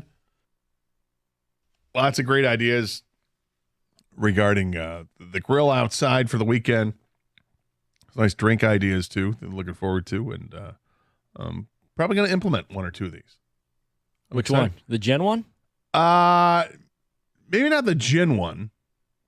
But I like the idea of, putting the pomegranate. See, I never even think of pomegranate, Because it's such a difficult fruit. It is. It is. Why are you being so difficult? Why? Why are you doing this? But you could certainly just get the seeds, put those out. I'm thinking put the seeds in something. Maybe you muddle the seeds to get the juice out of it. Mm-hmm. Maybe add a little mint to it too. And maybe a simple syrup and put that with, I just came up with a drink. Put that up with some bourbon. All right. I got it. It's a different kind of julep.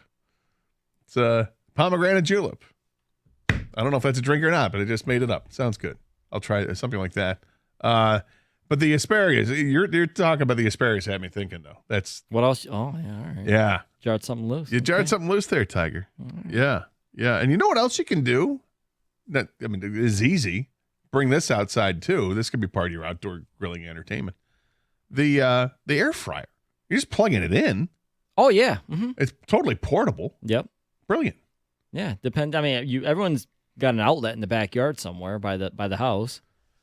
I went through an article last night. I saw an article on the best and worst ways to make hot dogs. The best and worst way to make hot dogs. Yeah, I'm like, I don't know how many different ways to do it. And they came up with like 6 different ways to make hot dogs. Microwave is the worst. I agree. You could boil them. You could grill them. You could use the air fryer, which I'd never thought of. And they also mentioned slow cooker, and I think there were a couple other ways to do it. But I never thought about the air fryer. And I'm thinking, gonna give it a go? Maybe the air fryer. Try it, man. Maybe that's the way to go. A little more crispier texture on the outside. Yeah, I don't mind that. I don't mind that because I'm not the biggest. The problem, I guess, with my grill, I have an indoor grill, and because I haven't used my outdoor grill in forever, so I have the indoor grill part of the whole kitchen remodel, and it's great, but I can't really regulate the heat on it, so it's always going hot. So to grill the dogs in there, I've tried it, and it's you got to pay way too much attention to it, and it just never turns out right for me. So I tend to shy away from that. But if I'm grilling outside, dogs on a grill that way are great because you can regulate the heat. Put it on slow, let them sit for a while. Occasionally you roll them to cook all sides. So is this like, was this a documentary or something, or was this a how-to video? It was just an article. Oh, an article. Yeah. Okay. I was going to say, was Heat Lamp Dog on there? I don't know. Dog was not on there. No. No, but one of the methods did mention like the conveyor belt type. Yeah, that's what. Yeah, like we have in the back of the building here. Turn it on and just let it. Like it's on a ride. It's like on a Ferris wheel of heat. Of fun. Yeah, right. Glistening goodness, flavor. Yeah. Anyway, what wasn't fun was what the Tigers did yesterday. We talked about them losing, but mentioned the story really began a few days ago, where Alex Lang, the relief pitcher, upset with how he had pitched, was coming to the dugout and just apparently gunned like a 90-mile-an-hour fastball above the dugout and into the netting. Nobody was hurt. Because he was trying to change the ball. Yeah. Because he just, how pitchers give the ball up right after they give up a hit? Yeah. They don't want that ball anymore. Exactly. So he was pissed, did that. And there was no video of him throwing it. There were stories about it. But what you did see video of was A.J. Hinch's reaction. A.J. Hinch went out to the mound, had a talk with Alex Lang, and it was a one-sided discussion, and he was pissed. You can only imagine what he was saying to him, thinking it's unprofessional, whatever. They finished the game, and he pitched well to finish that game. Then news breaks yesterday, well before the game, a couple hours before the game, that Alex Lang had been designated for assignment, and they're bringing up Mason Englert from Toledo. And AJ was like, look, I know you guys want to know about this. It's basically, it's a strike throwing issue that he's having right now. And I'm thinking, well, it may be a strike throwing issue. And there have been times when Alex Lang has looked awesome. Remember, he was a closer for a little bit. And there are times when he does not look awesome. And we've seen that lately as well. I'm not disagreeing that it's a strike throwing issue because you can do that, but you can't say that with also not mentioning what happened in Kansas City. Does that add to it? And is this a situation where he thought AJ Hinch, the manager, he's got to nip it in the bud? All right, I got a team right now that is struggling after the loss, and it didn't help last night. I mean, to lose 9-1 last night, they gave up all the runs from the seventh inning on. Basically, there was a 1-1 game going into the seventh. But it's time that we start seeing some fire here from the manager. And maybe that's where it starts. It starts in the form of lighting up a player a little bit on the field of play for doing something stupid like gunning the ball into the netting because you're not happy with how you're pitching. Maybe it starts a little bit with continuing that and then just moving the player, bringing somebody else up. Whatever it is, I hope that the leadership he's trying to show is going to be reflective in the scoreboard. That's what matters. And we had the cut earlier that Jeff Riegert asked him about the effort factor on this team. Is the team is still showing the same effort? And Hinch was a little miffed by it, because he wants you to define the question a little bit further. Because the team's trying, they're just not succeeding, and that's a problem. It's a roster problem. It's a talent problem. It's a league-wide problem too, but it's emphasized with the Tigers because this is what we're paying attention to. And as bad as offense is in Major League Baseball this year, the Tigers are one of the worst teams offensively in all of baseball. So I don't want to hear that they're struggling everywhere. This team is struggling more than most. And it's a problem. We need this team to get better. This was a team that was well above 500 at one point, 5 or 6 games above 500, and now they're 4 games below, and they've lost 5 in a row. And it's frustrating as hell to watch this team play and put out basically the same type of lineup night in and night out and not getting any results. You're seeing players go on extended slumps, whether it's Riley Green now, along with Spencer Torkelson, is 0 for his last 16 after having a couple pretty good games against Arizona. They came back from that, and nobody's hitting, except for Colt Keith in a few games, which is nice to see Colt Keith emerge a little bit. But this team is just it's devoid of talent right now, and you wonder how much longer before they just say, all right, enough's enough. Either we're making a move to trade for somebody, or we're gonna, we're really gonna test the patience of the fans and stop blocking the younger players. Like we said, we wouldn't block anybody. All right, then don't block them. Bring them up. Bring up Malloy. Bring up Jace Young. Bring back up Meadows or Baду or whatever. But the guys that are there right now, nobody's getting a job done. It's very frustrating. Stoney's joins us. You're going to sit in for Rico today. How are you, Gator? I'm okay. Getting ready for the weekend. Excited about it. It's beautiful outside. The boat will get plenty of your time this weekend, I assume? The boat will get no time this weekend. Really? No. Why? Because I sold the boat. Oh, I did not know. Yeah. Sold the boat a few months ago. Oh, okay. I don't think I ever said it on the air, but I did. Oh. Yes. I moved on. Gator, no longer boat guy. Well, here's what I learned about me as boat guy. Yeah. I learned, as much as I love being on the water, and I love being on the water more than almost anybody I know, I don't love being the captain of the boat. You know what it seems to me? I did deserve it, and I had it, and I did enjoy it. I really did. Well, if you're going to get a new boat, Colony Marine. Anyway. Well, but what I learned was I'd rather be a passenger on a boat. Kind of like you'd rather be an uncle than a father. It's not too far off, man. I know. That's not too far off. Exactly. I can appreciate that. Yes. Yes. What's coming up on the program today? We'll discuss what you've been talking about, the pathetic Detroit Tigers. AJ Hinch tried to make an explanation for the competitive comment he made in Kansas City. Not to our liking. Also, we're going to discuss a conundrum. I will be attending something this weekend, and I am against these things on holiday weekends. Oh, no. We'll get into that. And Mike has, as you would imagine, some interesting spin, takes, disdain for what might be happening with the Detroit Pistons.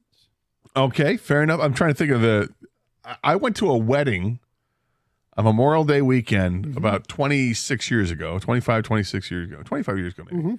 And fortunately, my friends, Jen and Chris, are still married. Right. That's awesome. They have two beautiful kids, and my buddy's getting ready to retire soon. He's done very well. And your Uncle Gator, you're not that Gator. I'm not that, yeah. But I remember the day they got married. It was like the Sunday before Memorial Day. Yes, exactly. Was unbelievably hot.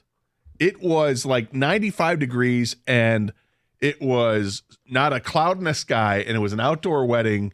And I had a friend of mine who was in the wedding party and is just pouring buckets of sweat. My roommate, we went to the wedding. We're both really good friends of the couple, and he's like just sweating bullets too. I'm like, "You all right?" He's like, "Maybe I shouldn't have had so much to drink before the wedding." Yeah, like maybe not. Yeah, what's making mine a little worse this weekend is the fact that I'm working Monday morning.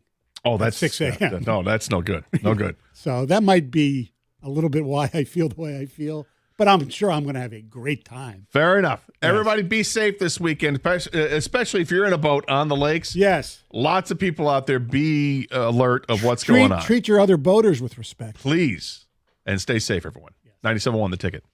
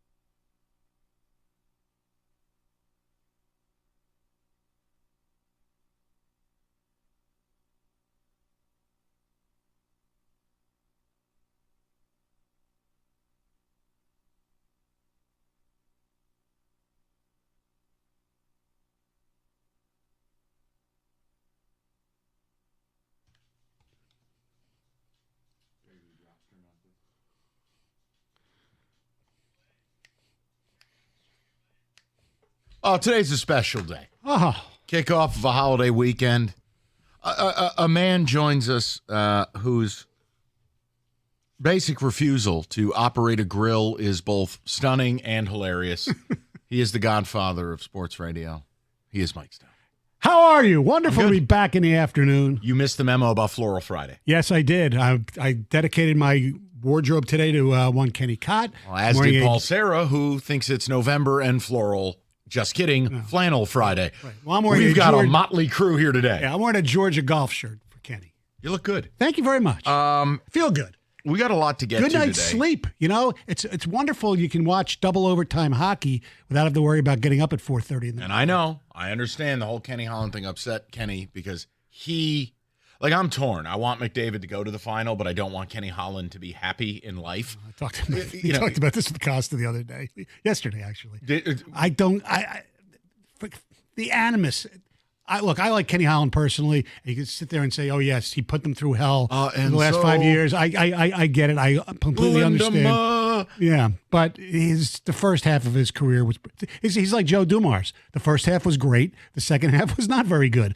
But I could never see wanting a team to lose. I know because of Kenny Holland. No, I feel like this is from somebody who actually chooses teams to like and dislike for bizarre reasons on its own. Michael, my point to you is, and we're going to get to our first topic of the day, I just don't want anyone to be happy if we're not happy. I feel like my people, my audience, the good citizens of the great city of Detroit and the great state of Michigan, if we don't get to be happy, then I don't want anyone else to be happy. I don't look at any other team and go, golly gee, I'm happy for those people. F those people. What about our happiness? So we're going to try to weave some fun into it because who are we kidding? It's 80, it's sunny, no one's at work, and you might just be sitting in a car and you don't want to get yelled at all day. I respect that. Mm-hmm. But can we get something I'm annoyed by out of the way? Sure. Okay. I titled this Dishonesty, an AJ Hinch production. I wanted to play for you some audio. Now, everybody knows about his post-game remark after the Kansas City game. Mm-hmm. They lost 8-3, 10-3, and 8-3. And he took exception to the word competitive. And I'm sorry, but no. Whether it came out the wrong way or whether you meant it, no one cares. You said it, and I went in on it. And last night they lose 9-1. This is debt spiraling. It's an awful product. Instead of where in the world is Carmen Sandiego, where in the world is Scott Harris, where in the world is Chris Ilitch? Someone needs to say something. I digress. Jeff Rieger followed up on that question last night, and he asked AJ about it. Now, I want you to listen to the words, and I'm going to offer you my opinion. Mike Stone will probably tell me to bleep myself, but this is going to be an exciting start to the show. Kenny, hit it.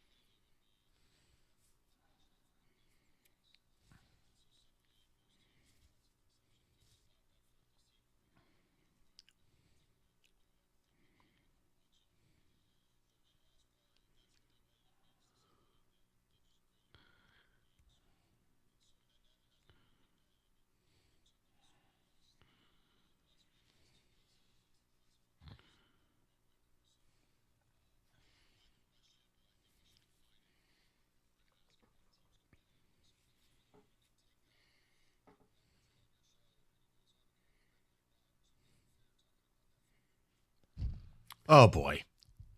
AJ, you went to Stanford. You're a brilliant mind. Please, don't bleep on my shoes and tell me it's raining. Come on. Well, Come on. Michael. I thought when I heard it yesterday when I was in with Jim, and knowing who the question was delivered by, the king of the softball, my buddy Chris McCoskey. So I took exception that he would think it was a negative question. I do believe there is a difference in the semantics, And we even said on the air yesterday, I said, to some people, competitive means quit. And coaches, players, if you say words like soft and quit, that is like basically cursing them out. But those words weren't said. No, competitive was. But After losing 8-3, 10-3, and 8-3, you weren't as competitive this series. Right. Come on. But I think he took it as quit as opposed to just getting your ass kicked. I do think that's how he took it. Okay, then you know what? We'll just disagree. Yeah. I think it is. That was a fair question. And yes, by those standards, they have not been competitive this month at all. And if he wants to discern between the various definitions of competitiveness, I'll give him his word for that. That's all. All right, I won't. So I'm just at a point with it, and we're not going to do it for a long time today, but it warrants a little bit of discussion. I mean, they came home last night, primarily got really good pitching. Flaherty probably in a little too long, but overall. Well, yeah, there's another. You want to start looking at A.J. Hinch. His bullpen usage has been bad. It's been awful. I mean, usually he doesn't leave the starter in long enough. Last night, feel like after the long base hit, he should have taken Flaherty out. Yeah, I don't. And again, the stress that they're putting on these arms. It's 1-0. You already feel like you're up against it. Varsho gets him, but overall, Mike, here's my problem, and I think AJ is probably the least of their issues. But as we sit here right now, when do we get to begin questioning some of the people they've hired? Oh, yes, absolutely. We got 3 hitting coaches. So you got Beauregard, who was never in the league. Then you got Scott Harris's buddy from San Francisco, the 28-year-old kid, not Bednar or whatever his name is. Look, you got 3 hitting coaches. I don't know what to say. No, it's awful. The process or whatever you're attempting to do is not working. I'm at a point. Chris Fetter is one of the best pitching coaches in baseball. I couldn't ask for more. But when we start looking at what are real solutions, at what point do I get to say, no matter what the change is, there has to be a change? Whether it is get Justin Henry Malloy up here. I don't want to hear you don't have a place to play him. If you're so effing talented, you wouldn't be 10 games out of first. Plus, this is not exactly a great defensive team anime, so what difference is it going to make? Hello. If the guy can hit, let him hit. Same thing. Yeah. Bring up Young. I mean, what's the point at this point? So I'm tired of the word soup and the nonsense. They're awful. They're worse than they were last year. Scott Harris is a ghost, and this is what I have a problem with. I don't think it's fair to be nowhere to be found for months at a time. I just don't. You are a high-profile baseball executive. Mm-hmm. And I don't know. You don't have to be Jerry Jones. No. You don't have to be Kenny Williams, right? The old White Sox GM who was everywhere all the time. He was always in the next booth at Comerica Park. Yep. How about once a month? Is that fair? How about just be available at the appropriate times? Okay. Team is awful. The fan base is revolting. Your team is not on television. Probably time to come out and state your case. Mm-hmm. Because this is where I said this yesterday, and this is really what I wanted to ask you. No one's been in town longer. No one has a wider breadth of knowledge than you. Mike, the Tigers feel like a soulless franchise. And what I mean by that is I comped AJ's quote the other day, and I said, look how different this is from when I was a 25-year-old kid, and it was April 17th, and they just got beat by the Indians, Jim Leland went ham. I mentioned that yesterday that as well. That stuff's been going on here. Right. It's going to stop. If that's how they're going to be, I won't manage this team. And what did they do? They caught fire, won 12 of the next 15, ended up 30 games over 500. The point I'm making is that was 12 games into a season. Right. And they were not a World Series contender at that point. None of us knew. Leland said enough's enough. You never have anybody in this organization, whether it's the owner, the president, or the manager, none of them ever say enough's enough. None of them ever hold the players accountable. Think about this. AJ came out and defiantly said, look, if he's healthy, he's playing. Javi Baez. Right. What type of accountability are you selling your fan base if Javi keeps getting to play as one of the worst everyday players in the sport? Well, you know what also is interesting? Not all, obviously, because especially with Javi, most of the fans don't hold players accountable in this town to a certain extent. Once again, goes to why I said I don't think it's as great of a baseball town as people say. But it's in a lot of other sports, too, as far as the players. It's always the coach. It's always the general manager. Which is why it's always I've the called owner. us Cialis City.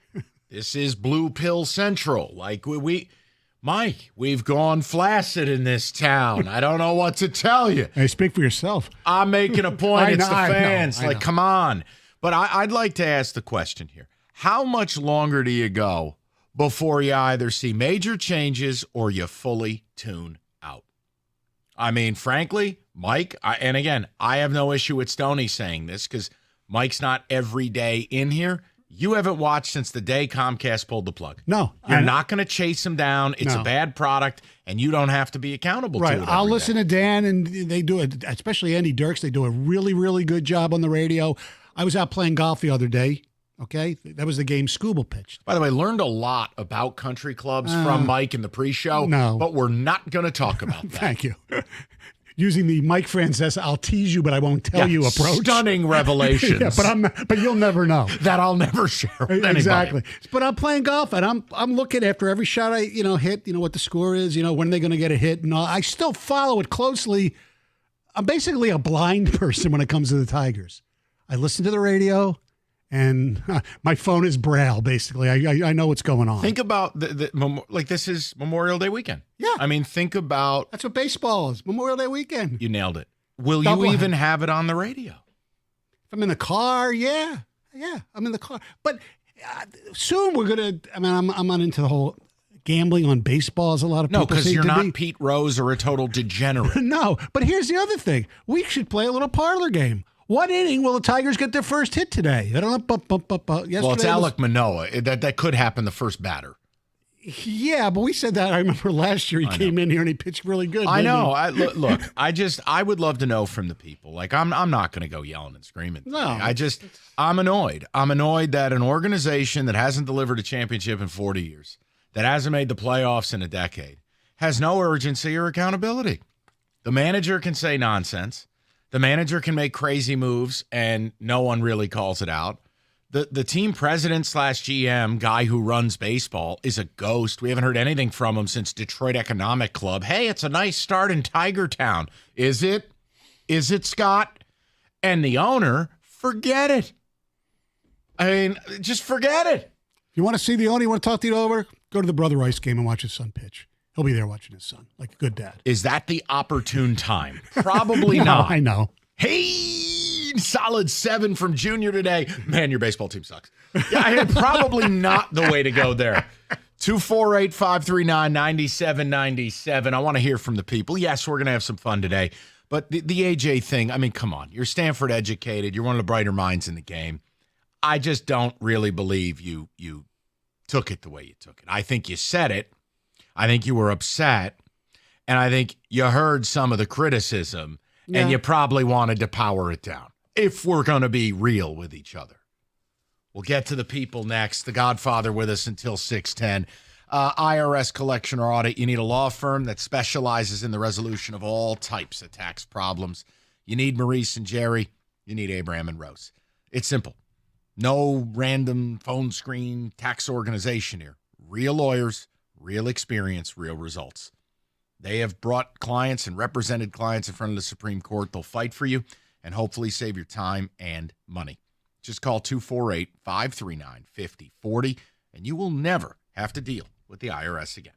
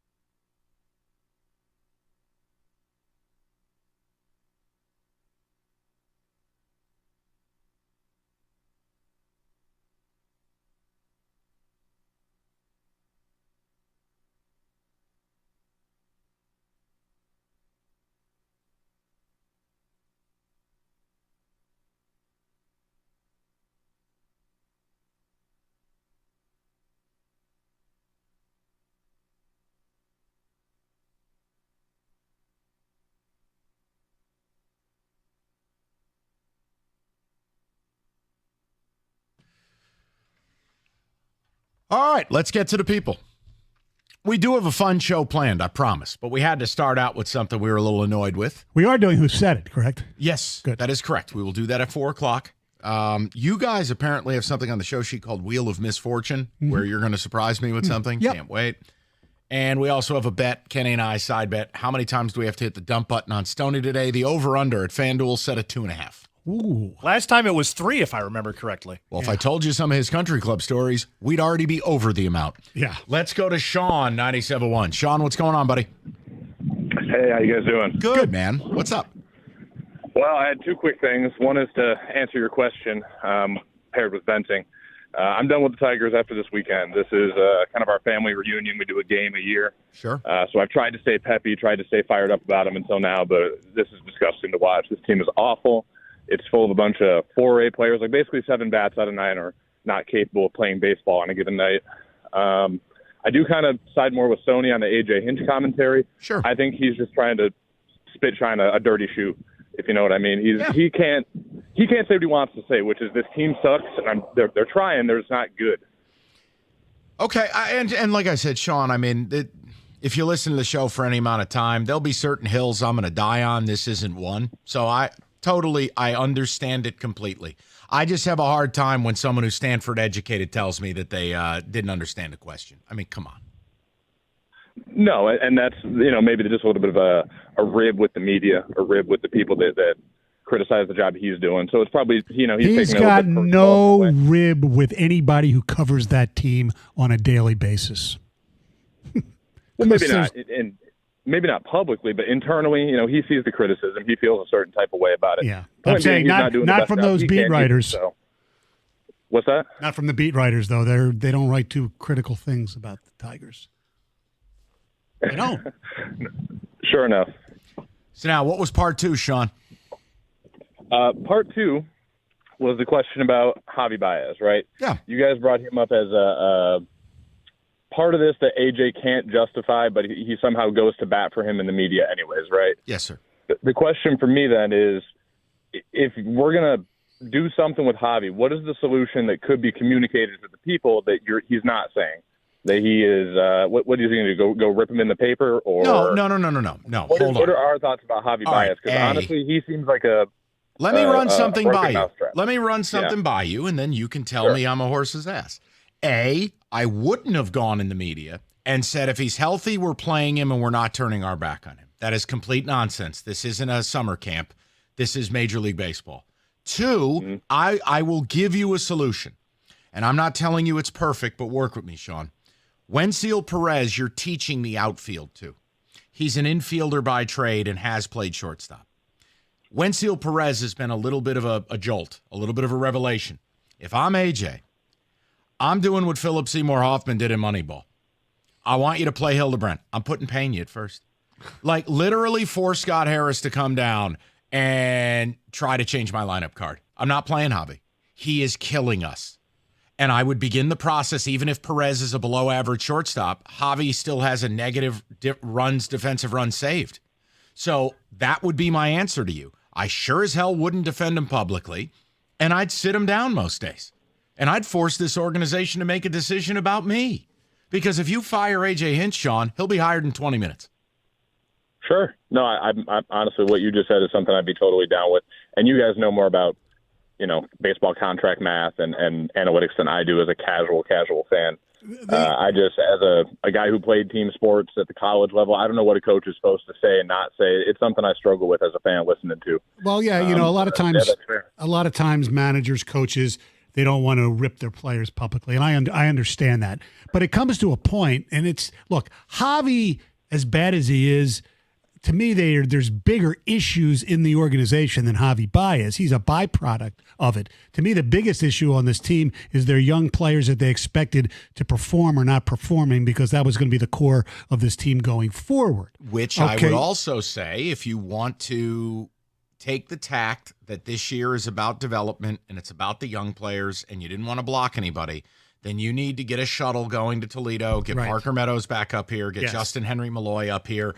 Go and get Young up here. Right. What are we doing? There's Right. no future for Gio Urshela. Right. There's no future for the McKinstries of the world. No. And I'm sorry, I don't want to look at Vierling or Canna anymore. So if I have to hear about how we have no room in the outfield for Justin Henry Malloy, bollocks. Complete nonsense. I mean, those two that you mentioned, they're good reserve players. That's all they are. That's all they've been, and that's fine. But if we're going to Teams toil, need them. Yeah, but you don't want them starting a lot. No, but if we're going to toil, at least let me do it with the youth. Yeah. And just let's play the kids. Okay. And the thing about Javi, look, the sensible thing to do, and it's not my money, is to just let him go. Correct. Okay.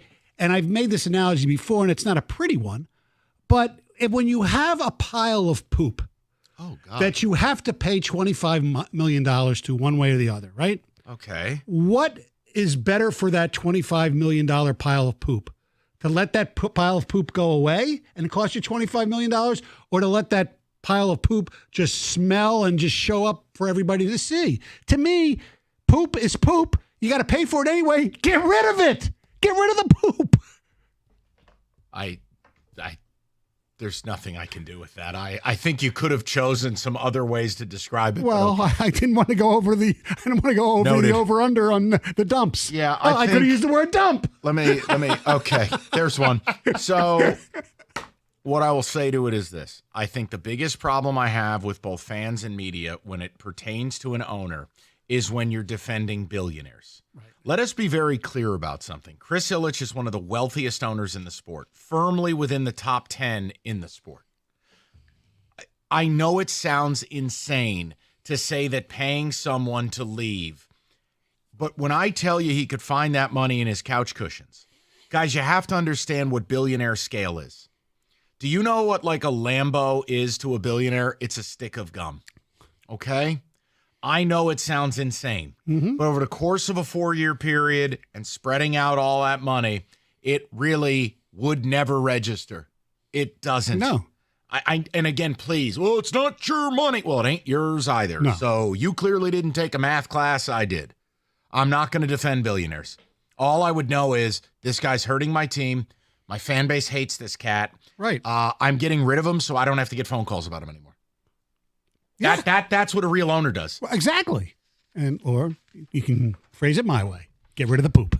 Okay, then. All right, football season is over. Time to move along to other things. What that is, I have no idea because our baseball team stinks. But the Hungry Howie's Mix and Match menu could be one of them, $6.99.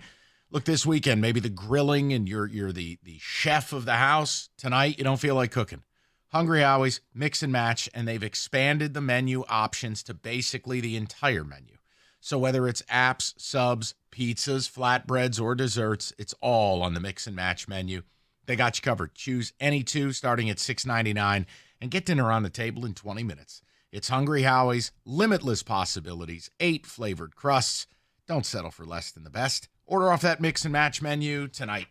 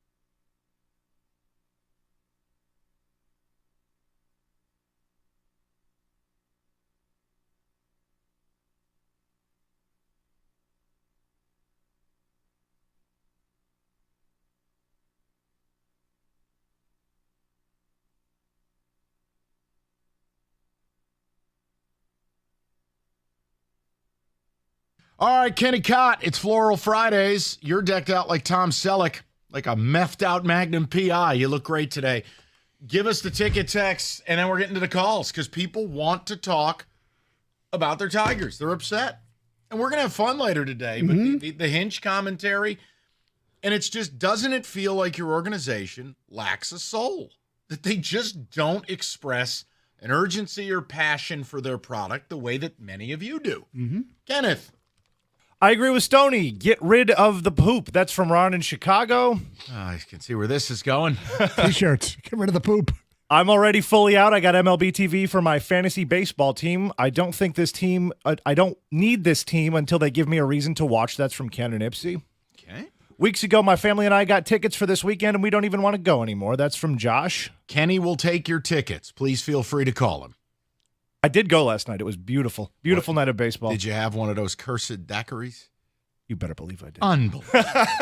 Got the orange one. Oh, it was God, great. it was terrific. Keep reading. Mike DFA, Zach McKinstry, move Perez to shortstop call-up. Henry Malloy, LFG. Look, I'm giving you solutions that are far from perfect, but if you can teach an infielder the outfield, you can teach the outfield the infield. He's the same guy. I want more Wenzel Perez. And because you didn't bring in a shortstop, and because apparently the only option was Kreidler. Right, who was having a horrible spring. Right. He's a very good fielder, but. Right. But it just, I'm at a point where what does it even mean anymore? What does it matter? I'm tired of giving Hinch the benefit of the doubt. When does he absorb some blame? That's from Scotty. Yeah, I think while he is not their biggest problem, I don't think he's helping them a lot of nights. No. I think the lineup is zany. I think they're benching Carpenter too much. And I think his bullpen usage and / late game pitching usage has been not sharp. Yeah, suspect. Great word. Yes. Let's go to Tyler, 97.1. Hi, Ty. How you doing? Mike and Mike, how are you doing, guys? Good. Good, brother. What's up? Hey, so I think it's – I have a couple points, but I think it's crazy we're having this conversation with a little over a month ago. We were talking about how it was an awesome start to the season. It was like 5-0 or 5-1 or something, and now we're at this point. But I think I just don't know who can go to these games. Like, you're going to literally watch a game where your home team's not getting a hit through at least 5 innings. Yeah, well, wait till next week when the young guns for Pittsburgh come in for 2. Skeens and Jared Jones. And we know how expensive cable is now, so I got rid of cable to go to streaming. And I'm like, well, YouTube TV doesn't carry Bally, so I'll go to Fubo. It's like $80 a month or something. And I'm already canceling this before Memorial Day because I just can't watch it. I mean, I'm watching no-hit baseball through at least more than half of the game. So, Tyler, answer my question for me. Do you feel that the organization feels a little soulless? That from the owner to the president to the manager, no one really communicates urgency or angst? I agree. No, 100% agree. I mean, no Scott Harris, no Chris Ilitch. It's a dumpster fire. It's going to end up being the longest rebuild in Detroit sports. I mean, we have the Lions. That's where we're at nowadays. I mean, the Tigers are at the bottom along with the Pistons. I mean, you could toss your head at which one's worse, but I don't know. We'll get that. We'll get to that in historical way later in the program. By the way. Yeah, it's pretty bad, guys. It's pretty bad. I don't know. That's all I got. Appreciate it, Ty. Enjoy your weekend. By the way, if those who like to spend money to go see the other team play, Jones will be pitching against Scooble on Tuesday and Skeens against Flaherty on Wednesday afternoon. Good luck. Yeah. You may as well cue up the Liam Neeson. Good luck. Yeah. Listen, but, go down there and watch Skeens pitch. Yeah, I've never been a big fan of the whole. I want to see the other teams play. I mean, what are we doing here? Well, sometimes you have to reserve. Baseball, I used to always, even as a kid, if, I don't know, somebody was coming in to pitch, you'd go watch Tom Seaver or whatever. You know the sad part to me, and I know not everyone's in love with it, but it's sad because it actually is a really good park. Comerica's a good park, man. Like here's my word for fine enough? Just forget the enough. It's fine. Okay. That's all. I'm making a point to you. I've been to a hell of a lot of MLB parks. Yeah. All right. Is it PNC? No. Is it Fenway or Wrigley? No. I can tell you unequivocally your park is much better than Yankee Stadium. It is much better than Citi Field. It is much better than several parks I've been Well, it's definitely better than where the guaranteed rate. I've been there. I'm just making a point. Yes. I think the downtown locale is good. The park itself, and look, maybe nostalgia's perverting reality. You remember and I remember what that place is like when this team is good. Oh, yeah. Okay? I just cannot understand how you can own a baseball team knowing they have not been relevant in a decade and be this laissez-faire about it.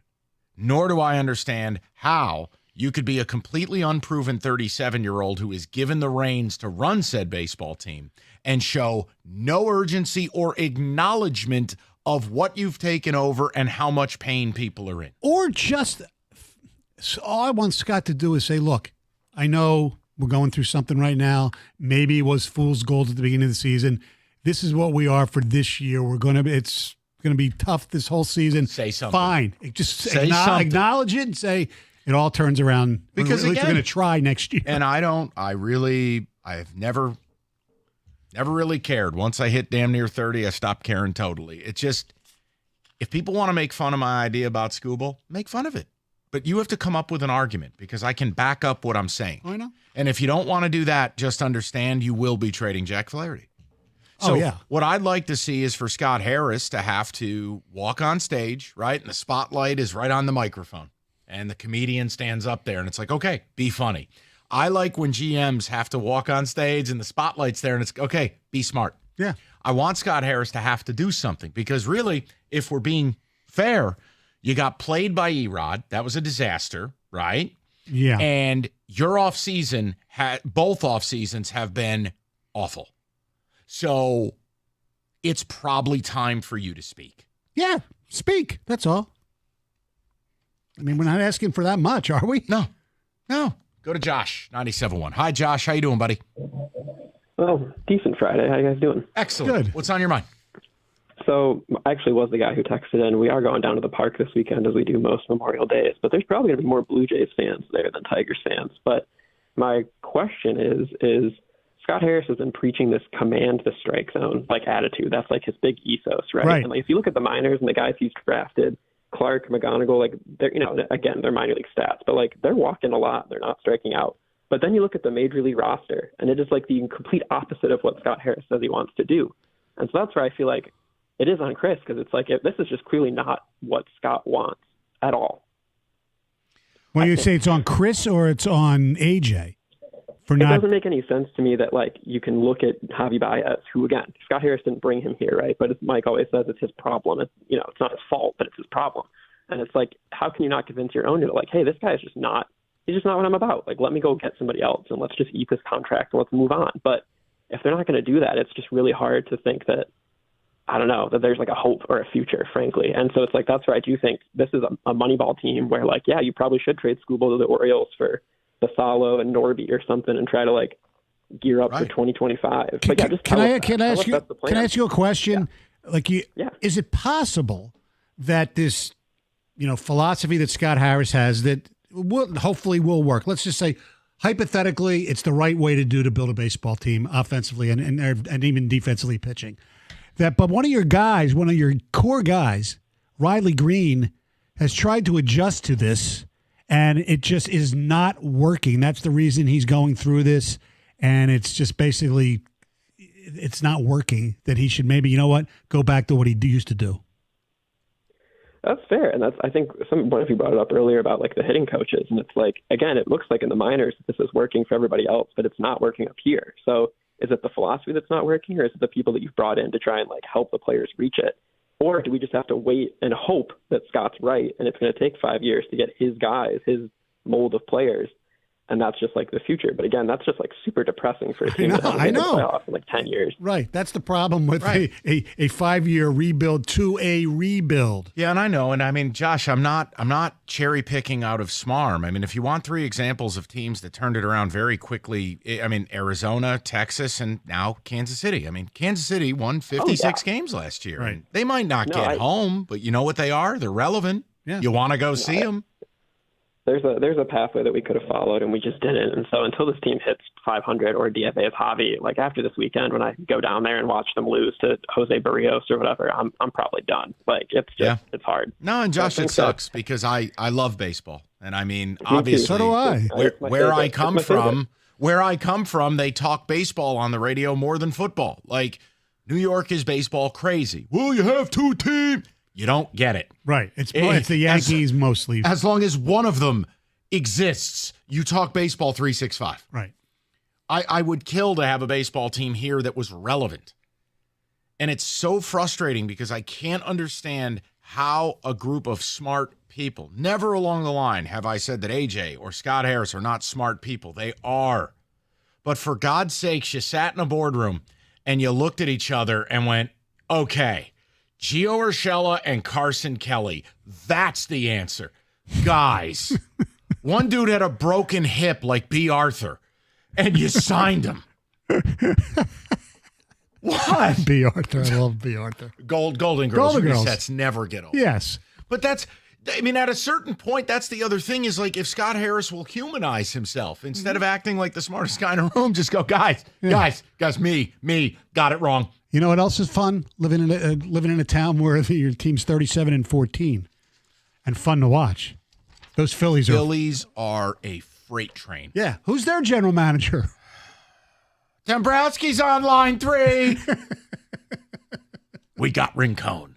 All right. So weather's got us ready to leave. Hell, Tigers have everybody ready to leave. Moran Buick GMC has got you covered. A 24 GMC Terrain starting at $279 a month. The 24 Encore GX, $229 a month. Both 36 months. Both $19.99 down, and you are ready to roll. You need service on your vehicle before the road trip, MoranExpress.com. You get the free loaner, so you don't have to sit there staring at a vending machine. Moran Buick GMC has got you covered, and MoranExpress.com. It's where you always get the best price, period. It's on Telegraph, just north of Eureka and Taylor. And it's Moran Buick GMC. We are professional grade.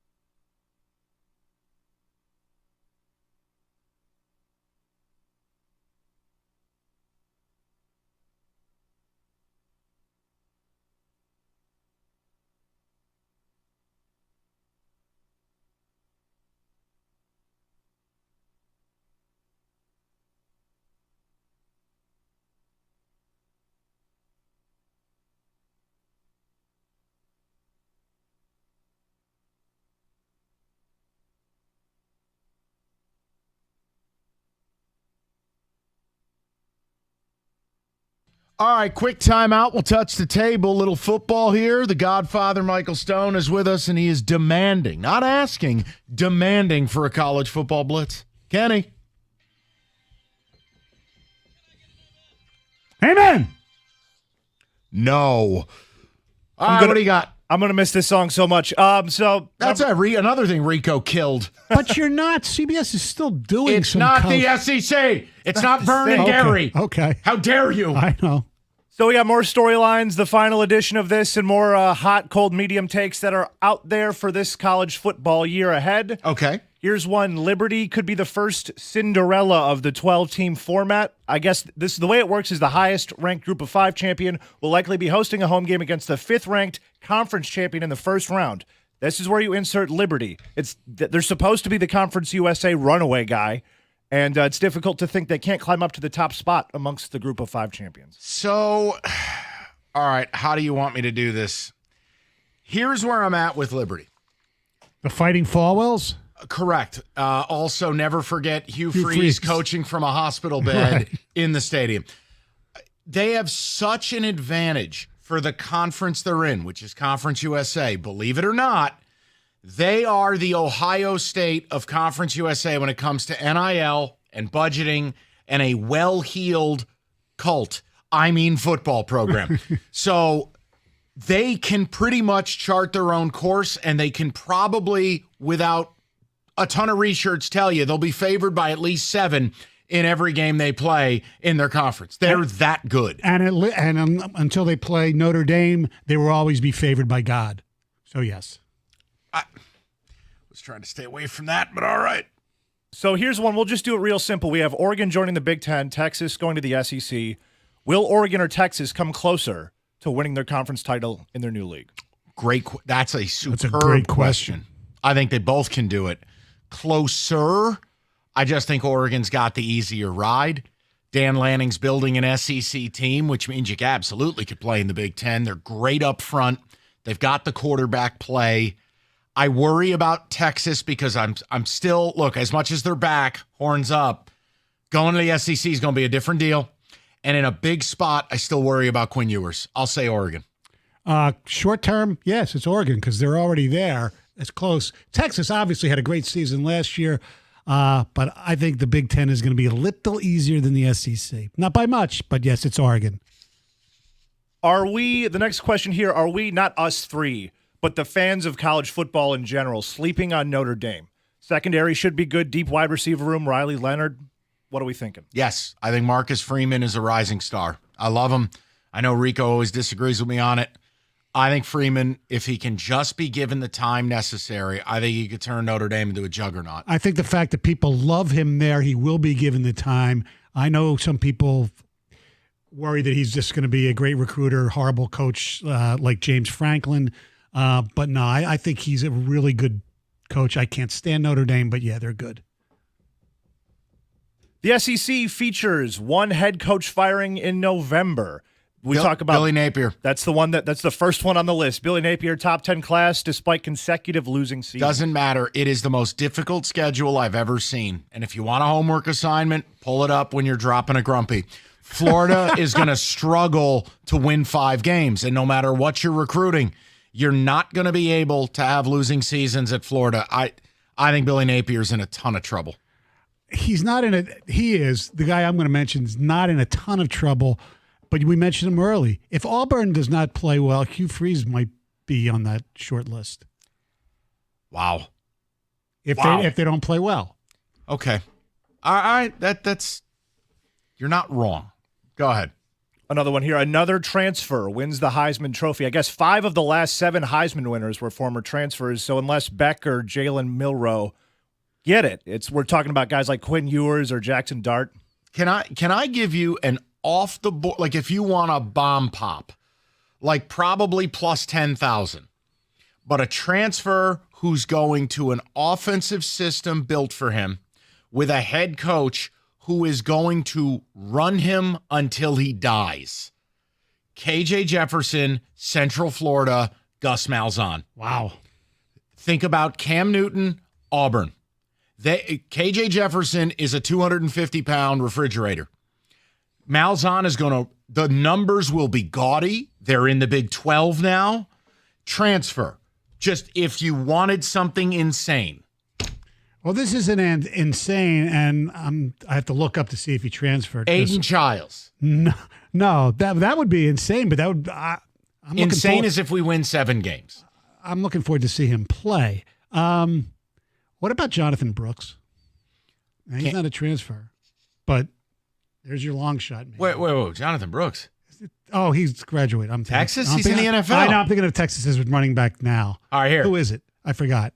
I'd have to look. Honestly, I got to look. Bad by me. Relax. It's May. I'm pretty sure I got time to get my stuff together. Carry on. The Big 12 title race will come down to the final weekend. The final weekend could have conference title game significance. Utah, UCF, Kansas State, Iowa State, West Virginia, Texas Tech, Kansas Baylor. Agree with all of the above, and I do think Texas Tech bounces back. McGuire's way too good of a coach. They're recruiting way too well. They gave away that Oregon game last year. Yes, I think the Big 12, while not nearly of the same quality, is going to be a ton of fun. I think I'm thinking, by the way, of Jaden Blue. All right, Cedric Benson. I mean, whatever you like. Let's keep it moving. My God, Mike. Jesus. Go ahead. Jamal Charles. The SEC will rudely welcome Oklahoma. SEC opener against Tennessee. Trip to Auburn. 5 games against top 25 teams over the final 7. Trips to Missouri and LSU. It'll be a tough road ahead for these guys. It will, and I feel bad for Brent Venables because... Why? I don't know. I always liked him as a defensive coordinator, and he's getting his act together slowly, but the word is slowly. Yeah, they're going to have a trouble their first year or 2. I agree totally. Plus, I don't know anything about Jackson Arnold. Is he any good, or is he the next Klubnik? I have no idea. So with the new expanded playoff, there's new expectations for programs that originally wouldn't have been in a playoff position. So let's talk about it. There's a bunch of coaches that normally aren't there that could be there now. So buy or sell, do you think they could do it this year with the expand? We got James Franklin, Penn State. To the playoff? To the playoff. Yeah, I mean, a 2-loss team will get in. He'll lose to the 2 best teams they play. That's his MO. Yeah. Lane Kiffin, Ole Miss. My pick to win the SEC. I think they are loaded for bear. Saban's gone. LSU takes a step back. It's a more open schedule. They have a Heisman Trophy candidate at quarterback. And maybe too biased, but for some reason his teams always screw up when they in the pressure situations. So I think they'll screw up at least more than twice, and they won't go. This one hurtful. I know. I like them because I love their unis. We have a head scratcher here. Lincoln Riley, USC. I don't see that happening. It could. I think USC is in a lot of trouble. As confident as I am that Oregon will handle the transition because of team building, is my lack of confidence in USC. Right. You're losing their quarterback.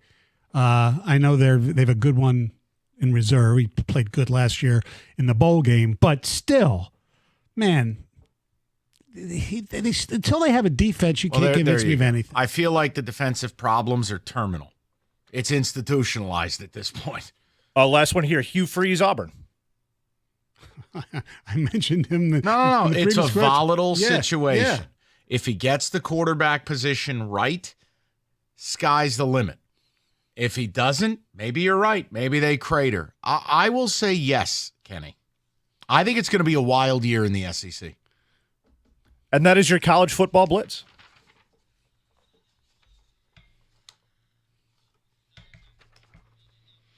NBA playoffs, FanDuel. All customers 2 chances to bring home a win with a no-sweat same-game parlay every weekend. Place an SGP on any playoff matchup. You get bonus bets if you don't win. Basically, just take the under on anything Jason Tatum for 3, and you're a winner. FanDuel.com/ticket. Shoot your shot on America's #1 sportsbook. FanDuel, the official sports betting partner of the NBA. 21 and up, present Michigan. Minimum 3-leg parlay required. Refund issued, non-withdrawable bonus bets that expire 7 days after receipt. Max refund $5 unless otherwise specified. Restrictions apply. See terms, sportsbook.fanduel.com. And if you have a gambling problem, call 1-800-270-7117.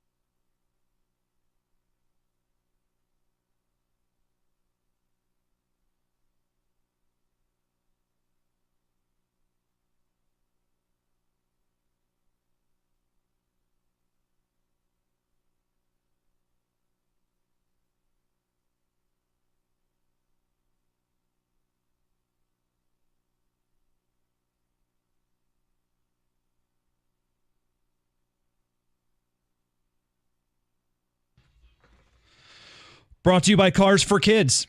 Tigers have lost 14 of 19. They'll turn to Matt Manning tonight to try to snap this 5-game losing streak. Alek Manoah on the mound for Toronto. It's a 6:40 first pitch right here on 97.1.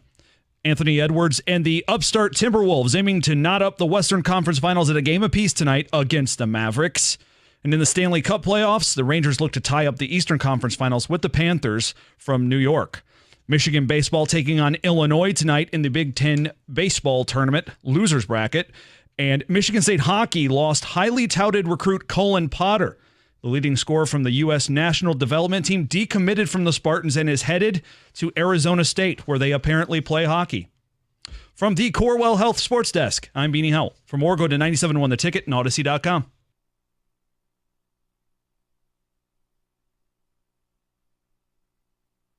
Yeah, they play in that Mullet Arena, the Arizona State hockey team. I don't know really what to say. We're doing hockey decommitment news. All right. 3 o'clock, great to have you. Mike Stone with me, Rico on vacation.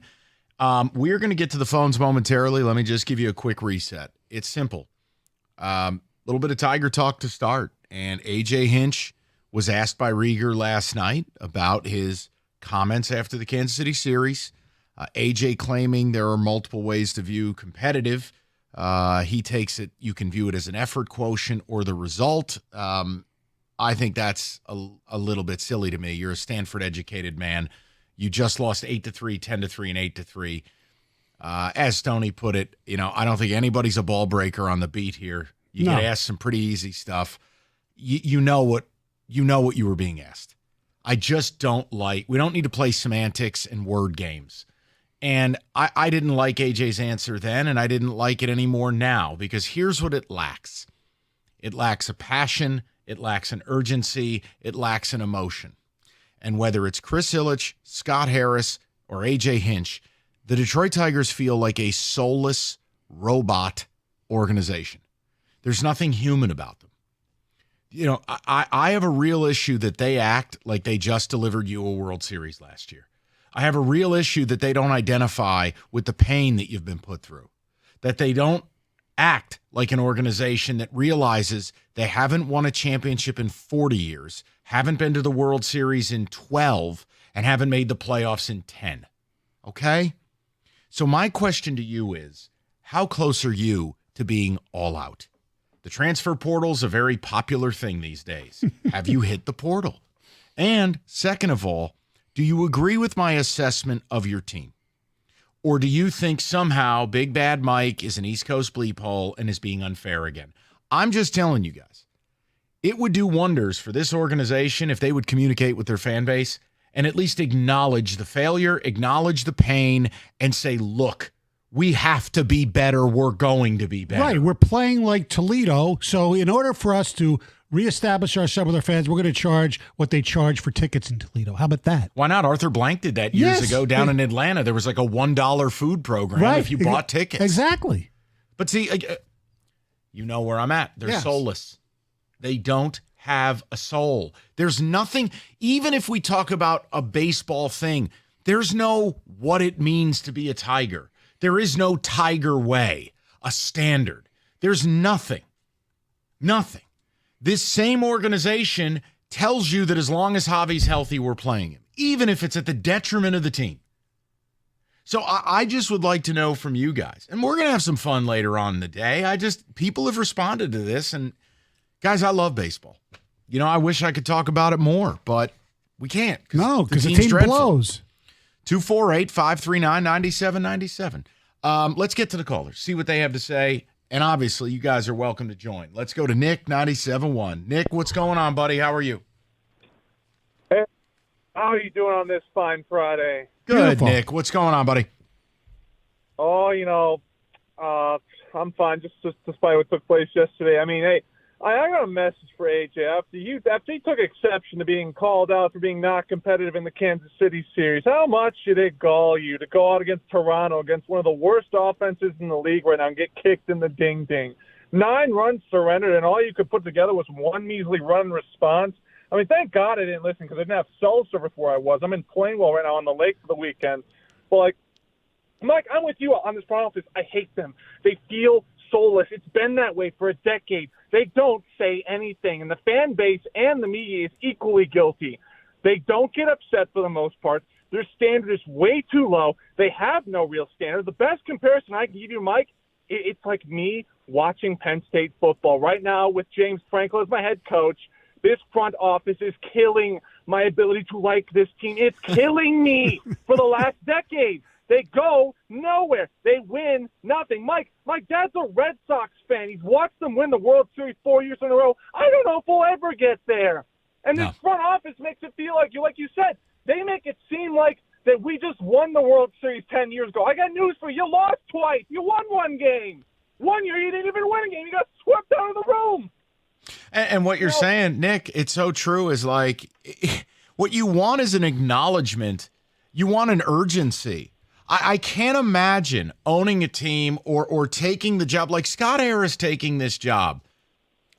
Sorry, man. Like, I know it's not your fault, but it's your problem. You're the new CEO, and you got it.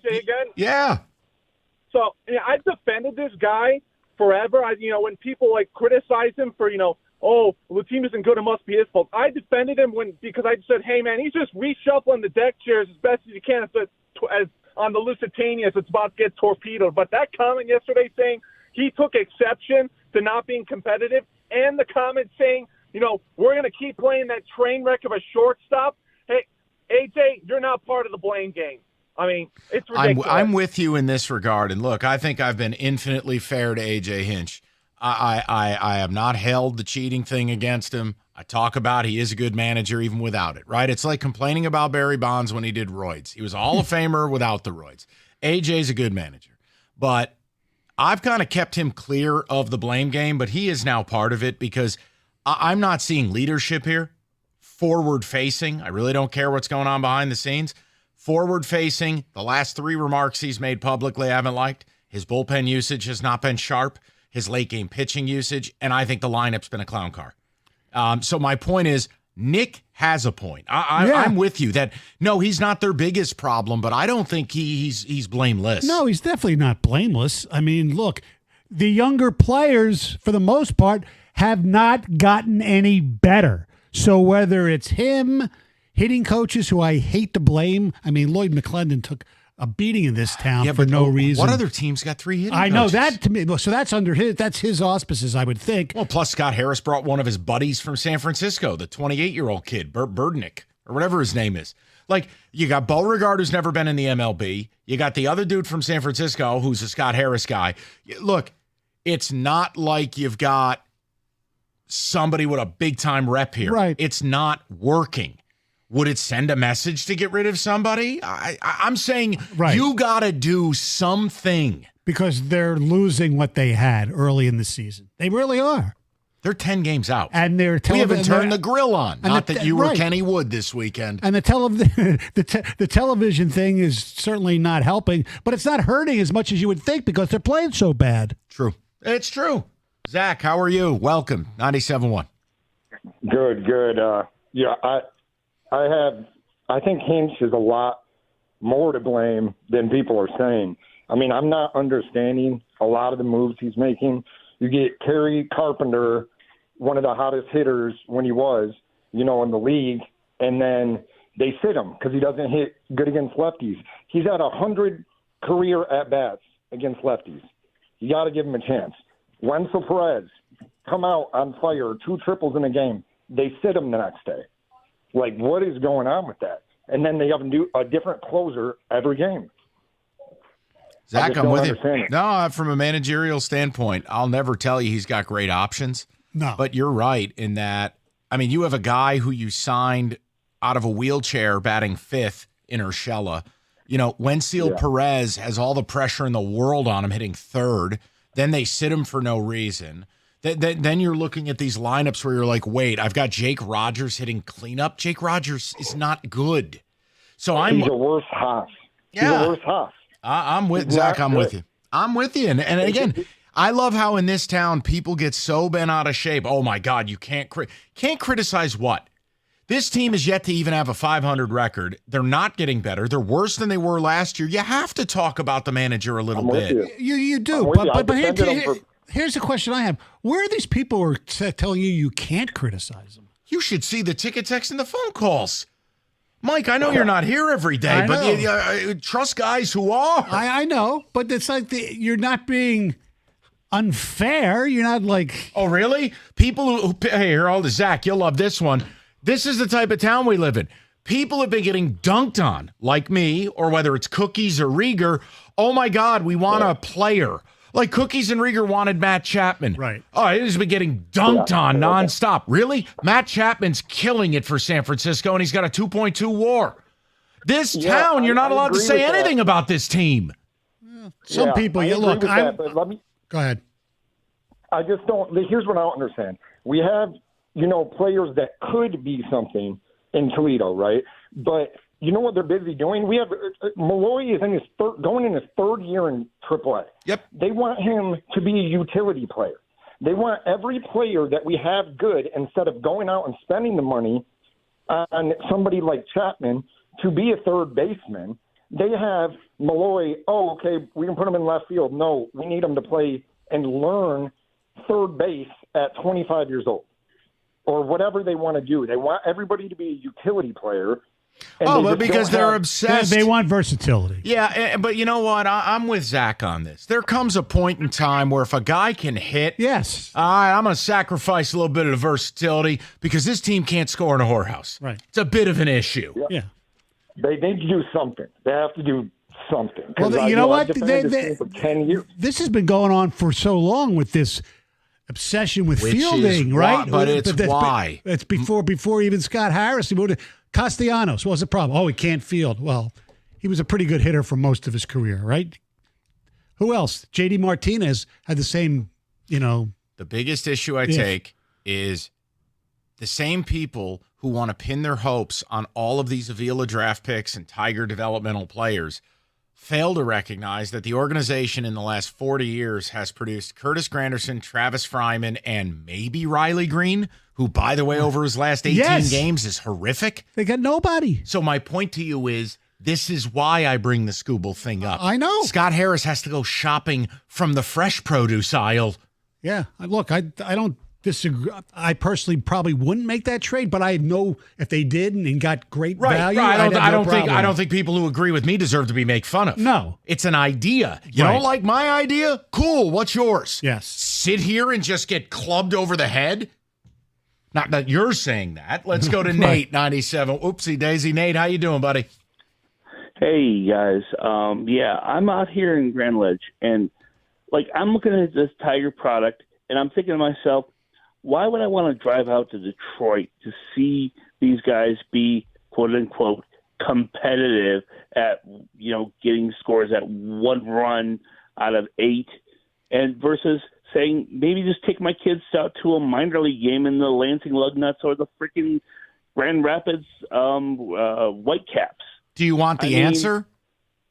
Yeah. You wouldn't. Exactly. That's your answer, my brother. You wouldn't. Exactly. They're not providing that competitive game where I'm like, why would I want to drive out there? And it's just, it disappoints me because I have strong memories of going out to America Park, taking my dad out to Sunday Night Baseball and seeing these great competitive games in the Leland and whatnot. And it's just, it infuriates me because I want to see this great product. It's bad. It's crap. It's poop. Whatever word you want to use. All right, enough with the P word, will you? 248. How about dreck?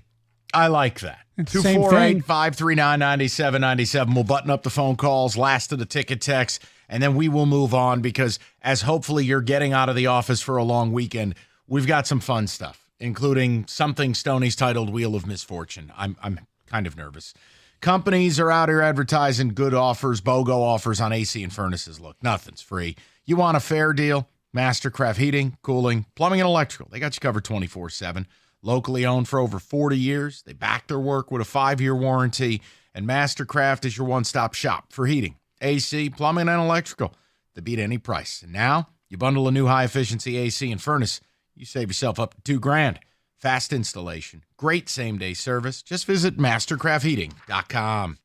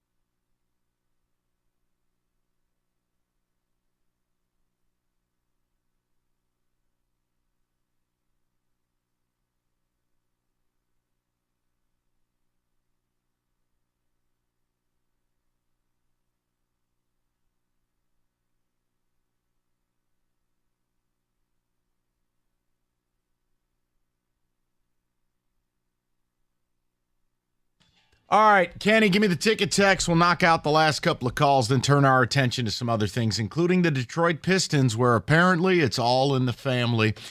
Stoney's going to have to convince me on this puppy. Kenny, what do you got for me?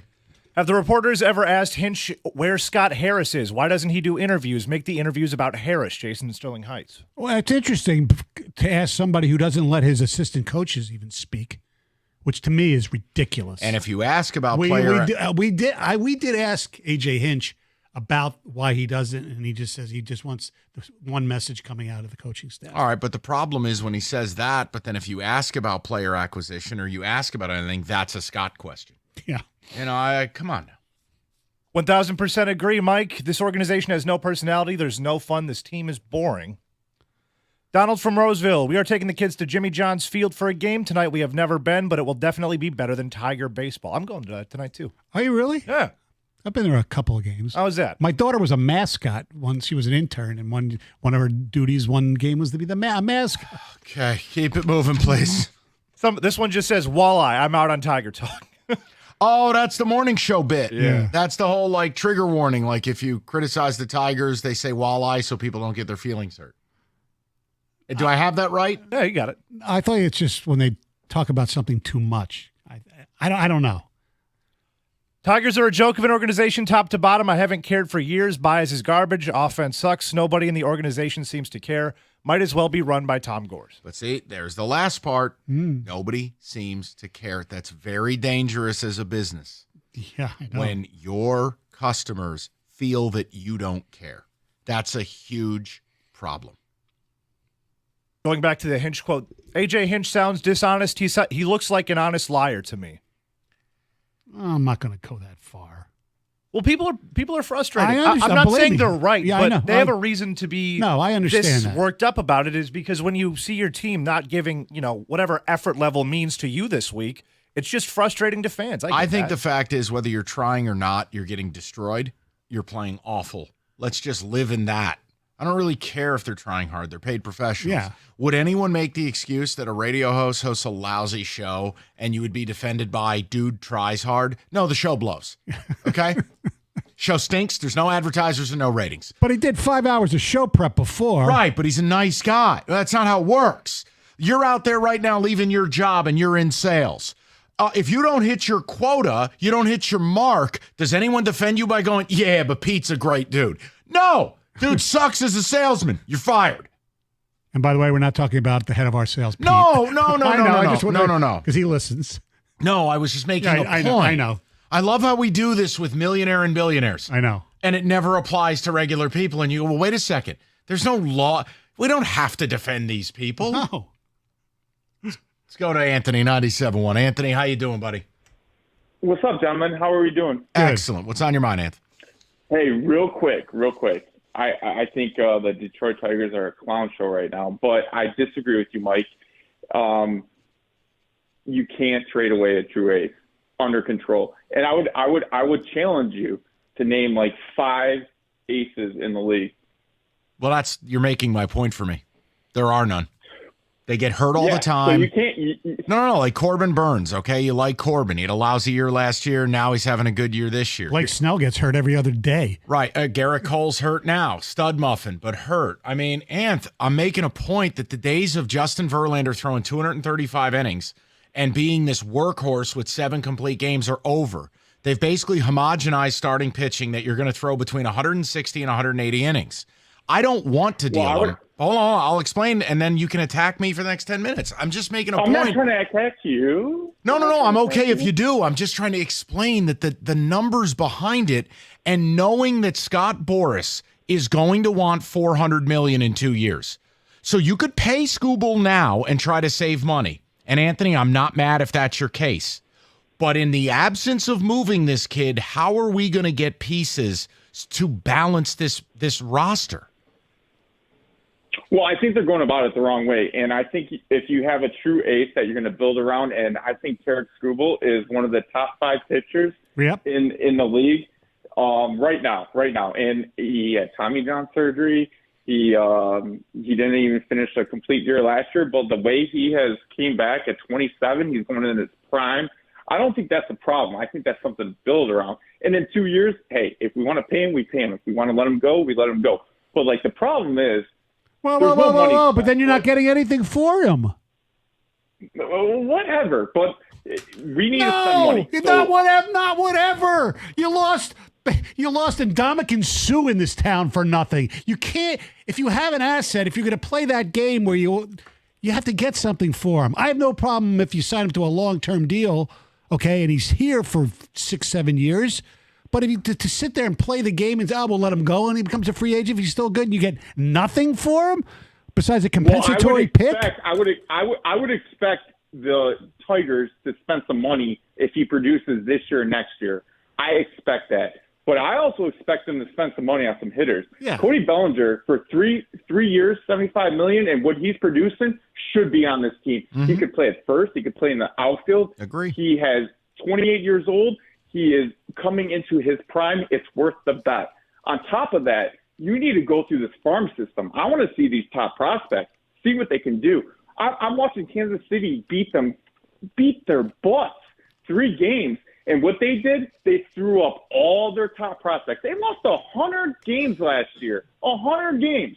They threw up all their prospects. They're all homegrown. And they were like, who could play? Who can play? And what are they doing this year? They're going to maybe win the division. So yeah, the other thing that they did, and I know it again, they had needs in the pitching department. They spent $105 million, a record for their franchise to address it. And you're right, Anthony. They do need to spend. Look, whether you wanted Bellinger or JD or Matt Chapman, you could spin a wheel. Any of the players listed would be helping. Justin Turner for a year, for sure. crying out loud. No, I'm with Anthony 100% on that. Whether we disagree on this Scooble thing, it's no big deal. Anthony has a point, and so do I. How about this? Very few people are going to disagree about the offense thing. The idea that they went through an offseason and Mark Canha was their major acquisition, that's a disgrace. You want to know something I'm sick of? Sure. I'm sick of seeing Torkelson miss fastballs right down the middle. That was 1-1. Yep. Anthony, It's unbelievable. That is the biggest frustration with the team. With all due respect to the hate on Scott Harris or AJ or even Chris Ilitch, the fact that Spencer Torkelson and to a lesser extent, and we're seeing it now, Riley Green, the two guys who towards the second half of last year, and Tork with all those bombs, and Carpenter's actually been okay, they have not gotten any better. They've gotten worse, Torkelson and Green. That is the root of the problem of this baseball team. Oh, it's a huge part of it, but it also lends itself to why I said we need veterans to insulate these young guys. Yes. You'll see better pitches. You'll be in better counts. You will have more people on the base paths. Or better yet, they have to pitch to you because they do not want to face what's behind you. The idea that they walked into this season and this was the plan, I'm sorry. Mike, what scares me is Scott Harris thinks he can redo history where his 1 year as GM in San Francisco, they won a zillion games with a bunch of nobodies. You remember that team? Yes. And they got promptly broomed right out in the playoffs. The point I'm making is that's not a winning formula. They don't have Yaz's grandson either. Oh, Mike Yastrzemski. There you go. Good for you, huh? Yeah. Coming up at 4:15, Camilo Duvall highlights. All right. Well, good by you. 248-539-9797, America's favorite place to watch sports. Stadium Swim, Circa Resort and Casino. All the best games, best viewing experience built for you, the fan. 6 pools, 3 levels. Perfect view of the big screen at a great outdoor sports book. It's all there for you at Stadium Swim. Book your spot today at circalasvegas.com.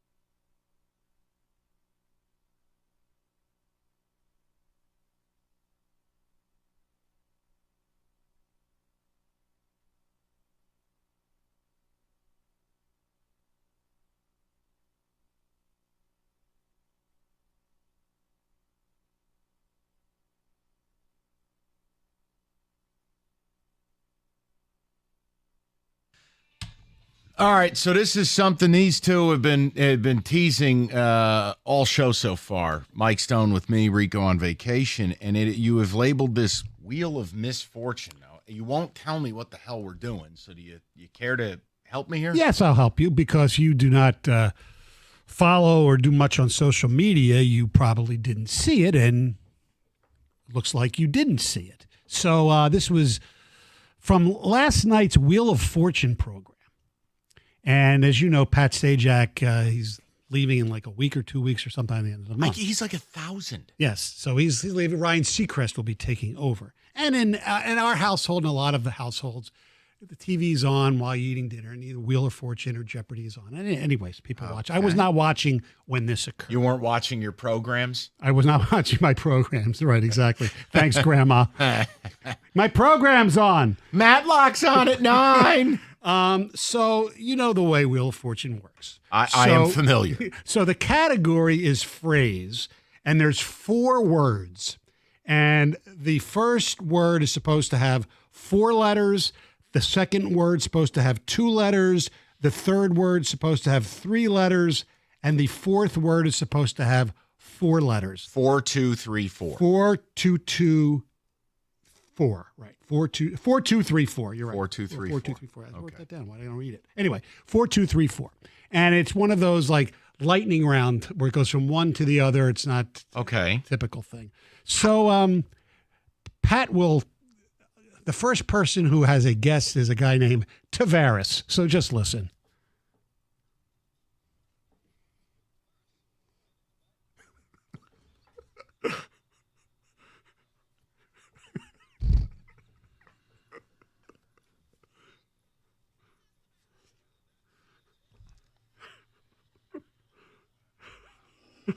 First of all, I have no words. You have to look at it and see the reactions, number one. It's Wheel of Fortune. That's not even a remotely provocative show. I know. That can't be your guess. Okay. Not only that, the word right is 5 letters. It's not 4. Oh, God. You think Tavares will I don't know how much. I didn't watch the whole show. Here's what this reminds me of without seeing this. I remember a famous clip of Family Feud. And I think it was like something you wish you could lose. And the guy literally goes up with a straight face, hits the button and goes, "My wife." And I'm like, oh. Oof. Well, there's a famous one back in my day with the Newlywed Game where they said something about, I forget what the question was, but it wasn't that. It was in the butt, Bob, because the host was Bob Eubanks. And it's just really, really famous. Yes. Okay. All right. Thank you. Sufficient. And now, did Sajak, was there anger? No. Hold on. Play the clip one more time. Was there a gasp? Well, he said no. Yeah, the gasp is from the audience. Let me hear this.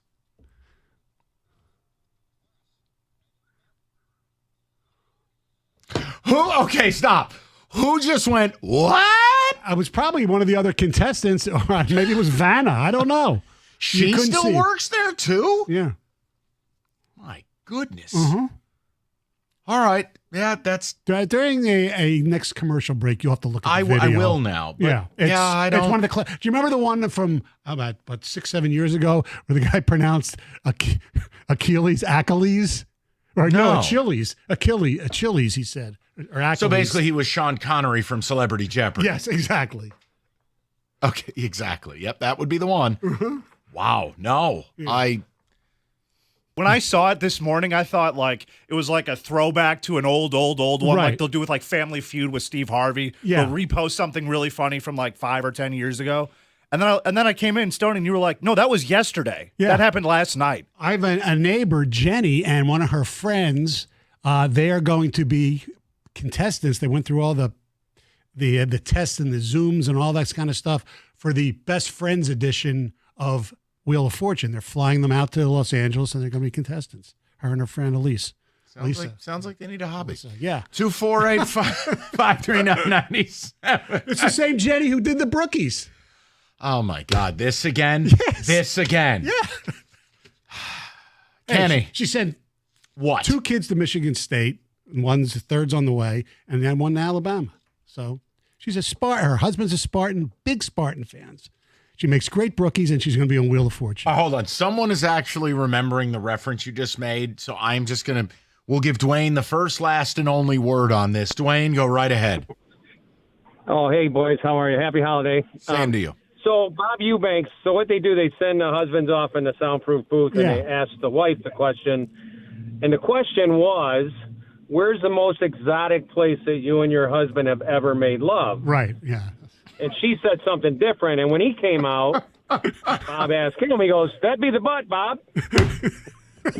Now, is there a soundbite of that? There's video, I believe. Oh, yes. I think there's a video of it. It's hilarious. Yeah. All right. His wife he almost got knocked out by his wife. I'm not kidding. It was incredible. So. All right, Stoney, you'll have to cue that up during the commercial break as well. Dwayne, I'm glad you called in because for a second I thought Stoney was making it up. No.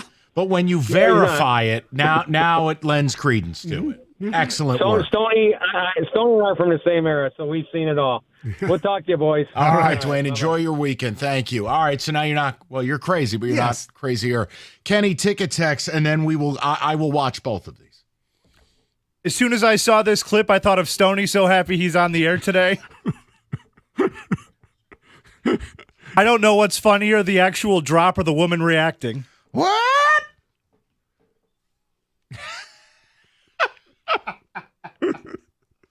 I can't believe these things keep happening. I know it's supposed to be like national TV. Yeah, but why can't you? You have to understand, first of all, the type of people that go on these game shows, they don't have a lot going for.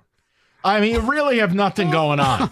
So Jenny's going to be very upset with you. Jenny's taking bullets out here. First the brookie, now this. No, it's a general remark. It's not exclusive. I'm saying a vast majority of.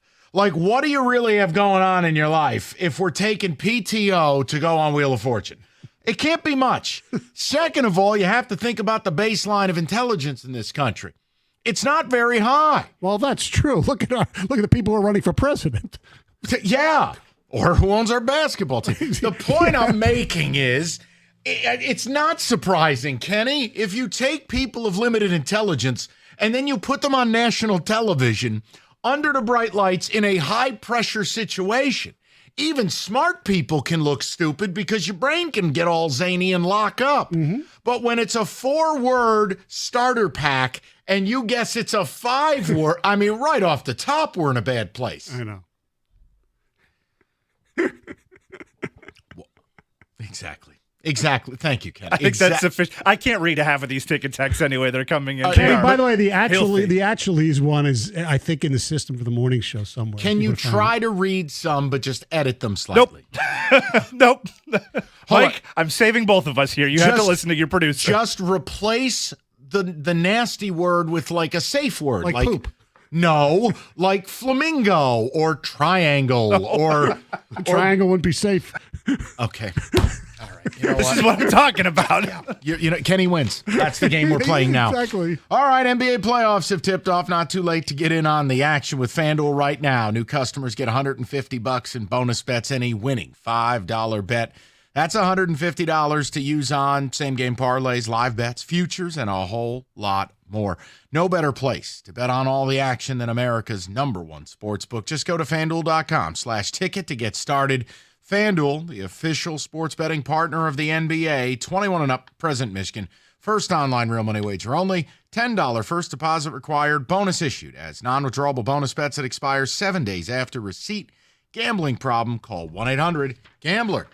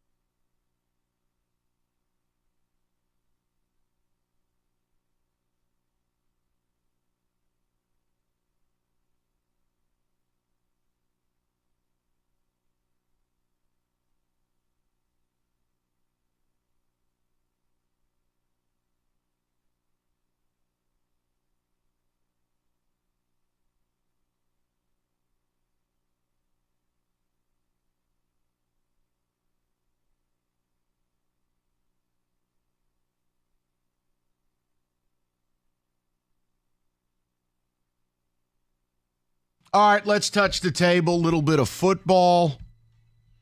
It's time for football today.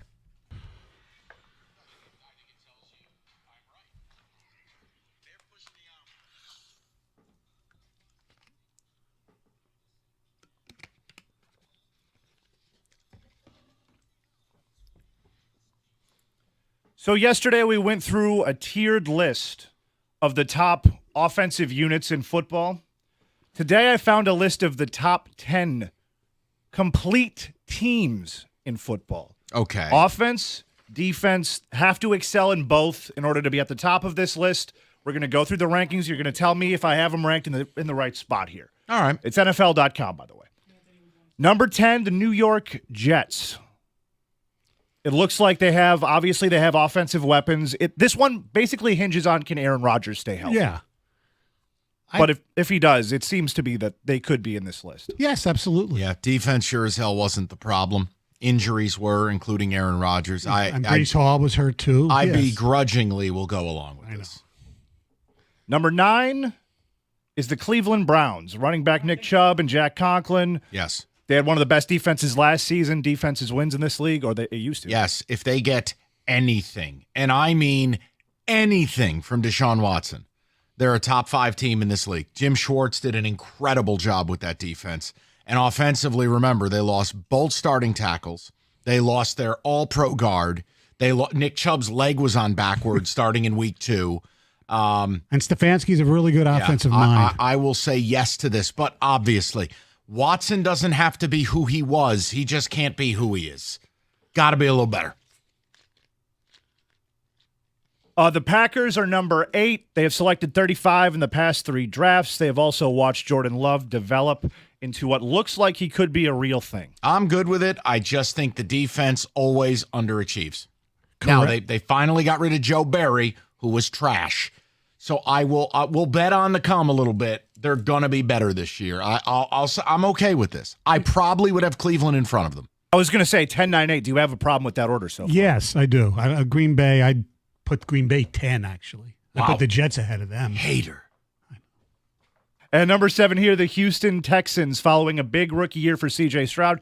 The only issue that you have here is it's a rookie year from C.J. Stroud. Can he replicate it? They got a bunch of weapons around him. They had a big offseason. Okay, but here's the thing, and I'll lean on Stoney for this because it's not a joke. I just wasn't old enough.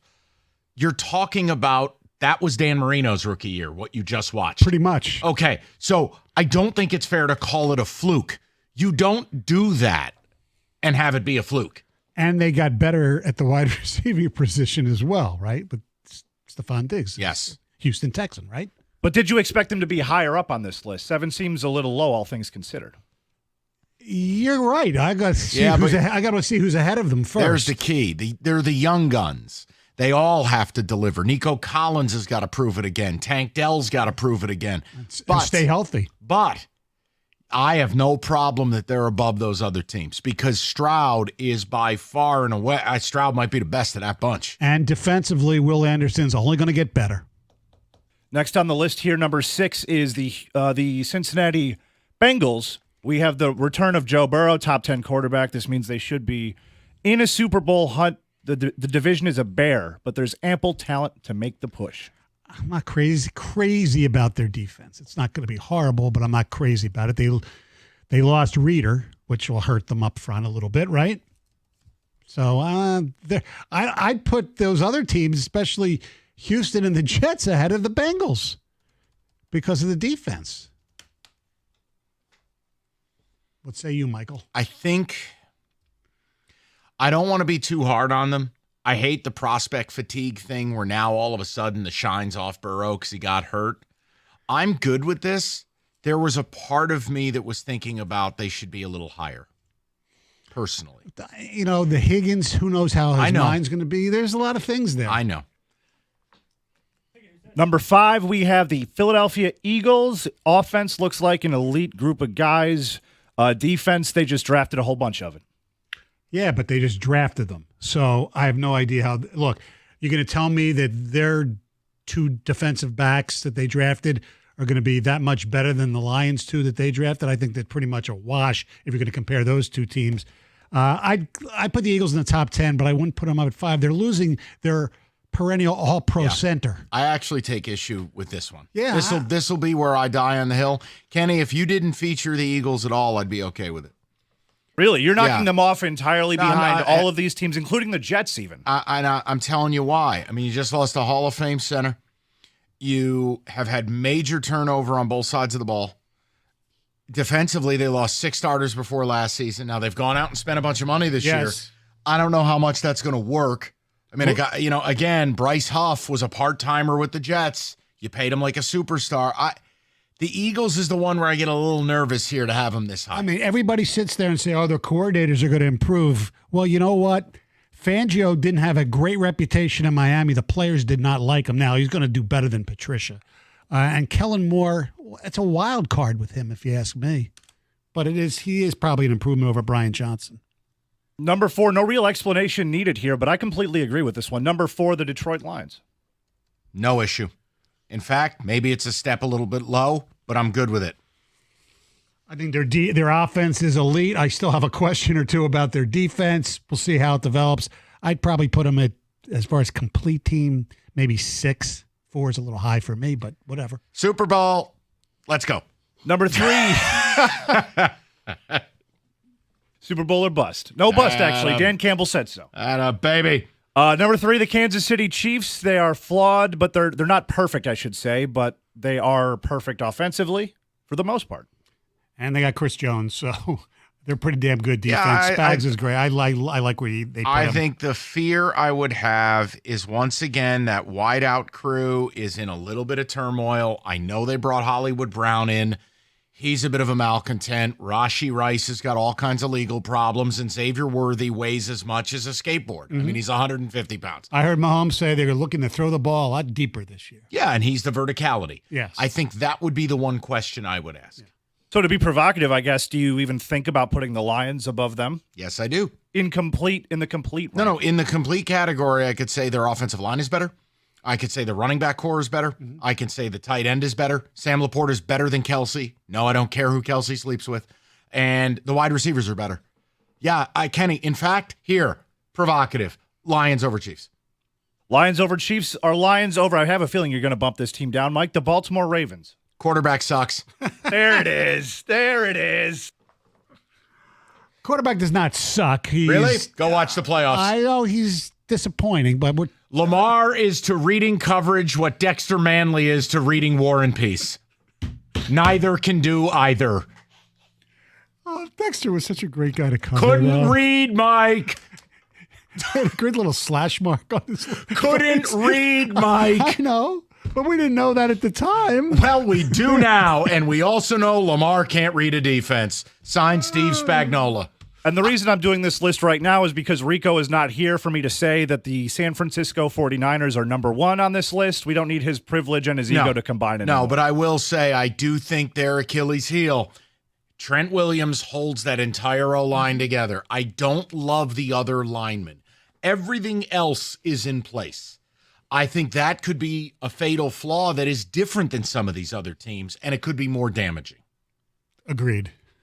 And that is In Football Today.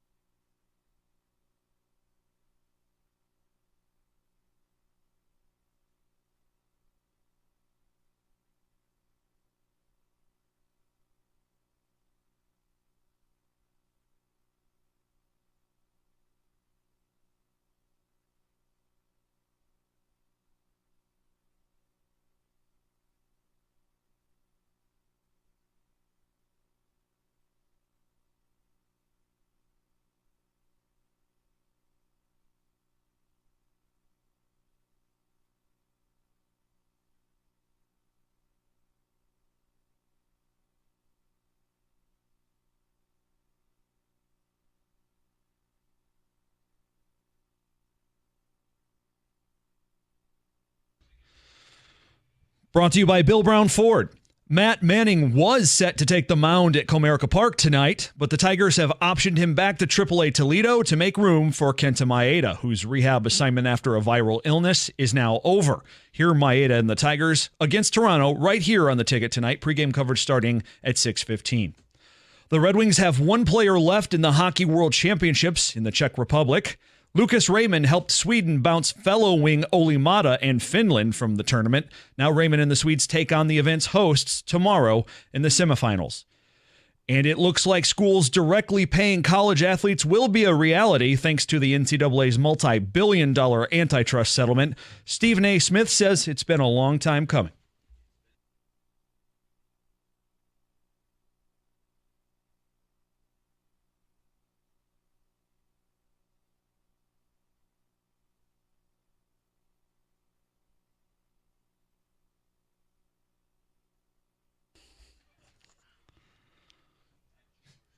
From the Corewell Health Sports Desk, I'm Beanie Howell. For more, go to 97.1 The Ticket and Odyssey.com.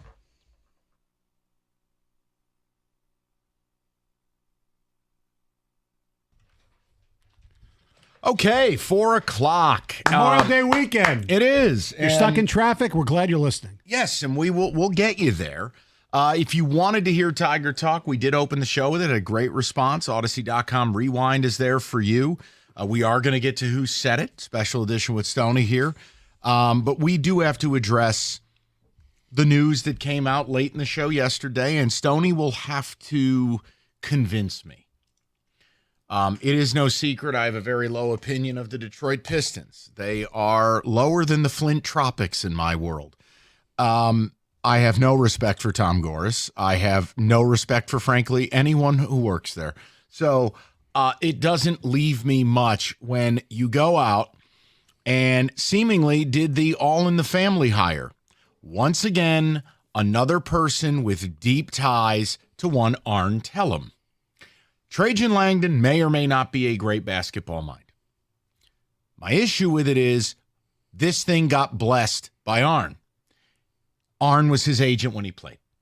I think that marks now the 11th Tellem-connected player that is repped by either Arn, knows his kid Eric, or knows his now agent son Michael. Guys, it's a thing. It's a problem. And this franchise in NBA circles is viewed as a clown car. Now, if Trajan is a great basketball mind, we're going to find out real early, because here's my fear with this. If he is not allowed to come in here like Ari Gold with a paintball gun and do what he needs to do, we're dead. And we'll just have to start over again. Now, I'm going to be fair to Trajan Langdon. I will let his work speak for itself, but I will tell you up front, I do not like the connection to Arn Tellem. Just like I don't like seeing mock drafts with Bezelius in there, because who's his agent? Michael Tellem. Guys, it's real. So you need to convince me that this is a great hire, because here's where I'm at. It should have taken that long to fire Troy Weaver. Fired. Well, since he is not signed yet, I'm not going to have Trajan Langdon fire Troy Weaver. I'm signing my contract next week. You're fired today. Well, that's not going to happen. Okay. I'm not going to tell you it's a great hire. Fired. But I'm going to give you some facts and let people determine whether it's going to be a great hire, because we won't know it's a great hire until he tries to put this team together. Hold, please. Yes. Okay. Caffeine time. Let's do it. Here we go. All right. I also talked to somebody around the association about Trajan Langdon and what his reputation is. We all know the Pistons, yes, you're correct, around this league, NBA media, and even NBA teams laugh at the Detroit Pistons. There's no doubt about it. I know this. It's factual. Okay. And the person told me Trajan is great, knows the game, very well respected, great human being, good personnel guy, which is what they needed.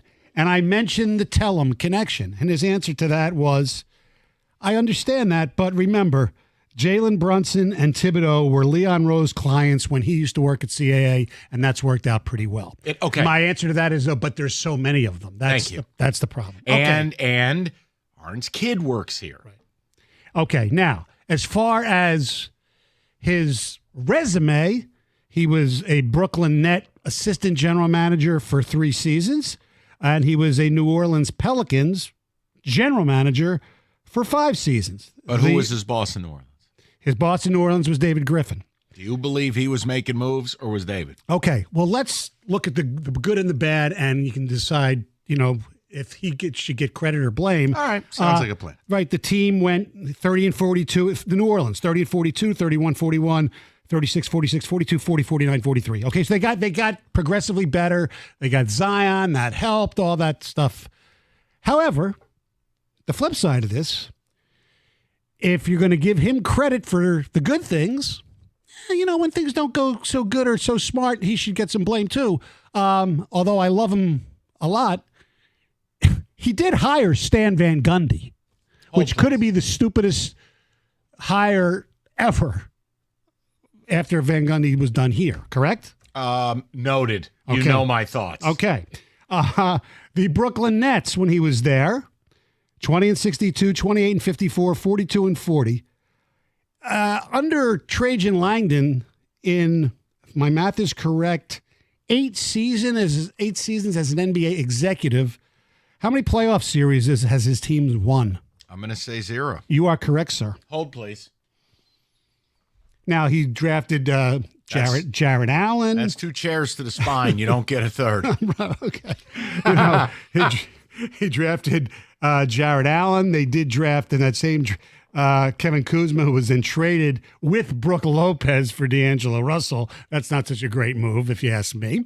So he has some really good and some things that didn't work out so good. Now, was that Griffin or whoever his boss was in Brooklyn for the good, but not the bad? So it's both. Exactly. So And again, he is very highly respected. And a good personnel guy. The person I talked to said, you know what the problem with that is? That sounds exactly like Troy Weaver. Exactly. Now, you can't do, and I really like Troy Weaver personally. You can't do worse than Troy Weaver. So he's got that going. Here's the deal with Trajan Langdon. Right from the get-go, when they do this press conference next week or whatever, if Troy Weaver and or Monty Williams is back for this team next year, I'm out. I'm done. I'm not done, but you know what I'm saying. It's ridiculous. There's no way, unless, which is impossible. Well, Gore says, "Well, I'm paying the guy." No, that's not Gore. Gore doesn't care. He'll write checks. I'm not worried. You can accuse him of being whatever, but he's not cheap. Smart, no. Cheap, no. If both are back, forget it. He's got to get rid of at least Troy, you would think. Now, if he gets rid of Monty and not Troy, we're still dead. That's kind of odd. No, it's simple. Listen, at that point, Troy Weaver would be a glorified scout. Right. Okay? Okay. He can't stay here. No. This is no different than Mitch Marner for the Maple Leafs. Okay? Maybe there are redeeming qualities, but you can no longer play professionally in Toronto. This just can't happen. Troy Weaver cannot stay here. No, I don't think so either. So here's my question to the people is, what would Trajan Langdon have to do for you to believe he's his own man, he's not an ARN bot, and that he's going to have complete autonomy and authority to do what's necessary? Like, if Trajan Langdon wants to walk through the door and trade Cade Cunningham, you have to allow him to do that. Correct. If Trade wants to walk through the door and say, Troy, I could pick my nose better than you can pick players, and he trades everything like Asur Thompson and Duran. Look, if Trajan Langdon wants Brandon Ingram here, you have to allow him to do it. Correct. I am going to let Trajan carve his own path, but I have a right to be skeptical. Right. And skepticism is healthy as an adult. Absolutely. You can't just sit there and say, Pistons hired him. He's got to be good. Right. If he walks in the door and his first big move in a month at the draft is drafting Michael Tellum's client, Bobby Bazalius. I'm sorry, Mike. I'm sorry. Like, I have a right to say enough. Right. You'd have to show me that kid is going to be a great player before I'll get rid of the Tellum angle on that. Look, if Trajan Langdon walks in and says, I'm taking Bronny James at 5 and I'm going to make a run at LeBron, I don't care how stupid it sounds. You've hired this man. You hire smart people and you let them be smart. I am very concerned still from the day party guy got here in his loud dress shirts, and the Platinum Equity twins were up there on stage. I am so Fred and Bob's Excellent Adventure? Yeah, the Bobs. Or whatever what they were. would you say you do here? I have said from the beginning, there are too many effing voices. Too many cooks in the kitchen. Yes. All right? And I don't think it's good that Arn has his kid working here. I don't think it's good that multiple people view themselves as decision makers. Luckily, one of them has left for Phoenix. The point I'm making is I have a right to be skeptical while still being fair. Yeah. I will let this man operate. Absolutely. But no, I do not like the fact that they did the all in the family stuff. It's the same thing when schools try to shoehorn a coach in because he once took a dump on campus. No, you hired a best guy for the job. Mike, it's very scary to me. Believe me, I understand your skepticism. Leon Rose wanting Brunson in town is a one-off. Yes. This is 11 or 12 deep now. I'm not yelling at you. I know, just I get know. so frustrated. It's happening in plain sight. I get it. It looks bad. Looks like a duck, smells like a duck. You know whatever. what? You know what looks bad? Yeah. That's the message the Pistons have to understand. Right. We talked Tigers. These phone lines were full. Mm-hmm. We brought up them naming a new president of basketball operations. Paul Serra currently asleep on the phone. His face is on button 5, 6, and 7. Would they be more alive if the new president of operations was not from the state of Alaska? No, it has nothing to do with it. I know. I don't know if it would matter who they hire. I think we have got to see, as you said, next week, press conference. He's got to walk in, and Weaver and Monty are walking out in a box. Right. Now, if he does that, hey. Yeah. All right. This guy's going to do it his way. Correct. And I'll give him the leeway. My fear is it's too complicated. Right. So, okay, hypothetically, Troy goes, they keep Monty because they figured, you know what, 1 year is not enough to judge. I could live with that, but one of them has to go. Troy has to go. More specifically, Troy Weaver has to go. Yeah. This is Matt Millen on hardwood. I know. Come on. I know. I get it. Now, if he would agree to be just a scout, I'd have no problem with it as long as he's not making not making decisions. What difference does it make? No, get out. You don't fire a CEO and then let him clean the toilets at night. Here's a box. Leave the building. Get out. He should have been fired the day he threatened a fan.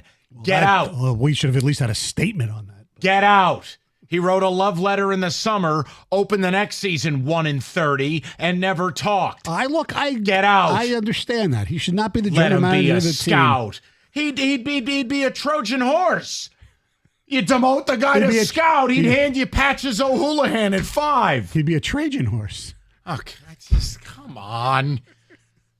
We'll get some ticket text. We'll move it along. If anybody cares about the Flint Tropics, you can give us a call.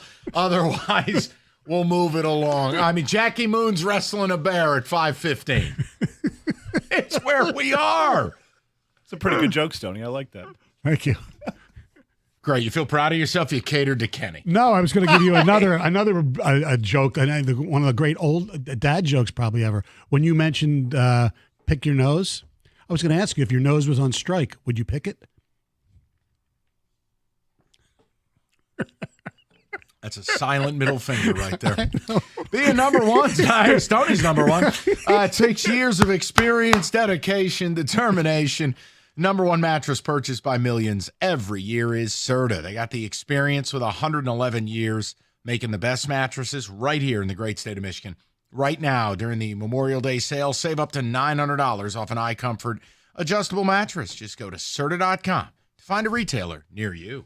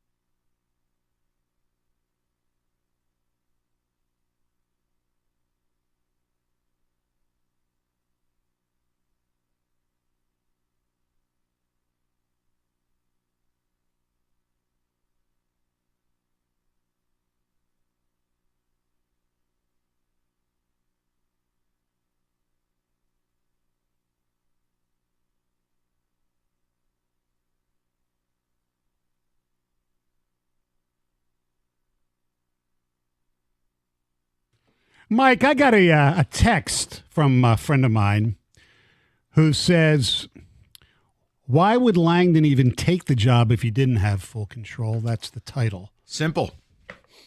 It's another promotion. You went from assistant GM to president of basketball ops. Do you understand the financial angle of this? That's a double up every time you take the job, maybe a triple. I mean, go look at Connolly in Minnesota. 5 years, $40 million. So why would he take the job? There's only so many of them. Well, why would he take the job? Who else was offering him one? Guys, it's no different than Dave Canales leaving the OC job with the Bucks and Baker Mayfield, who he turned into a good player, to take the worst job in the NFL, knowing he will be fired in a matter of roughly 10 minutes under David Tepper. Why? Because it was offered. Think about it. I know. Now, again, listen, I'm not sitting here telling you they're going to lock him in a janitorial closet. I'm making a point to you. No one's been more right about the Pistons over the last 15 years than me. They have systemic, institutionalized problems. Too many cooks in the kitchen, a level of toxicity. They don't have serious people. You got a lot of people looking out for themselves. If you come Which is the way the Lions used to be for decades. Yes. So my point to you is maybe Trajan can break the mold. Maybe he is a master of the political climate. Inception, if you will, making people think it's their idea so he can get what he wants done. I'm simply telling you, it is justified, I mean ironclad, to be skeptical of the Pistons and their power structure and the presence of certain people. Correct. And we've asked in the past, if this is the problem, and they, of course, say no with the too many cooks in the kitchen. What are they going to say? Of course they're not. I mean, the last time. Hey, random crackhead, got a problem with crack? Nope. I mean, come on. I know. But I mean, the last time we talked to Troy was after the deadline. That was before the fan incident. And that question was posed by me and Evan. I forget which one. And he says that everything's on him. It's nobody else. He's making the decisions. And I still believe in my gut that if it was now, and who knows if it would have been the right decision, that if it was up to him, he would have drafted Mobley, and he certainly wouldn't have hired Monty Williams. And away we go. Mm-hmm. I agree. All right, Kenny, give me a few ticket texts, then we'll get to who said it. I'm with you, Mike. The constant tell-em connection is worrisome. I hope that's not an overreaction, but I am concerned. No, having a concern is not overreaction. If you were screaming to the mountaintops, that would be. Yes. But it is more than fair for the worst franchise in the NBA over the last decade, for a team that has had no success under the stewardship, and I use that term lightly, for old Beverly Hills. It is more than fair for you to be skeptical. Not a fan of all the tell-em guys, but I'm willing to give this a shot because it couldn't possibly get that much worse. That's very fair. That's where we've arrived at. We've just traded Coffee Black to the Spurs. That's where we are. We're one step from Tom Gore's wrestling a bear. Another one here. If Troy has a job much longer here, I'm going to freak out. Yeah, I mean, look, I think it's one of those things where they have an image problem. They have no trust. They have no level of proven competency. So everything is going to be hyper-analyzed. And like if they go out in a month and they draft Arn Tellem's kid's client, I'm sorry, problem. It's an optics problem. Yes. The fact that the national media thinks we're a joke is alarming. It really shows how people don't respect what we do here. There's zero respect, and Stoney and I are talking to different people. I'm just telling you. There shouldn't be respect for what the Pistons are right now. There's respect for the past. That's why people are so, even as I was talking about, national people are so flummoxed by what this has become. Let me ask you, because the Pistons used to be one of the most highly respected organizations in the league. I don't think anybody was closer to it than you at the zenith. With having the players, the coaches, having the team at your old station. I want to ask you a question, and if you think it's silly, go ahead. Am I nuts to tell you that the Minnesota Timberwolves remind me a lot of the 04 Pistons? Now, understand, We have evolved with basketball. We're not winning 72-68. No. I'm making a point, though. From a toughness standpoint, a unity standpoint, defensive intensity standpoint. Well, it's interesting because I would say right team, wrong year. Because I saw Simmons did this thing in The Ringer where he listed the best defensive teams in the modern era, so to speak, and he had the Timberwolves right below the 04 Pistons and the Bad Boy Pistons. And I think the Bad Boy Pistons remind me more of the Timberwolves because that's fine. Anthony Edwards and Isaiah, and they had... You know who Anthony Edwards reminds me of? It's not just because of the armband. It reminds you of Kobe. Yeah, a little bit.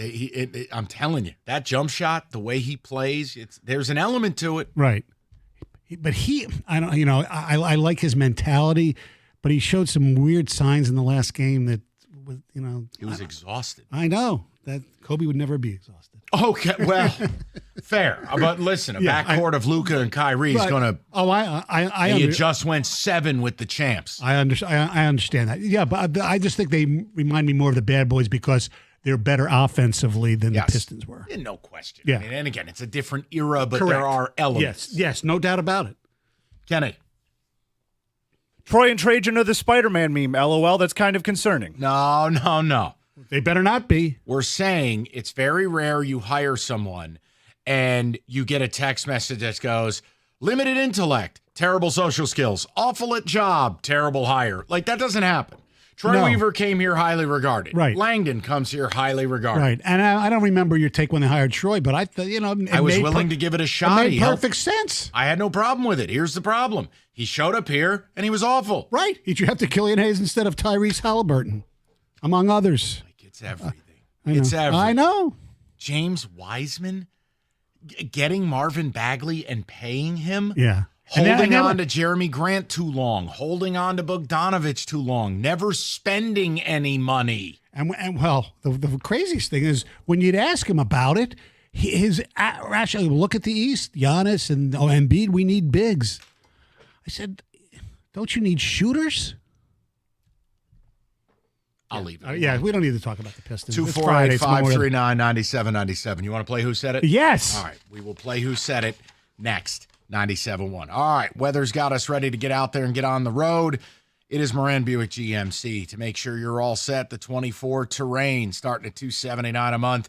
The 24 Buick Encore GX, $229 a month. Both $19.99 down.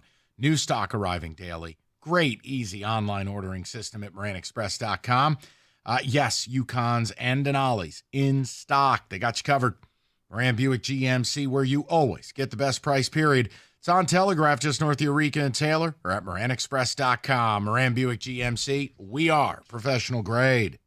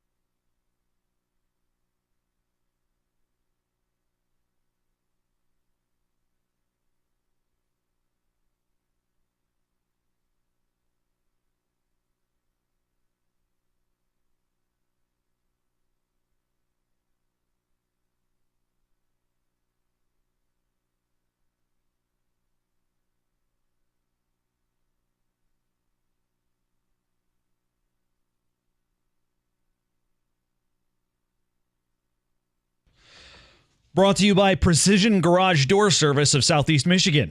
Tigers desperately seeking a win, losers of 5 straight and 14 of 19. The second in this 4-game set with Toronto tonight, Kenta Maeda back for Detroit after a viral illness cost him a couple of starts. Here on 97.1, Dan Dickerson has your pregame coverage at 6:15. In other MLB news, Commissioner Rob Manfred said today automated strike zones probably won't make it to the big leagues next season. Baseball has been experimenting with that in the minors since 2019. Manfred said there are additional technical obstacles MLB faces before making the change.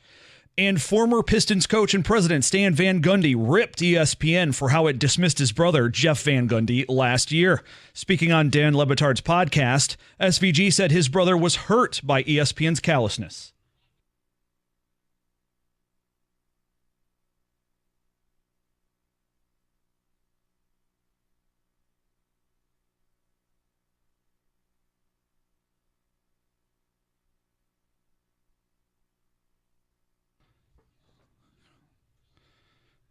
From the Corewell Health Sports Desk, I'm Beanie Howell. More at 5 or at 97.1 The Ticket and Odyssey.com.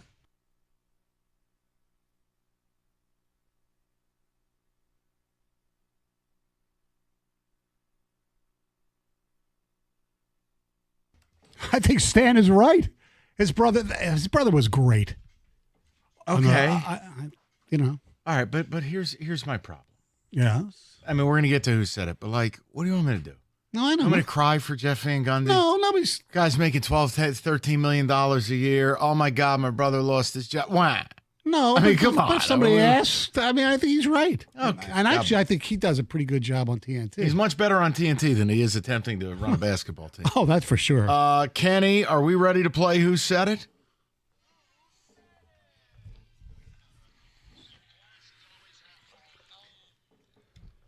All right, you know the drill. This is where this game's really hard. So much to choose from. We take what our coworkers have said. We have to figure out through smarm, sarcasm, or general meanness in the case of David, and figure out who said it. Are you ready to play the game? I'm ready. I don't do very well in this game. No one does. Kenny, lead us off. So David actually sent me these clues, and we just put them in the system. We didn't actually even listen to them, so we're all flying in blind here. So who has the answer key? We press the button and find out. That's who has the answer key. Whoa, I like this version of the game. We're all flying blind here. I hope we do better than the Wheel of Fortune guy, Tavares. Will Paul Sarah play? Absolutely. Will you join us? Paul, sing for us. All right, so let's get to it then. Let's play the game. All right, number 1. The man burned the organization to the ground, left it in ashes. Yeah, I didn't like that.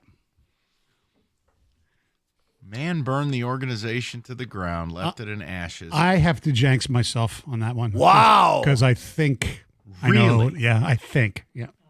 All right, let's go over to DJ Paul Sarah, sitting in for Kenny. I'm going to say that sounds like Jim Costa. Why?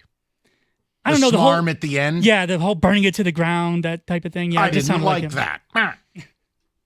Kenny Cott sitting in for David. I heard Costa too, and Stoney, using the jank rule, confirms, I think, that it might have been morning show, and he's nodding his head right now. Which all right, I will go with you. I'll go consensus. It's the line at the end that got me. Yeah, I didn't like that. See? Yeah, we were talking about, I believe it's the Ken Holland issue.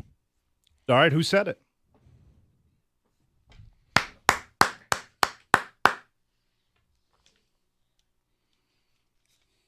That went down exactly the way we thought it would. That smarm at the end. All right, let's go to clip number 2. Number 2, I don't want the Big Ten to be this big. I don't want the Big Ten to be this big. I want the Pac-10 to go away, so it is what it is. Wait, I don't want the Big Ten to be this big.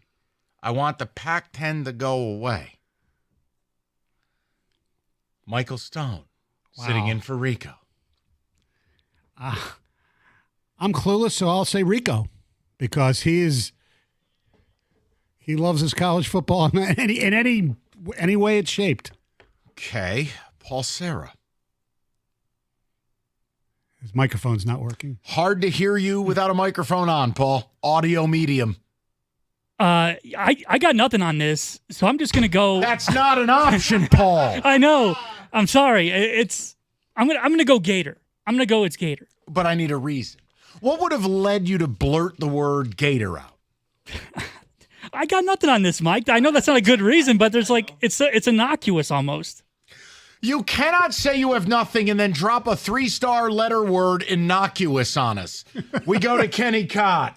See, Mike, you're a guy that wants things to go away. You drop chairs on things, including the Pac-10. So I'm going to say you. All right, there's truth in this. But see, the difference is I'm not happy that the Pac-10 is gone. Well, never mind. I'll pick again. No, you.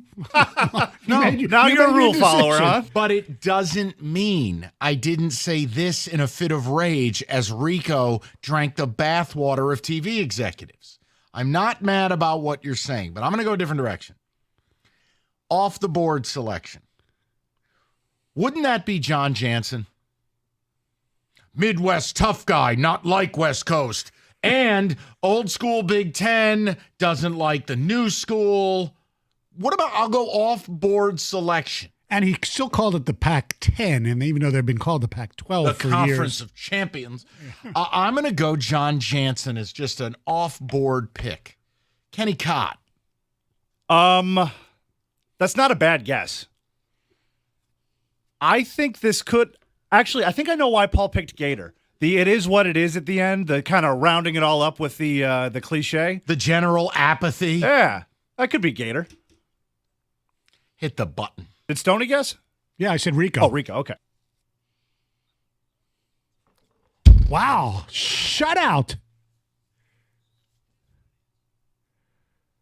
Wow. Guys. We were like the Tigers. Guys, we didn't get a hit there. It was right in front of us.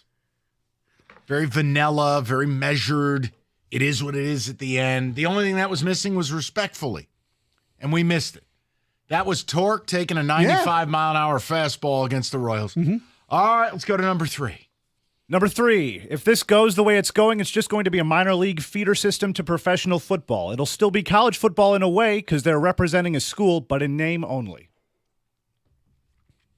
Michael Stone. That sounds like something you would say, Mike. So I'm going to guess you because you are so bothered by what's going on in college football. I am. I hate all of it. I know. Okay, boomer. I mean, God forbid you have an opinion about it. Go ahead, Paul Serra. I've got nothing, guys. No, actually, I told Kenny as this was playing, I thought it was you because it just sounded like something you would say. Yeah. So I'm going to go with you, Mike. Okay. All right. Kenny Cott. I do think it was this show, but I think it's Mr. TV Markets himself. I think he's explaining to you what's going on and why this is happening. Well, and here's why. I can almost hear his arrogance. The I know more than you and I'm in the TV rooms. It feels like Rico. Plus, I have never wanted this to be a feeder program for power schools. I feel like it's Rico. I say it in a different way because I'm much more slanderous towards what's happening. I'm going to go Rico on this. Okay. Kenny Cott. All right, who said it? Whoa. Son of a... Wow.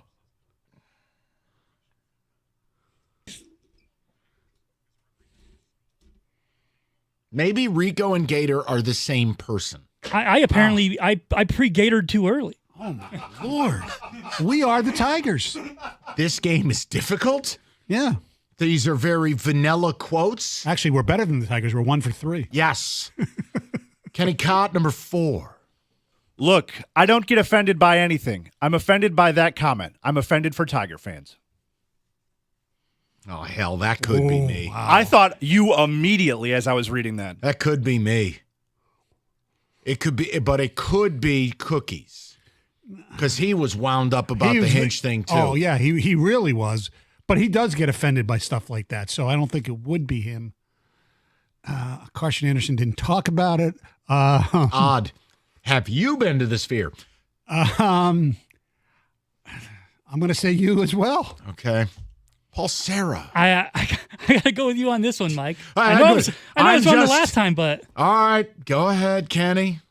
Stoney, you nailed it. Costa does get offended, so that comment doesn't make any sense. Mike, I could see you saying things like, I don't get offended by much, because let's face it, you don't get offended by much. Being offended takes too much energy. I don't have enough energy as it is. So, you think it's me? I'm pretty sure. Watch, we'll all be wrong, and it'll be like Gator again. Oh, come on. All right, I'll roll with it. It's got to be cookies or me. Oh, come on. How the hell is he included? He's never included. We never use the 7-minute after show. Wow. What the hell? And he's always offended by stuff that managers and coaches say. He's not offended when people call him a horse's ass. Rieger's offended the minute he gets up in the morning. It's a brutal edition of this game. I told you it's difficult. I know. Get a little college football next, and then a little holiday fun at 5 o'clock. 97.1.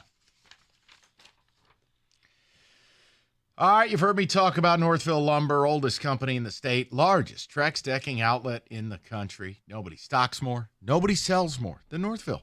They got all the Trex decking, lighting, and railing you could want. It's in stock, it's ready for purchase, and they deal in volume. That's why you can get the best pricing, some of it as low as $1.59. So take advantage, whether you're a builder, a do-it-yourselfer, or anything in between. They'll even introduce you to a Trex certified pro, so all you need to do is call Northville Lumber today or go to northvillelumber.com. That's northvillelumber.com.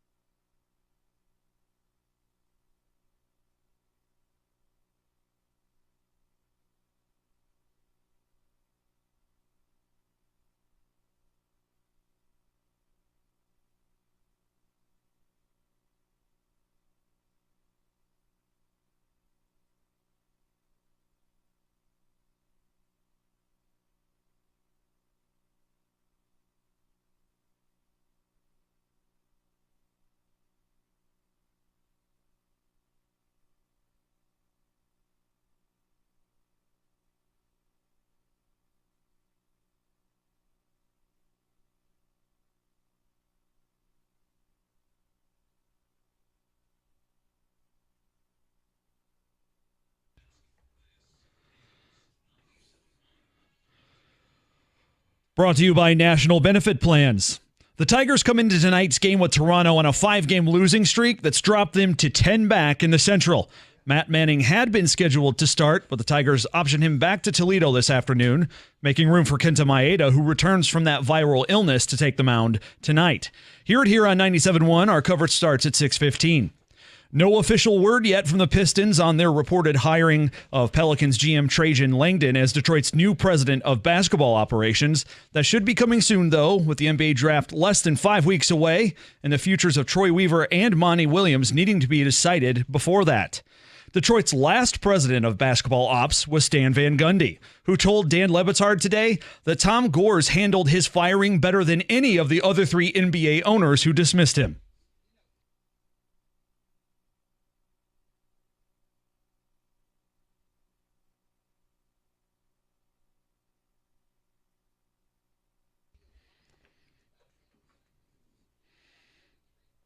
From the Corewell Health Sports Desk, I'm Beanie Howell. For more, go to 97.1 The Ticket and Odyssey.com.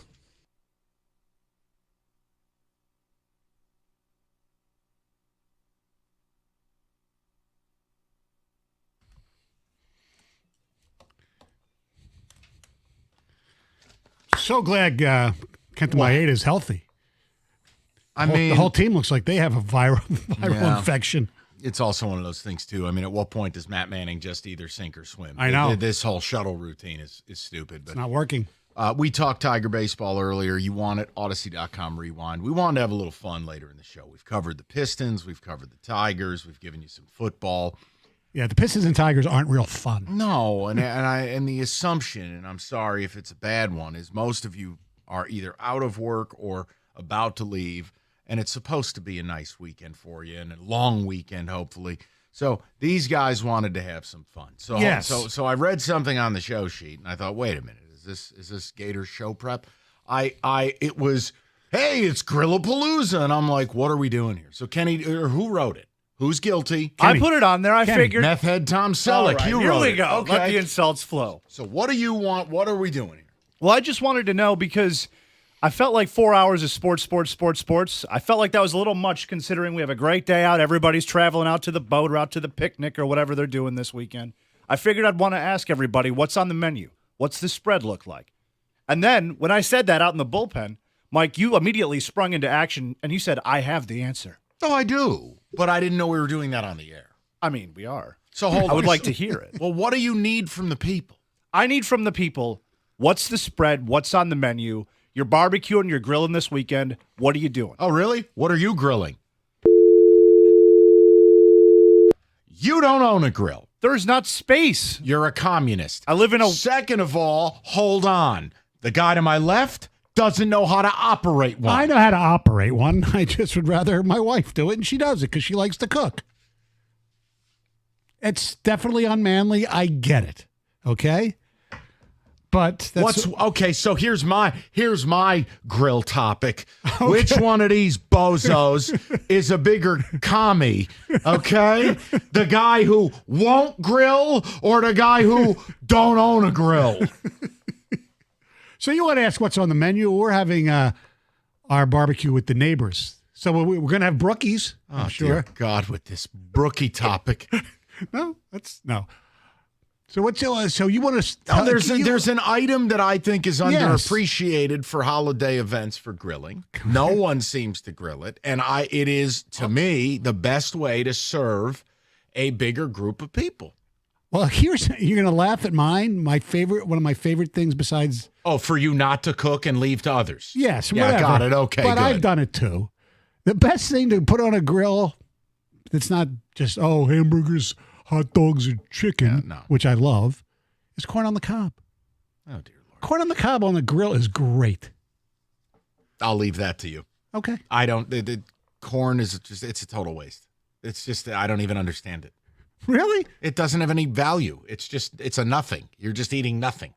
No, a little salt, a little butter, corn on Gross. the. You don't like corn on the cob? No, I can pain see in the ass to eat. It's stuck in your teeth. I can see No, I'm disdain good. for cream corn because that's for real old people, even older than me or little What are you, kids. signing a beef carver? Yeah, exactly. Oh, I'm not eating cream corn ever, but corn on the cob. Yes, there is some. Hold on. Now, I'd ask Kenny, but you don't own a grill. There's no space in a one-bedroom apartment area for a grill. Even though we do have a nice little patio thing going on, there's no room. Yes, there is. You get a tailgate grill that folds up.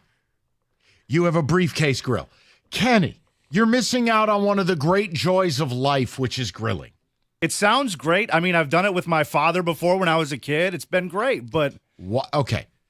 So I'll ask what's on the menu, and you're going to tell me Totino's pizza rolls, because you don't grill. We're actually going over to my mom's, who has a grill. And a pond. I remember this. And no, she actually moved out of that place. Now she has a lake. So, Ooh, all right. Maybe she bought Gator's boat. Stay away from that. Kenny, continue. We're going over there. Everybody's bringing a side to pass. She's grilling up some pretty much anything that you can imagine. What does that mean? Burgers, dogs, chicken, all of it. Okay. Here's the one. If you're unsure what you're doing this weekend. Now, again, the weather past Saturday, not optimal. But nobody grills it. I don't know why. And to me, dollar for dollar, it is the best. I think it's fantastic. And even a complete moron can get this done properly, which would qualify the two of you. Yes. Guilty as charged. Skirt steak. You got to trust me. It is a very thin cut of steak, yes, well marbled, but you don't have to season it with anything beyond salt if you didn't want to. And you get that grill ripping hot. Just turn it on high, leave it for 30 minutes. Don't touch it. Just leave it. Okay. Now, obviously, if you got some garbage grill and the thing's going to blow up and light your house on fire, be careful. But ripping hot.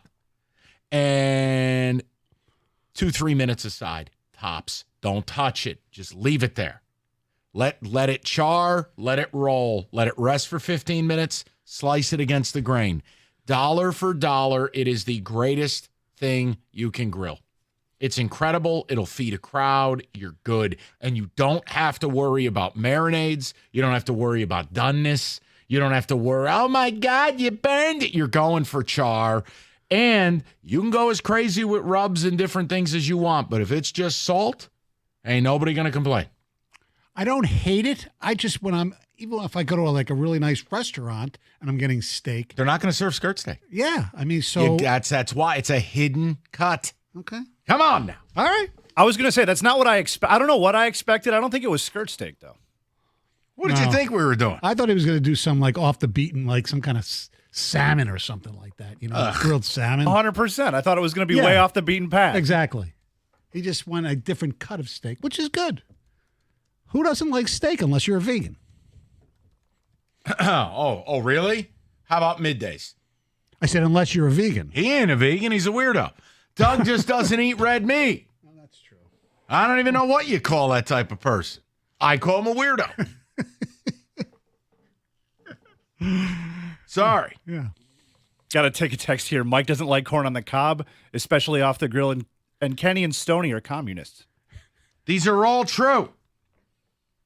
Yes, there's no doubt about it. Well, I'm not a communist. Skirt steak 100% on the grill. It's a great call. It's hidden. It'll surprise your guests. It's easy, so you don't have to panic. You don't have to worry about, Bobby likes the steak this way, and this person likes it this. No, everybody just shut up and eat it. I like that part of it. There's no doubt. And skirt steak is very tasty. So you recommend cutting it before you put it on the grill, or do you want to do it after? No. I just want to make sure. No, you don't touch it. Okay. 12 to 15 minutes after it's off the grill. Then you got to go against the grain. But I'm just telling you, first of all, you need to be operating a grill. This is a Stoney proof. You could do this. Okay. Let me ask you a question. Yes. Why don't you surprise the lovely Mrs. Stone? Why don't you, on your way home today, go to the grocery store? They got to have a good meat counter. Get some skirt steak. You walk through the door. She won't eat it. Why? She's like Doug. She only eats chicken, basically, and salmon. She doesn't really eat red meat. If you get a burger, it's got to be a turkey burger. I quit. Yeah, You know what? I don't know what to tell you. Right. You're in a living hell. Yes. Kenny. I once, years ago, Rob Parker was dating Pam Oliver. And we went out with another couple. Wait, is that for public consumption? Yeah, because we're talking about, yes. I'm just making sure, like, you're getting a little loose here on a Friday. All right. Well, anyway, we went to Steve's Soul Food, okay? My wife ordered a Caesar salad. So that tells you, a little bit about my wife as far as food stuff. I have no word. I don't know what to say to that. I know. Kenny, odds I could get you to bring this to your mom's house. You could step up to that grill. You could show her you're not a little boy anymore. You're a man.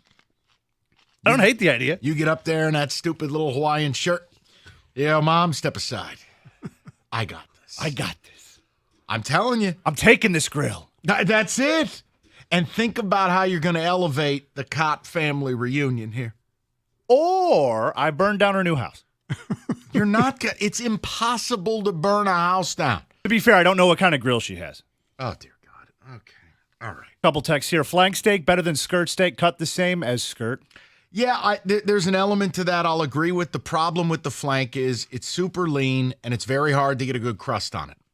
The skirt is just foolproof. Okay. I want to ask you a question that may be very stupid, but there was a cut of meat that was very popular when I was younger where I grew up. Oh, mutton chops. No.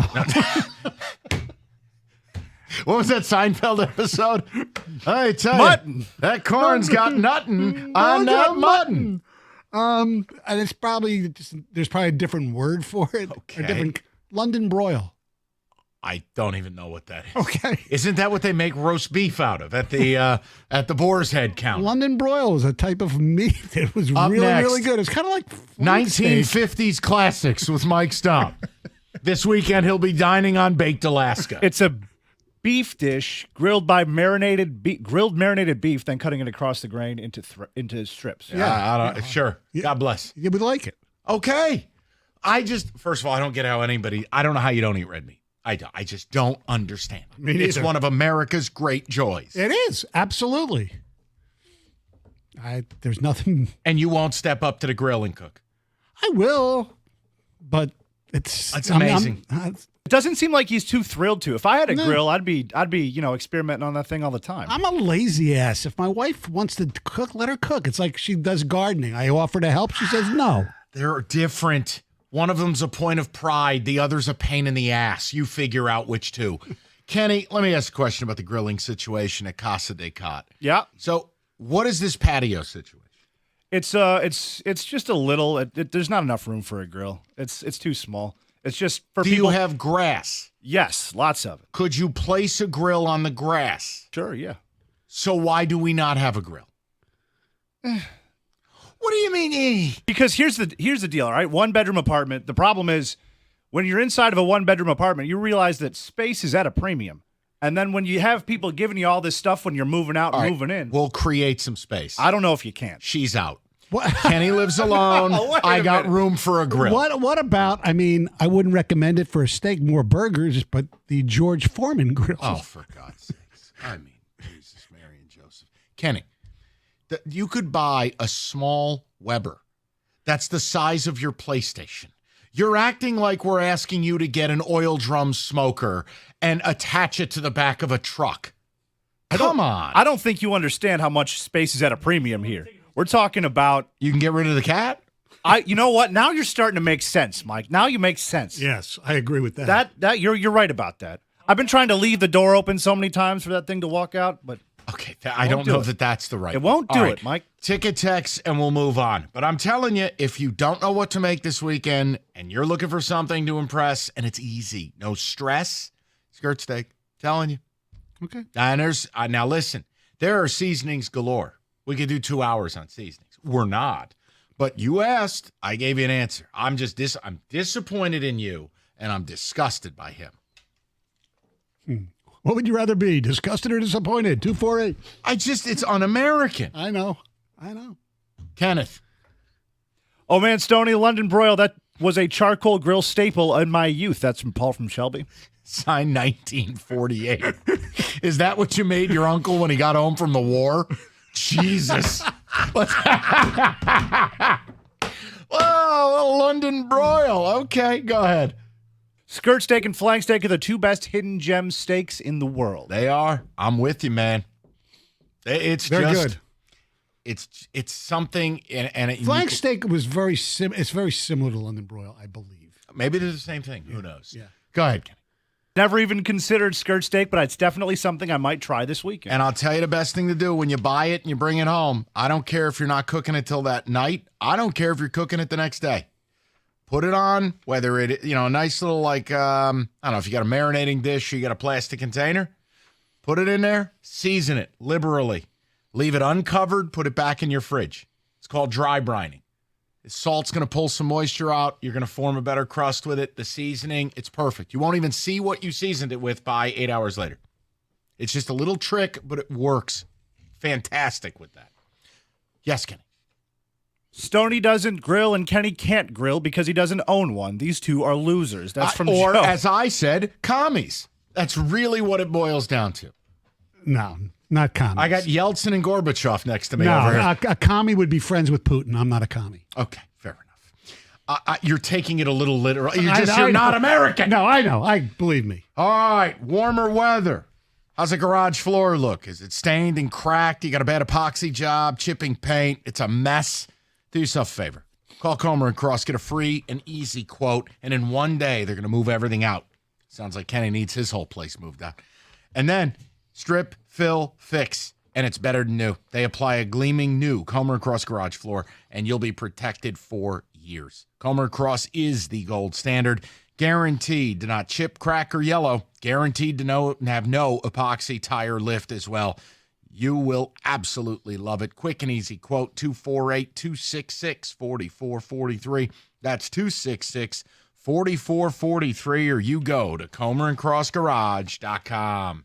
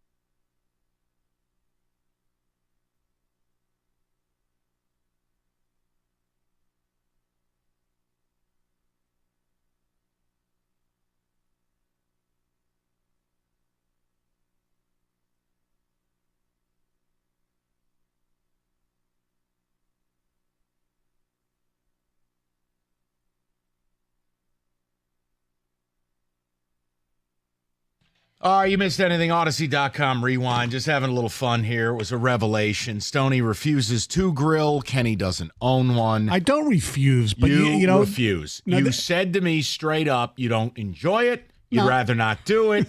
And if the lovely Mrs. Stone was going to do it, then so be it. You refuse to grill. You take no pride in grilling. That's you true. get no enjoyment out of grilling. Then I find out you married someone who doesn't eat red meat, which is also a disgrace. She has in the past. She just very. The point is, he don't even own one. I know. So between the two of you, I don't know what the hell you were doing asking me, hey, guys, let's put a grill thing on the show sheet. But cooking and me just don't go together. Like, you have to know your limitations in life. And I once, people who've listened know this story. You slept with your sister. Well, that has nothing to do with cooking. That drop is still an all-timer. And he didn't I'm not claiming sleeping. Right. We're not talking Falling deliverance asleep. here. Yes, We're exactly. talking it was just a shared bed situation. So when the girls were like, my twin girls were like 5 or 6, I just, I'll be a good dad or whatever. Make them pancakes for breakfast. That was the last meal you cooked your family, isn't it? Pretty much. That's a disgrace. Well, when you are so stupid that you try to do them on a cookie sheet instead of a grill, all of a sudden the smoke alarm. My wife walks in. She goes, "Why the smoke alarm going?" Well, look, I kind of screwed up. You know what's funny? When I saw your wife at the draft, Yeah. the first thing I said to her was, "Man, I have so many questions for you, and I know we don't have time for this." I know. The living with you portion of life would just be really challenging. But look, we have a caller who wants to give Kenny a salute. All right. All I tried to do was add some value to the segment besides slandering both of you. Is It's okay. Try Skirts Day. And by the way, I'm very disturbed. You're getting texts from your neighbor.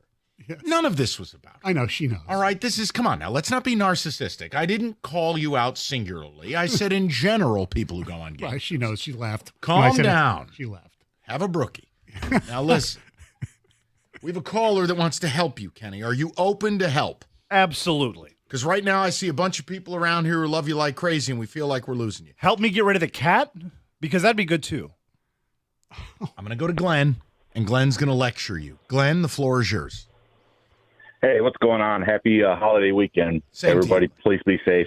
Kenny, when me and my wife, and we had 2 kids at the time, I was in the military, they stuck us in a 1-bedroom apartment. And we had a little patio out there. They make a little grill. It only costs you like $10 to $15. You can screw in the little propane tank or whatever. Hell, it's like a camping grill. And you can grill whatever. You can grill the biggest steak you want on there or whatever you want. It's not that hard, buddy. Come on. You got effort and common sense. Use it. No. See, Glenn, there's your mistake. He doesn't have either of those. What? Kenny, I have a little of both. I don't know. Kenny, you got a lot of laziness. Mike, Mike, I'm the same age as you, brother. He's kind of like a diamond in the rough. I mean, at least he comes to work. I got people his age won't even show up at work. Amen to that. Okay, you win, Glenn. But seriously though, y'all talked about the Tigers earlier. Yeah, I'm out on them. I'm out. I mean, it's like this whole town is cursed. I mean, I'm 45 years old, and Stoney might back me up on this one. Whenever you thought that the Fords would be the best ownership group in this town? It's amazing. Never. I never thought I'd say those words. Never. No. I mean, we got ding dongs running the Pistons, the Tigers, the Red Wings, and I was a Hinch fan when he got hired. I'm over Hinch right now. I really am. I mean, and I know he's not the major problem, like callers and Mike and y'all said earlier, but you look at Goris, Illich. They don't want nothing to do with teams. As long as they see an investment, it's good. And I blame the fans. And, Mike, if you give me one quick second to wrap this up. Go ahead. Yeah.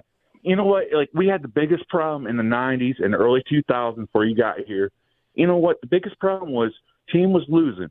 But the Silverdome and Ford Field, you look every weekend or games, it was sold out. Why? These fans still support it. You stop going to these games, these owners might wake up a little bit, and maybe the national media wake up. I mean, maybe I'm a ding-dong for having that opinion. No, you're not. But the problem is that the money that they make from ticket sales, while it's more percentage-wise than it is in football, it's as long as they get the TV and the digital money, they don't give a crap. Glenn, here's the problem, too. Like, if we're being realistic about it, I understand that they were listed as 16th in attendance. I refuse to accept that from the Pistons. And the Tigers. If you believe that, Mike, I know. I'll sell you a house on the ocean in Montana. But That's I'm sorry right. to cut you off. Go ahead. No, you're good, Glenn. No, you're hitting it. And again, I mean, in fairness, Comerica's largely empty. I mean, if we're really being fair about it. Now, last night was like Canadian love night, so you had a lot of Blue Jay fans there. And Toronto travels well. But, Glenn, in general, crowds are pretty sparse, my man. Well, I saw the game on TV because lucky it had on MLB Network when they finally got the power back. Yeah. You know, I grew up up there, but now I live in Charlotte. You know, for a living. But it's just frustrating. You know, we can't have nothing good in this town. It's like we get one good thing but yet 75% of it is I think bad. we mean, can. We're good people. I think we can. But, Glenn, here's the thing. It's why I was really hard on the Pistons and the sell the team stuff and the whole bit with Goris. I think the problem is I want something from this town that this town probably can't give, which is I come from a different place that has a completely different attitude. Mike, you do as well. Yep. I can't ask these people to be and I think the blessing of Detroit is we're not those people, that we're not New York or Philly. I think this is the best place to play for an athlete in the United States of America. You'll get paid like a big city athlete. You will be a legend in this town as long as you show up to work and perform. Damn right. And you know what you don't deal with? You'll never be on the back page of a newspaper wearing a clown nose. You don't have 80 microphones in your face. It's a wonderful place to be. People love you. And I just feel like what I want from the fans is like more vitriol. And I can't wave a wand and make that happen. No. I'm still me. I feel like I do represent fans, and I get upset. I don't want to go long form on this. I get more upset at the media than I do the fans. You do. I mean, AJ makes that comment in Kansas City. Where are the alleged columnists in this town to write a column going, dude, pull your head out and come on now. But the difference is we say with anything, it's all for the most part, where you're raised. And here, the Midwest, I consider us part of the Midwest, nicer people than we are back where we grew up, and the media is the same way, and that's just the way it is. If we had people like the New York Post all the time, I don't know if it would go over as well. You know, you're an anomaly. I'm a lot lesser vitriolic than you, but I used to be when I first started, and it just people just aren't used to it. And they'll never get used to it. No, it's fair. It's just if you want more, you have to demand more. Right. You have to make your teams very uncomfortable. So to Glenn's point, yes, there is a part of what fans can do. Yeah. 248-539-9797. Summer driving season is here. You know what it means. Construction everywhere. Every road at the same time. Mm-hmm. And we're going to have a ton of accidents in this town. So if you're injured in one, injury attorney David Femininio and his team ready to help you right now. And David doesn't take a fee until he wins, period. You can speak to David personally right now by calling 855-65-CRASH, or you can always go to that website anytime at getdavidgetpaid.com.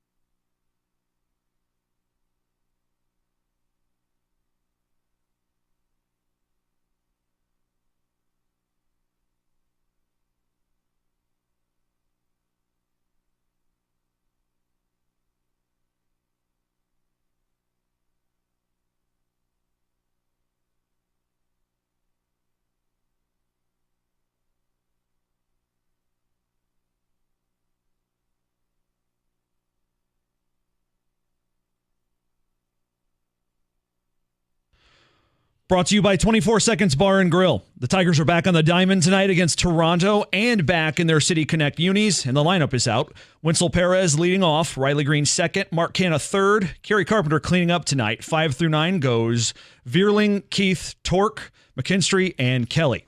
Kenta Maeda back from that viral illness. He gets the start. You can hear the game here on 97.1. Coverage starts at 6:15. Luka Doncic and the Mavs will try to steal a second game in Minnesota tonight in Game 2 of the Western Conference Finals. In the Stanley Cup playoffs, Paul Serra's Panthers are in New York with designs on a 2-0 Eastern Conference Finals lead. And 20 years ago today, one of the greatest individual plays in the history of Detroit sports, maybe all of sports.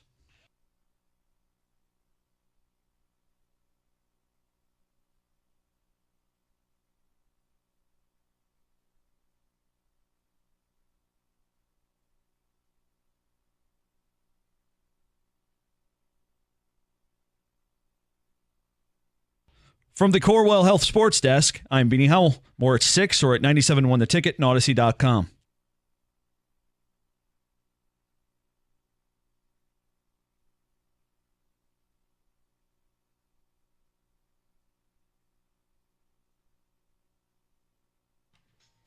All right, well, I'm depressed. That was 20 years ago today. 20 years ago today. It was glorious. Oh, my God. We have the music to go back to the glory days? No, I guess not. Okay. Oh, my anyway, God. Can I leave? No. 20 years? 20 years ago today. Oh, Christ. Tayshaun with the block on Reggie Miller. The guaranteed. Yes, and they won. There we go. The glory days of Detroit sports. They go on to win the NBA championship. Guaranteed. Remember, he guaranteed the win, right? He was horrible in that game, by the way. Correct. But they still won the game with one of the greatest. And Reggie Miller, for some reason, just didn't dunk the ball. Oh, I know. I'll never understand By that. the way, but I hate Reggie Miller. So but you got to love Doc Rivers with the call there. He was the analyst during that Probably game. should have stayed an analyst. And anyway, he won a championship with you. I know. I could have coached the Celtics to that championship. Okay. Anyway, so that was 20 years ago. May 24th, 2004. You know what else happened on May 24th, 40 years ago today? 40? Mm-hmm. Hold on. So 1984, early. So May. It's got to be baseball related. Mm-hmm. All right. Something with the 84 Tigers. You are correct. Jack Morris and the Tigers defeated the Angels in Anaheim 5-1. Why is that significant? Because it was the 40th game they played. 35-5. And they went 35-5. Jack Morris, how about this, folks? 9 innings, 4 hits, 10 strikeouts, Goodbye to 1 that. walk, making his season ERA at 1.97 on the season. All right? Trammell hit a home run, so did Lance Parrish. Now, the question is, as we relive these glory days. Also, of note, no one ever talks about it. 35-5? They're a 500 team the rest of the way. Yeah, I know. Isn't that? It's pretty wild when you think about it. Yeah, exactly. Anyway, both of those teams. All right, we can kill the Bruce. I've hit my limit. That's fine. The Pistons and the Tigers. Which team is further away from their glory days? I'm leaving. Okay. It would have to be the Pistons. Yes. Okay. For me. It is. You're talking about going from being a championship team to being the punchline. You are essentially the Vancouver Grizzlies when they were a punchline. Right. You are the worst team in basketball. You're the worst franchise. No one respects you. No one respects your owner. You have no pride in what you do. You've lost complete ownership of what the Pistons were about. The Tigers, for all of their foibles, are at least nibbling at 500. Nibbling. Correct. You, over a 3-year span, won fewer games than the Boston Celtics won this singular season. But how about this? Let me ask you this. Which team, and you're going to say, well, that's the same question. It's not, because of the difference in the sports. Okay. Which team has a chance to go back to some glory days quicker? Wow. Okay. Because in basketball. Then I would say the Pistons, because you need one guy. Right. Like, you need more than one, but if you have one transcendent talent, it can take you somewhere. Like, yes. But here's the problem is the pathway to getting that player. Look, the Tigers, Stoney, I could see the Tigers getting good quick. If yeah, you can fill in the blank. Yeah, if these guys that they drafted become good, and if No, they spend if money ownership on and Scott Harris would resurface and care, seemingly care. Yeah, you're right. I could see it. It could happen. The Pistons, it's murkier because while it's an easier thing to do in principle, this draft sucks. We don't think Cade's that guy. What's your pathway to getting that guy? Yep, they're going to have to make. Now, if you wanted me to paint a rosy picture, Trajan Langdon comes here, and let's say you've heard whispers Brandon Ingram's going to get dealt. It's his guy down in New Orleans. So you got Cade, you got Brandon Ingram, and you sign a free agent. Is that enough for you to have a 30-win turnaround to go from 14 to 44? No. Okay, then I got nothing. I'm out of ideas. I don't think so. Then I got nothing. Unless there's some mystery guy that we don't know about. I got Stugotz. I got nothing. Because Ingram is good, but he's not a great shooter. No, but I'm talking about competent, yes, adults to play basketball. Right. Okay. Would they have a shot at the play-in? Possibly. Now the Tigers, it's just the pitching is fine. It's fine. Yeah. But I don't look right here and right now. A buddy of mine sent this to me a couple commercial breaks ago, and I didn't think we'd need it, but here we are. Do you know, factually speaking, in the history of Major League Baseball, of any qualified first baseman with at least 1,200 plate appearances, do you know Spencer Torkelson is the 6th worst first baseman in the history of the sport? I saw something related to that on Twitter, but mind you, baseball's been around for more than a few years. It's not the USFL. We're talking in 125 years of playing the sport. He is the 6th worst player to ever play first base on an OPS level. It's unbelievable. And I'm sure his WAR is probably ranked somewhere awful too because he's not a good fielder. I don't have. I know. I don't have that at my disposal. All right. Kenny, some ticket text if you. I just feel old. That's really what Stoney did. That's how we're celebrating the kickoff to the holiday. I have another. I'll have another question for you in a second. Go ahead, Kenny. Wow, Stoney, thanks for depressing me because it's been too long since we've been to the promised land. Mm-hmm. I mean, reality is the Pistons haven't won a playoff game since 2009. That's 15 years. Not a singular playoff game. No. Thanks, Tom Gorse. Thanks, Platinum Equity. I think the Pistons are further away from their glory days because they don't have competent people up front. Then again, the Tigers don't either, but it takes only a couple of bats for them. Because of their pitching, I get that. Yeah, I understand. Their pitching, I mean, yeah, as of late, hasn't been great. Right. I feel like it's finally come undone there, you know? We were talking about at the beginning of the season how their pitching, they can, withstand a barrage of offense because their pitching's so good. Well, now you're losing, 5-1 or 9-1. Yeah, tonight, interesting, too, is Matt Manning gets scratched and sent down, and they put Maeda back in there, and it's like this contradictory move where you want to see the kids, and you look, Matt Manning, it's kind of show or go. Yeah, he's been a disappointing but my performer. point is, if I'm going to lose, I may as well lose with youth and figure out if there's anything I can do with this guy. I know, but they signed the guy for 2 years, so you got to let him pitch if he's healthy. The other thing is Alex Manoah going for Toronto, and I believe last month the Lakeland Flying Tigers got 7 runs against him in like 3 innings. Yeah, Manoah was essentially pitching to neighborhood children 2 months ago. Yes. Now, I will give him credit. He pitched really well last game out. Yeah. But total wild card. I don't know. The Tigers have a weird thing where like they look totally lifeless and then out of nowhere they'll go against somebody who's pretty decent and you're like, wait, they got a 6 spot on the board. Yeah. And it's all like bloops and, dribblers and whatnot, but they can do it. I mean, Manoah, I refuse to accept he's good. You don't end up in the California Penal League or wherever the hell he was pitching. He was at like a practice league in Florida. He was in the Gulf Coast League playing against the right, he was pitching the against Tigers 18-year-olds. against the low end. Max Clark, I didn't look at the box score. What the hell he did against them? He was getting blown up last year. Yes. And not just here, way down in the practice. Oh, I know. It was except when he pitched at Comerica Park, right? Yes. Oddly enough, yes, the Tigers couldn't hit him. All right. Thank you for depressing us, Michael. That was tremendous. Hungry Howie's. You got a big weekend ahead, maybe barbecuing, unless your name is Michael Stone or Kenny Cott.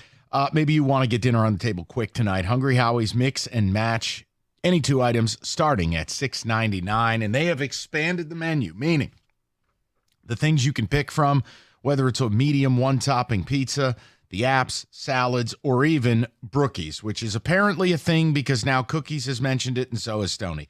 The point is, Hungry Howie's, you can get dinner on the table starting at $6.99, and don't be limited. They have got more options than anybody. 8 flavored crusts. Don't settle for less than the best. Order off the mix and match menu tonight only at Hungry Howie's.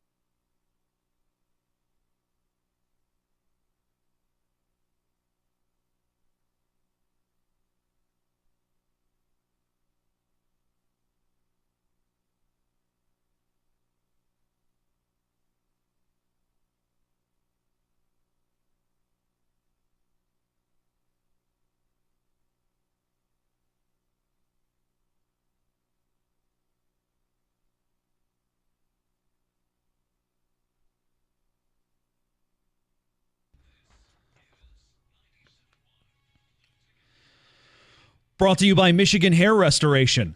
After a winning April, the Tigers just 6-14 so far in May. That slump has put them 10 games back in the AL Central. They'll try to snap out of it and snap their 5-game skid tonight in the second of this 4-game home set with the Jays. Kenta Maeda is back on the mound. You can hear it here on the ticket. Pre-game coverage starting in 15 minutes. Eastern Michigan alum Max Crosby got a nice raise from the Raiders today. Vegas adding $6 million to his salary this season, bringing his 2024 earnings to about $26 million. Crosby has 27 sacks over the last 2 seasons. Only Cleveland's Myles Garrett has more. And it's the end of an era. Competitive eating legend Takeru Kobayashi has retired. The 6-time Nathan's hot dog eating champion says his body is broken, claiming after 20 years of competitive eating, he no longer has an appetite and has lost much of his sense of smell. He's 46 years old. From the Corewell Health Sports Desk, I'm Beanie Howell. For more, go to 97.1 The Ticket and Odyssey.com.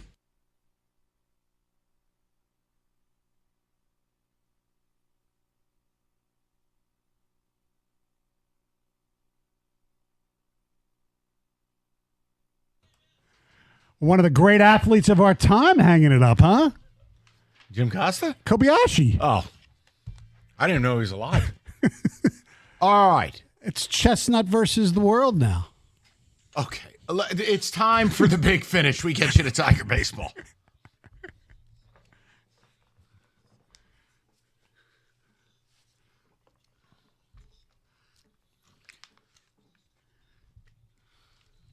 Kenny Cott. So before we even got to the big stories and the big things we were talking about today, Mike, you made a comment that kind of lingered with me, so I jotted it on down. I called you meth head Tom Selleck. I mean, yes, that's a usual thing that happens on Floral Fridays. I think you called me Magnum PU at one point. Right.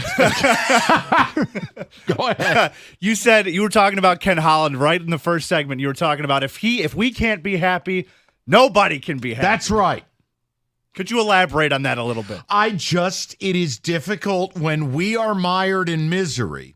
Part of that being what Kenny did to us. I have a hard time knowing he gets to wake up happy. It's hard for me. I want my people happy. My audience. Us as a city.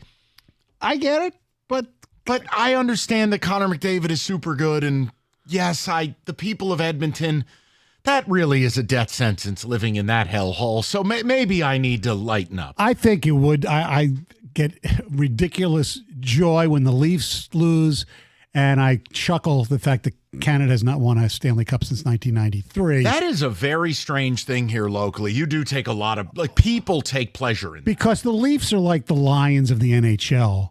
Really. I mean, look, I started following hockey, Michael, in 1968 when they went from the original 6 to 12 teams. There we go, the California Golden Seals. Damn right. They weren't even golden back then. They were the California Seals, then the Oakland Seals. Anyway, do you realize since I started following hockey, the Toronto Maple Leafs have never been to a semifinal?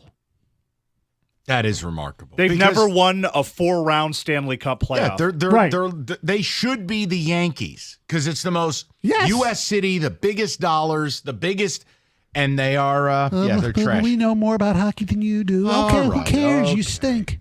Okay, on to the next thing. Lions. I think I'm a hockey elitist. AJ Hinch responded to some of his competitive comments. Mike, you called him dishonest. I just think because he knows. You're Stanford educated. You're a very intelligent man. Come on. He took it to, it was the effort. No one mentioned the effort. The beat writers aren't going after you. Come on. You knew it was you lost 8-3, 10-3, and 8-3. I just don't like semantics. You know what we were driving at.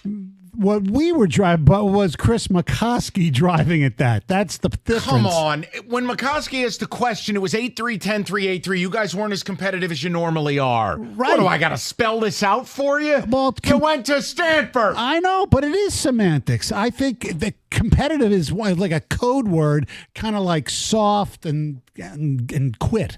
Oh, boy. Hard disagree. Speaking of Tigers, Stoney actually had a great quote. I think Plato actually once said this. Poop is poop. Get rid of the poop. That's right. Javi Baez. From the book of Revelations. Right. You got to pay $25 million a year, around that figure, for a piece of poop. Oh, you can't say that. Okay. You cannot say that. $25 million for a bad baseball player. Okay.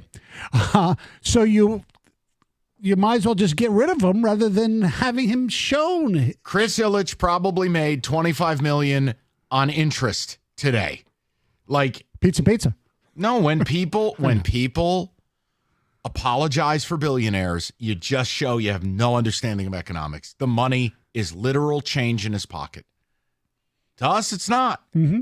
To one of the richest owners in MLB, it is, guys. It's a choice. He makes a choice. Oh, most owners wouldn't do it. Well, 25 of the owners don't have as much money as Chris. And we discovered last night about the existence of this little piece of audio.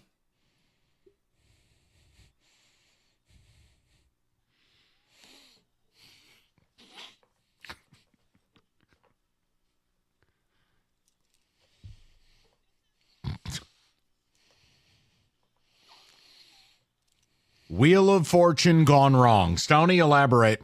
Yes, it was a Wheel of Fortune puzzle last night. The category was phrase, and it was 4 words, 4, 2, 3, 4. And you heard the contestant said this. Yeah, thank you. Yeah, he said. Thank you. He said right in the butt. Yeah. Okay, didn't need that. Well, the craziest thing was, unless he was spelling right wrong. He did. Yes. 5 versus 4 letters. Exactly.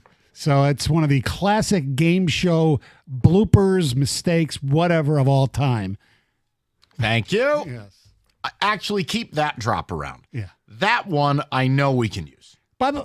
Right. The But- other one, we're going to have a lot of trouble placing that. By the way, the Tigers, they did have somebody today in batting practice hit some home runs. Calvin Johnson went yard a few times. Maybe they can suit him up tonight. Okay. Yeah. Maeda back on the mound tonight against Manoah. God, that feels like an over, doesn't it? Yes.